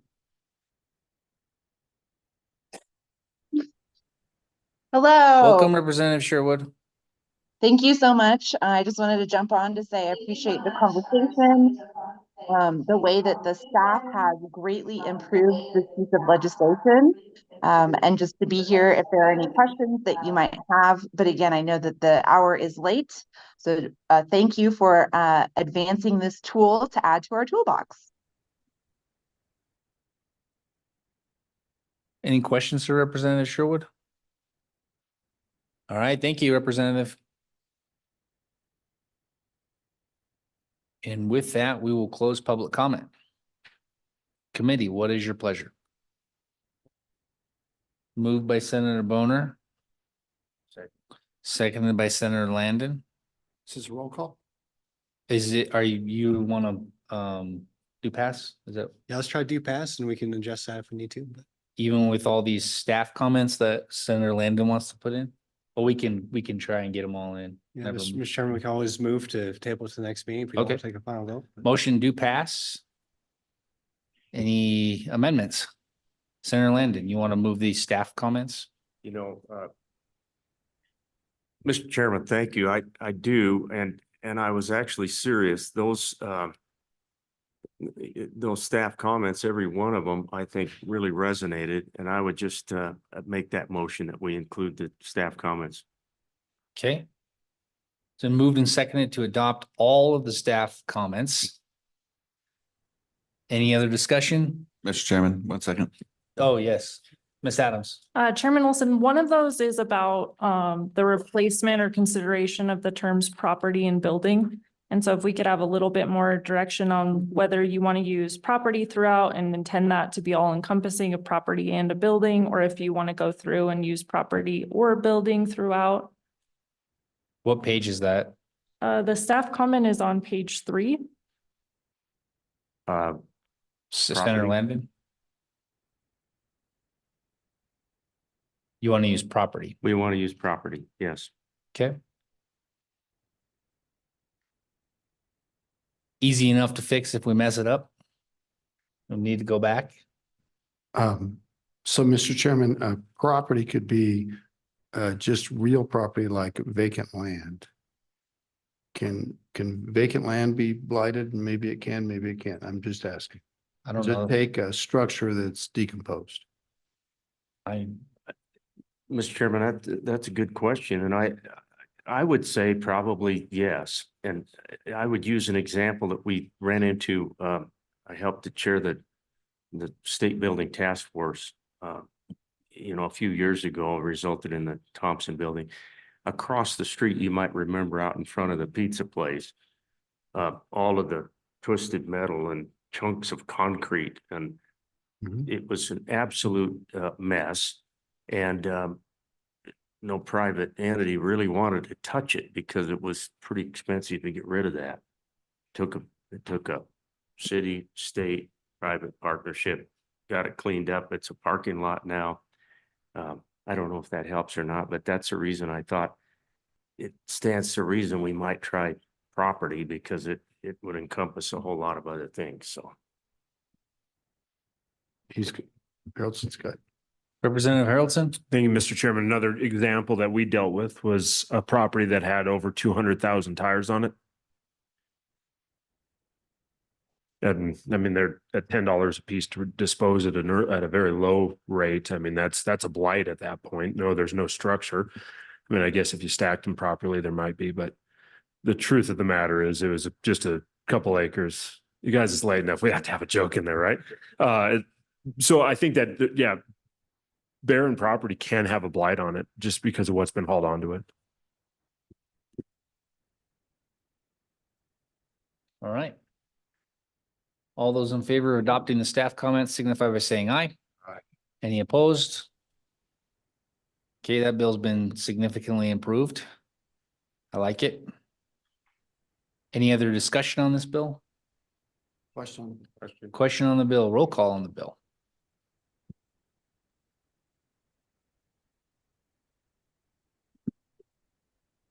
Mr. Chairman, this is roll call for 25 LSO 0011 version 6, cities and town abandoned and nuisance buildings as amended. Senator Barlow. Excuse me. Senator Boner. Senator Landon. Senator Scott. Representative Chadwick. Aye. Representative Haroldson. Aye. Representative Harshman. Excused. Representative Knapp. Aye. Aye. Representative Newsom. Representative Ottman. Representative Wiley. Representative Yen. Aye. Co-chairman Case. No. Co-chairman Olson. Aye. Did I hear Senator Scott? No. I excused him. You probably didn't hear, but 10 aye, he's not one, campaigning. 1 no, 3 excused.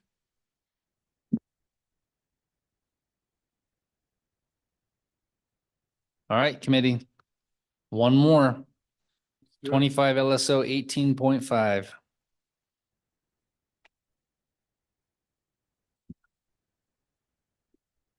Chairman Olson, members of the committee, Katie Adams, LSO. This is 25 LSO 18, working draft 0.5, Wyoming Community Development Authority bond investment. And I'm going to refer to it as the WCDA as shorthand. So this bill generally authorizes the state treasurer to invest funds from the Permanent Wyoming Mineral Trust Fund Reserve Account in WCDA bonds as specified. The first couple amendments on page 2 to 3 are 2 existing statutes regarding the state treasurer's investment of funds. So 9417 subsection N provides that the state treasurer shall not invest state funds for a specific public purpose authorized or directed by the legislature in excess of a total of $1 billion, excluding investments that are in the specified statutes. And so we add a reference to 97107J, which I'll talk about later in the bill. And then moving on to 94719. Subsection B, this creates the Permanent Wyoming Mineral Trust Fund Reserve Account, and it provides that all funds within the account shall be invested by the state treasurer as authorized under the specified statutes, and a reference to 97107J is added there. Page 3 is existing statute that talks about how the funds work. And then moving on to page 4, section 97107 of the Wyoming Community Development Authority Act is amended to include a new subsection J, which provides that the state treasurer is authorized to invest and keep invested a sum not to exceed $60 million from any monies available in the Permanent Wyoming Mineral Trust Fund Reserve Account in bonds that are issued by the WCDA pursuant to 97106A6. And then there's a reference to the limitation on specific public purpose investments not applying. And that's the statute that we just talked about. The staff comment provides some background on the WCDA, including its authority to issue bonds and its authority to make loans to mortgage lenders.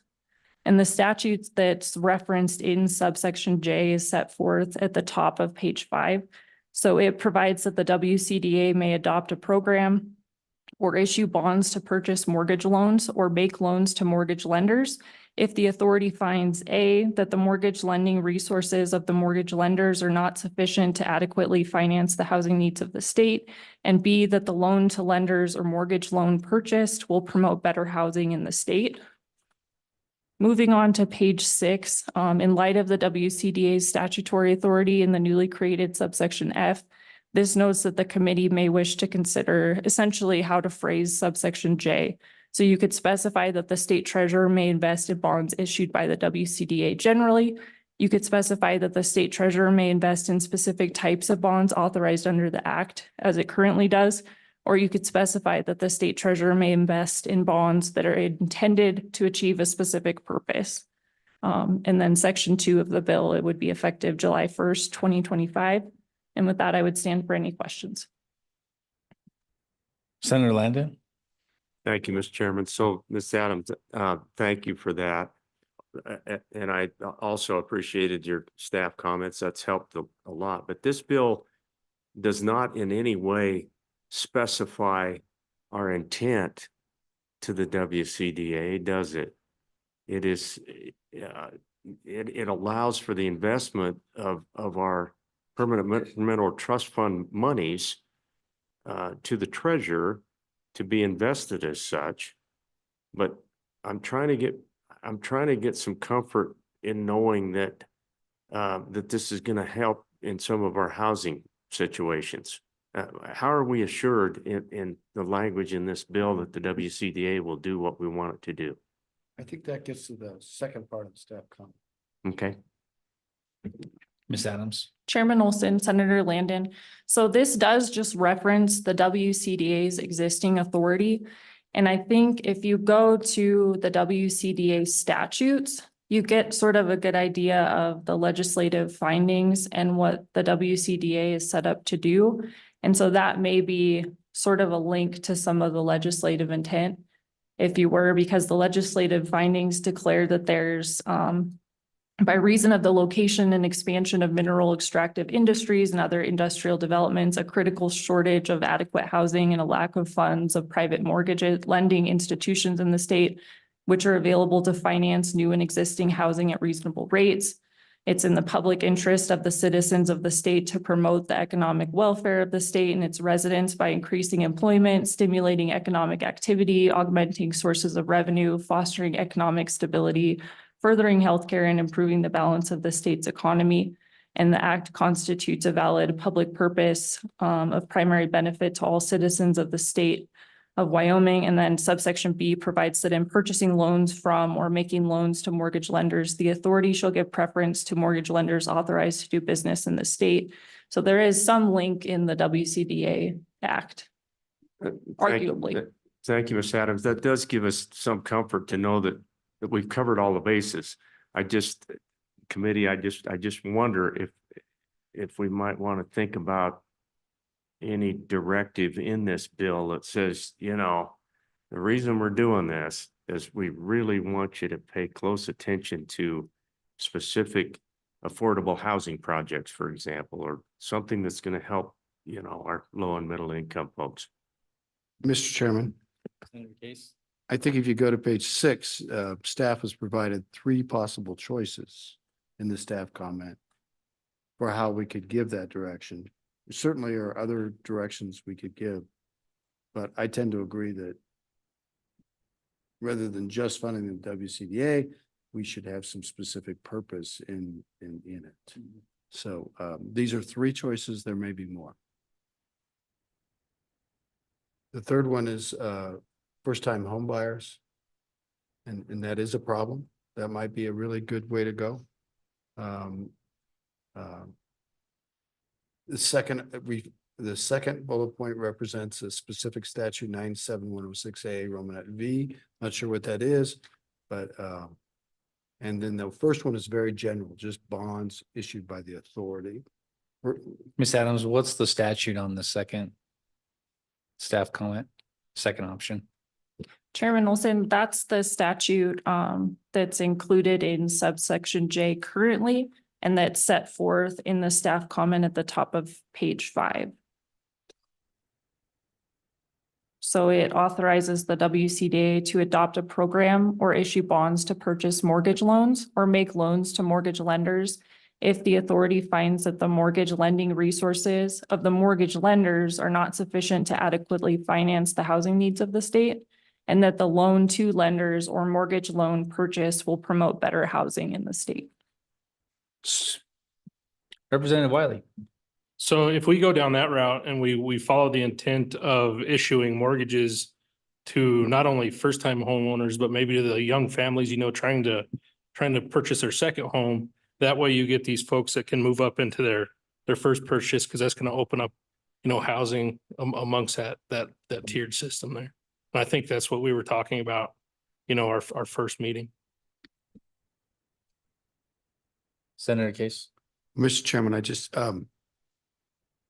the first one is really that the mortgage lending resources are not sufficient to adequately finance the housing needs of the state. That's pretty darn broad, and I think that's kind of, there's a lot of interpretation of what local lending resources are, and I just think that just sounds like we're starting to compete with local lending resources to me. First-time home buyers, definitely on my list. I don't even mind maybe modifying that to catch people moving up, but I think it needs some ground rules. Mr. Chairman. Ms. Adams. Sorry, Chairman Olson, one thing I would note, and this is something that I think there may have been some questions about when a similar bill was introduced during the last session. But if you look at the bottom of page 5, I don't believe the WCDA has authority to make direct loans to individuals. So this states the WCDA shall not make any loan other than loans to mortgage lenders, which is a first lien loan to a homeowner with respect to a single family residential property. And that may not be directly on point to what Chairman Case said, but I think it's important to keep in mind that it's not direct loans. She's absolutely right, Mr. Chairman, and I agree. but it would be directed towards the first time or some. Senator Boner. Senator Boner? Yeah, thank you, Mr. Chairman. Yeah, I think that, well, first of all, my first loan was a WCDA loan. It's my understanding that that's one of the current, or at least was 15 years ago. So you have to be a first-time home buyer. I'm sure they have more programs than that, but probably have a lot of questions for WCDA once they get up there about what their needs are. And Yeah. you know, I know their IRS code governs a lot of this too, what we can and can't do. And I probably have a lot of questions that it seems like other committee members have questions for WCDA as well. And they're not here, right? They're not here. They're here. Let's go. Oh, there's a pole blocking you from my view.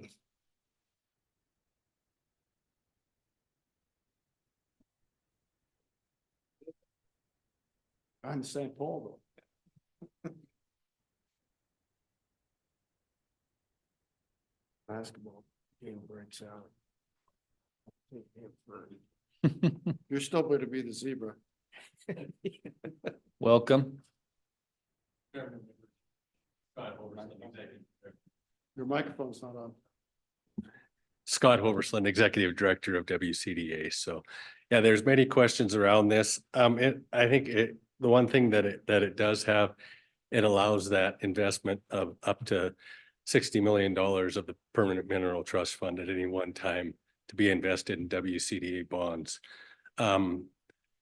We issue at WCDA, we probably issue between about 160 and 200 million of bonds a year into the private market to fund mortgages around the state of Wyoming.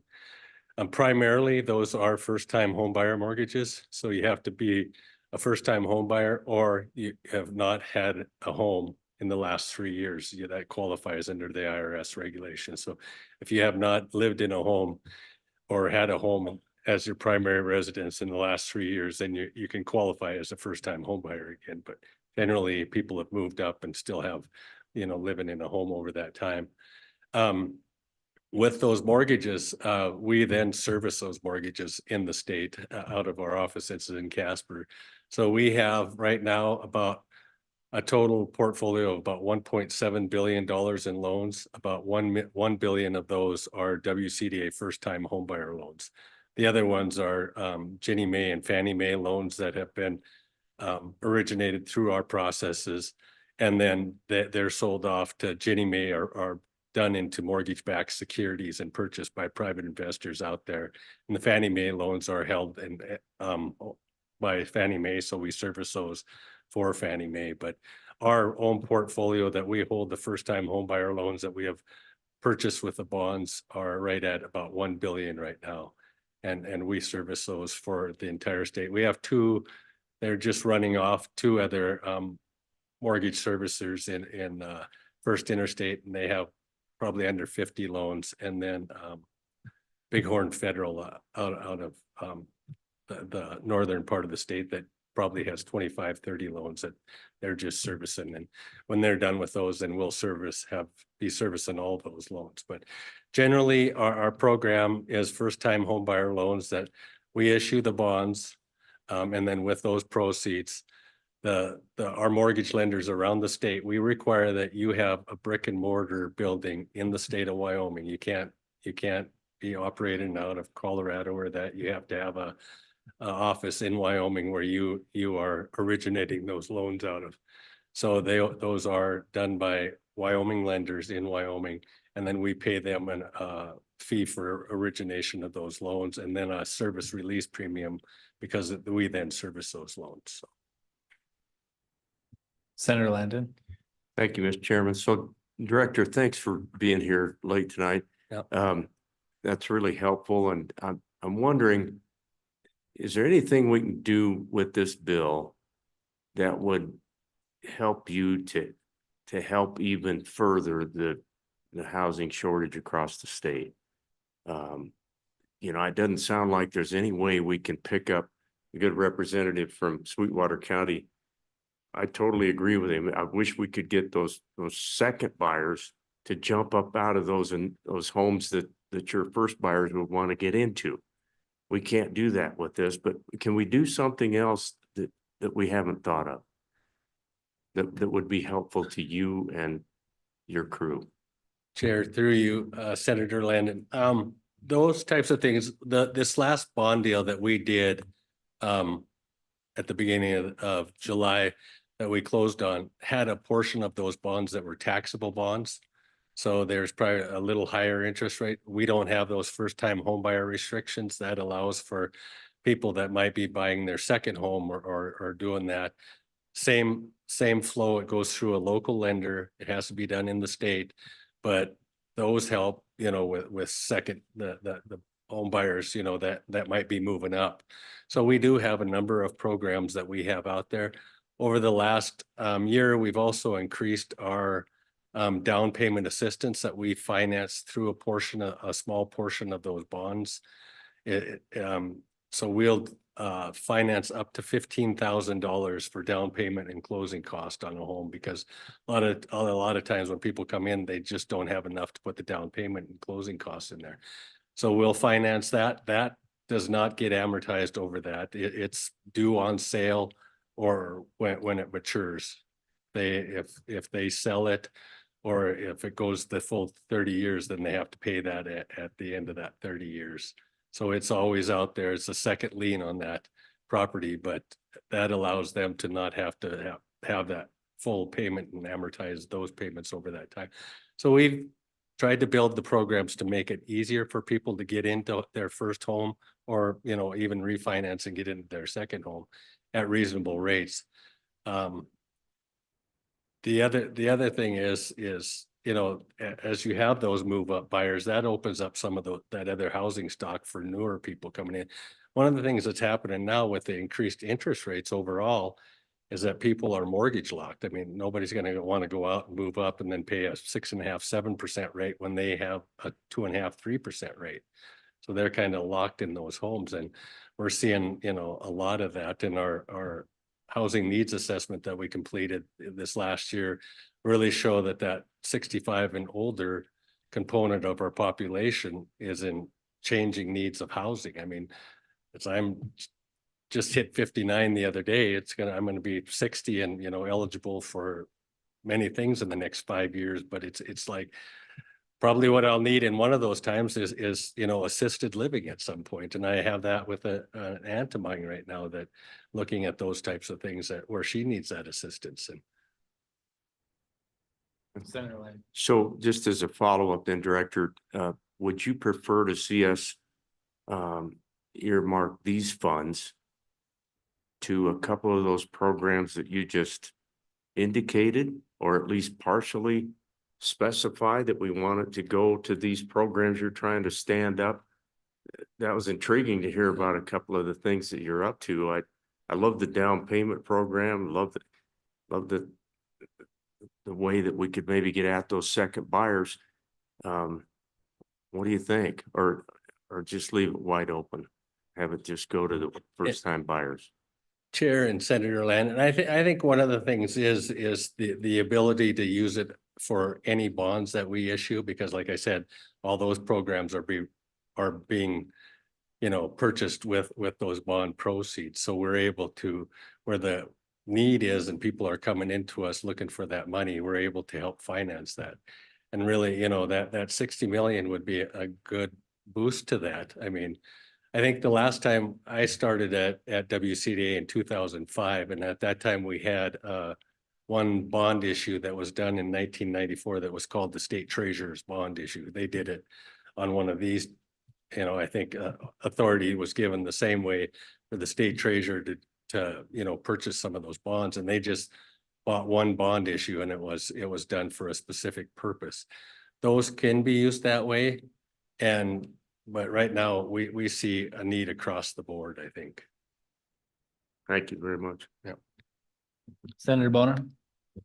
So thank you, Mr. Chairman, just to be clear. So you're saying there's more need out there for these bonds than the private sector is willing to purchase? Is that what I just heard? And so this additional capability from the treasurer's office, that would help out quite a bit. Is that correct? Or? Director. Yes, Chair and Senator Bonner. Right now, our last bond deal, it was one of the first ones that we didn't have full buyers, so our underwriters had to underwrite a portion of those. That was the fact that we can't time anything like any market. And it happened to be the biggest flow of housing bonds into the market. It was over like $1 or $2 billion that week. And so there was a number of bonds there. But with those, our underwriters underwrite those, and within the next week, they had those sold off. So it's not that there's not a need in the market for those. We always we were, 2 or 3 times oversubscribed for the total issue, but those, they buy each maturity as a separate issue because the investors are wanting something that's 20 years down the road that's giving them a certain return. So it's not that there's a lack of investors out there. It's just, I think by using this, it's a win-win situation because we can use some of that state treasurer's money to do some of these. I know this bill was something that Representative Harshman had introduced a similar thing during the last session that didn't get to the floor, but he had a limit on there that the mortgages had to be at 3.5%. I think home buyers right now, when our rate is 6%, would love a 3.5%. But then that return is also going to be lower for the mineral trust fund. So that kind of, we have to weigh that. Do we go at a market rate and we just get additional money to help our programs out? Or do we set something like that and set a given interest rate? But then we can do 60 million. And I tell you, 60 million would go out in a heartbeat, because when people hear that that's coming out, they would hold off and wait until they could get the state treasurer's money for that. Representative Ian. Mr. Chairman, Scott, thanks for being here. How would you describe your relationship with the lenders in Wyoming right now for the existing programs that WCDA offers? Yeah, Chair, Representative Ian, I think it works out. It's been working out well. We've worked with our lenders. We go out to them. We meet with them, at least yearly, and put on training for them. Invite them to come in and do that. One of the things that does, is a limitation for some of the lenders is that since this is a federal tax exemption for those bonds, that we have to meet the requirements and some additional paperwork and some of those things, that the state federal treasury requires for that use of that money. And that's one of the things that if they could streamline that, that would help the lenders, get those out easier. But like I said, we do about 160 to 200 million a year in mortgages, and we're getting that money out there. Mr. Chairman, follow up. Go ahead. So, Mr. Chairman, thank you, Scott. So are you saying if we had a state program that had this money from the Permanent Mineral Trust Fund, it could actually be easier for the lenders to participate because they'd have less paperwork than the federal government programs? Director? Yeah, Chair, Representative Yen, probably not, because they would be buying, the state treasurer would be buying a portion of those mortgages, those bonds. And those bonds are the things that give those restrictions. Although there is, to kind of add to that, there is those things, like I said, we just did a taxable bond issue that doesn't have all of those restrictions. So there was something there that there's some specific program that you were wanting it to look to, and the taxable bonds will have could have a higher rate of return on them. We could do that too. Representative Haroldson. Thank you, Mr. Chairman, Director. So obviously if those bonds came in at the set rate of 6% we're just adding more water to the pond. But if, let's say we brought them in at 3.5%, like you mentioned, do you think that the lenders, because at that point, the state of Wyoming is playing a banker. At that point, we are choosing to hedge in on a private sector. Talk to me about that. That's been my concern. Obviously, I come from a big family. I've got younger siblings. I would love for them to be able to go grab a 3.5% interest loan on their first home. But I start asking the question, what are we doing? And are we at that point playing a game we're not intending to play or should be playing? Director? Yeah. Chair, Representative Haroldson, that is one of those things that was my concern with the original bill that Representative Harshman had, was if it's 3.5%, that the cost of doing bonds is, you know, would add about a percentage point to that. So the actual, you know, cost on the bonds would be maybe, you know, 4%, but that part of that goes to the cost of issuance and the legal documents that we have to go through and do that too. But then all of a sudden you're giving out that the additional, you know, the mortgage is at 3.5%. So you're not making the investment at the market rate of return that the state treasurer can with that other money on the permanent mineral trust fund. So I think, you know, one of the things is that if there is that 60 million, it could go into that and it could be near or close to market rate. But if it had a specific purpose that, you know, the committee wanted, you know, or wanted to look at, and we could go back and look at some of those programs that we've looked at and say, how could we get that out for a specific purpose to either incentivize, you know, to get more, you know, first time home buyer loans is what we've done since our inception in right around 1975. And I think our first bond issue was in 1980. So we have been doing that, but we've also, you know, like I said, started these other programs in the most recent years to try to spur more housing. Representative Haroldson. Thank you, Mr. Chairman. So follow up on that, Director. So obviously, I think we can all probably agree that that might not be the role that we should be playing. So if we did bring it in at that 6.5%, you mentioned you had a shortfall this last or a little while ago because they're kind of just everything lined up perfectly. But would you say that you're consistently not having enough money for these programs? Like, is this a need? Are we actually scratching an itch, or are we just trying to feel like we've done something when it comes to the housing crisis? Director. Yeah. Chair Representative Haroldson.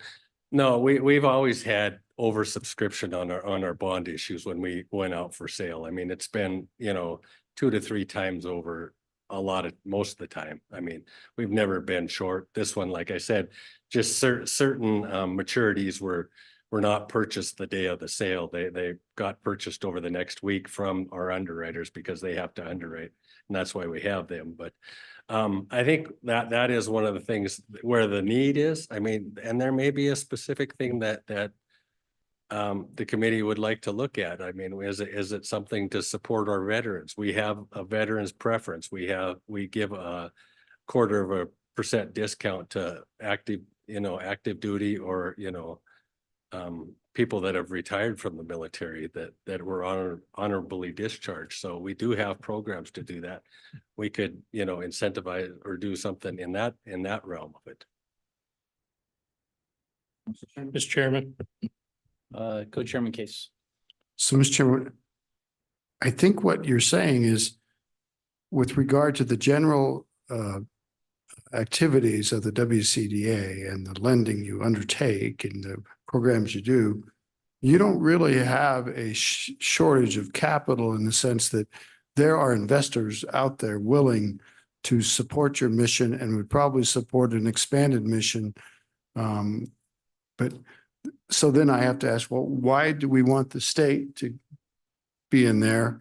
And I'm sympathetic that if the state were to have a specific sub-purpose and say, well, we want to make sure these loans are no more than this amount, or we want to use this money to support this specific thing. But to come back to the overall general bill, I'm not understanding why we would do this if there's not a shortage of private capital.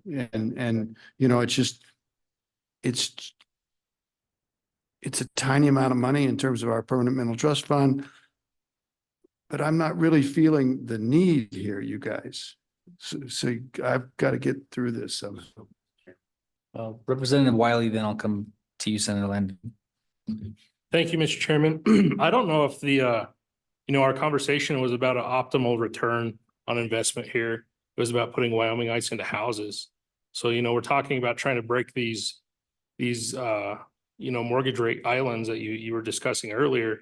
And this could be an avenue for that. It's not silver bullet. It's not going to do everything, but this may be one of the only ways that we can counter a Fed to where, you know, they've set rates now for the last few years, and that's uncontrollable. It's a federal thing, but we can do this intrastate to help Wyomingites get into homes.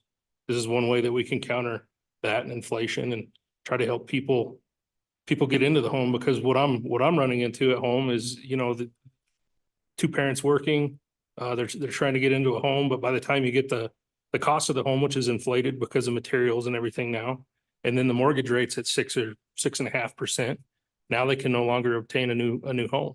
So this is not about optimal return on this. This is about putting folks into a home. Mr. Chairman, Senator Case. we're kind of on the realm of discussion, but it's late. But Wouldn't you understand if agree? we just put $60 million into the same fund that all the other investors are, we're not achieving any of those goals that you're trying to talk about. Unless you specify what the 60 million and how it would be used and how to accomplish that. And that's not in this bill. Okay. Any other, you want to comment? Senator Landon, go ahead. I do, Mr. Chairman. So that's exactly what I was going to follow up with, which was, that's why I was intrigued by the notion, a couple of those programs, Scott, that you pointed out, or this second home piece where we could clear the way with 100 or 200 homes in the next year or two, thereby freeing up all of these starter homes for first-time buyers. So then you're benefiting that second layer, for example, and I'm not saying that's what the committee would favor doing with this bill, but that would give it purpose. And I agree with the chairman.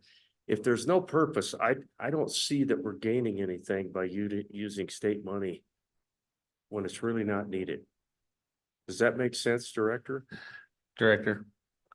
Chairman, Senator Landon, yeah, and I'm glad you bring that up. That is one of the things, and we have been, over this last short term, because it's trying to get that supply of starter homes, build that supply so that more of one of my children's, has a home, and another one is looking to buy one, but he lives in Casper, and when he starts looking at a starter home, they're $500,000 or more, and he's going like, I just want to get into a home that I can get the equity and build some of that equity. Well, he's been out of school for 4 or 5 years now, and it's that thing that he was going to live with us for a year or two, get down payment, and then find a place, and then COVID hit and that got wiped out, and then now higher interest rates.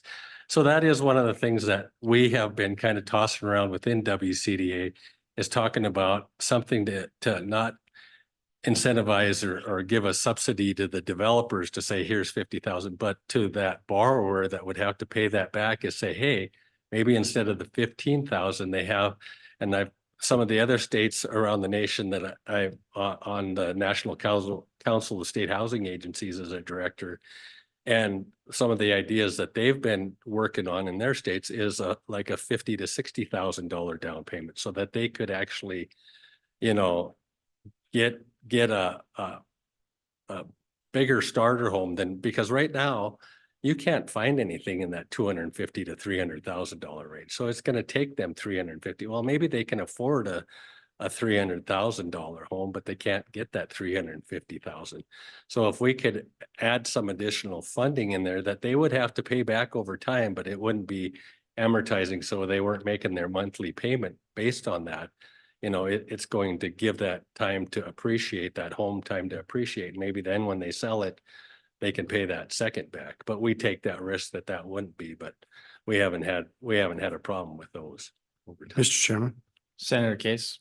Might I suggest that we finish the public testimony on this, but that we have the WCDA and others review this bill and come up with a specific program that they think would be useful. They know the markets a lot better than we do. Come back to us at our next meeting with the tag that we tie the 60 million to a specific lending practice. And it might be providing down payment enhancements. That's a great idea. That's probably really important to people. It might be expanding that closing costs. It might be a reduced rate of interest. All of those things could be on the table, but we cannot fix this tonight. I mean, we can't make the perfect program, but we could listen to proposals at our next meeting and have it refined down. And so it'd be like, at the appropriate time, I just move that we do that. Sounds brilliant. Director, is that? Chairman, yes, it does.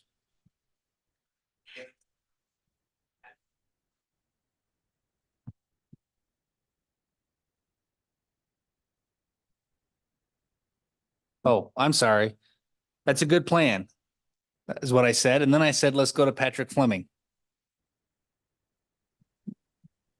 You can unmute you're welcome to share with us whatever you think we need to know at this hour.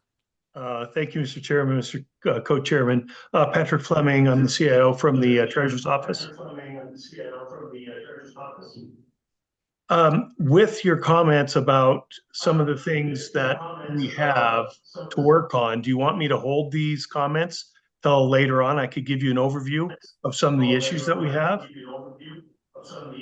Or speak about this later? I think that would be most helpful.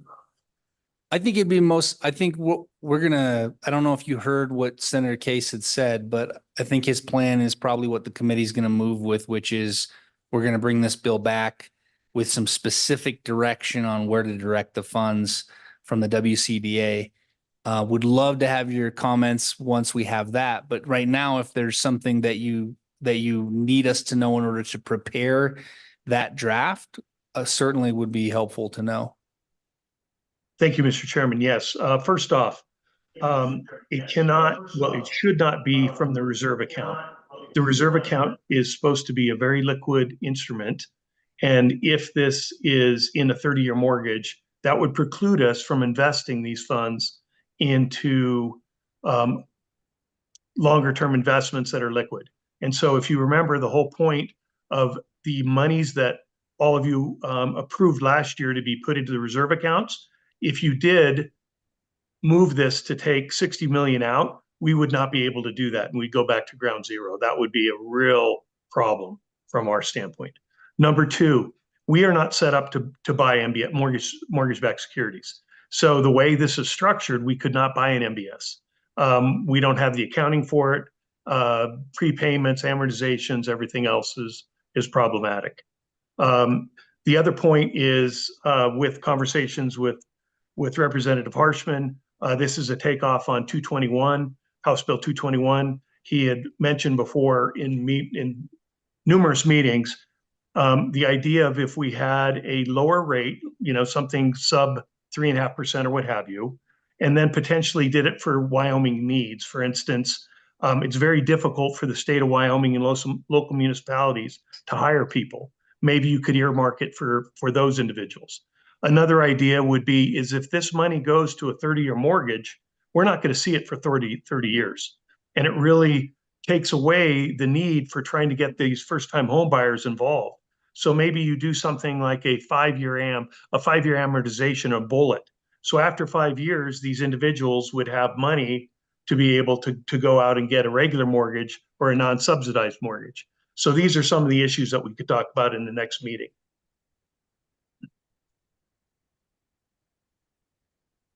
Cautions. Very, very good cautions. Thank you. Appreciate that. And we will definitely see you when we have the bill draft put back in front of us, and would love to hear more of your thoughts on it when we get to that stage. Thank you. All right. Any other public comment, Mayor Collins? No? Okay. Thank you, Mr. Fleming.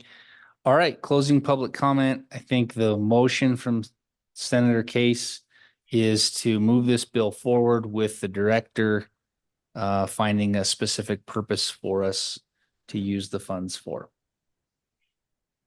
Good enough. Good enough. That was seconded by Representative Yin. All those in favor? Aye. Any opposed? No. All right, that passes. Okay, staff, is there anything that you need clarified that's on your mind right now before we adjourn Yeah, or recess? that's it. Okay.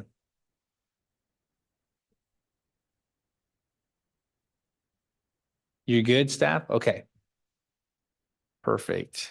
Well, then with that, we will adjourn for the evening, and we'll see you all back here at 8:30 a.m. We should just start at 6 a.m. So I can get it home before 2. Then you can get home before 2 a.m. Yeah. Tomorrow's gonna go a lot better. No, tomorrow's going to be You'll have better chairman. we heavy loaded this, guys. So tomorrow's going to be much easier. All right.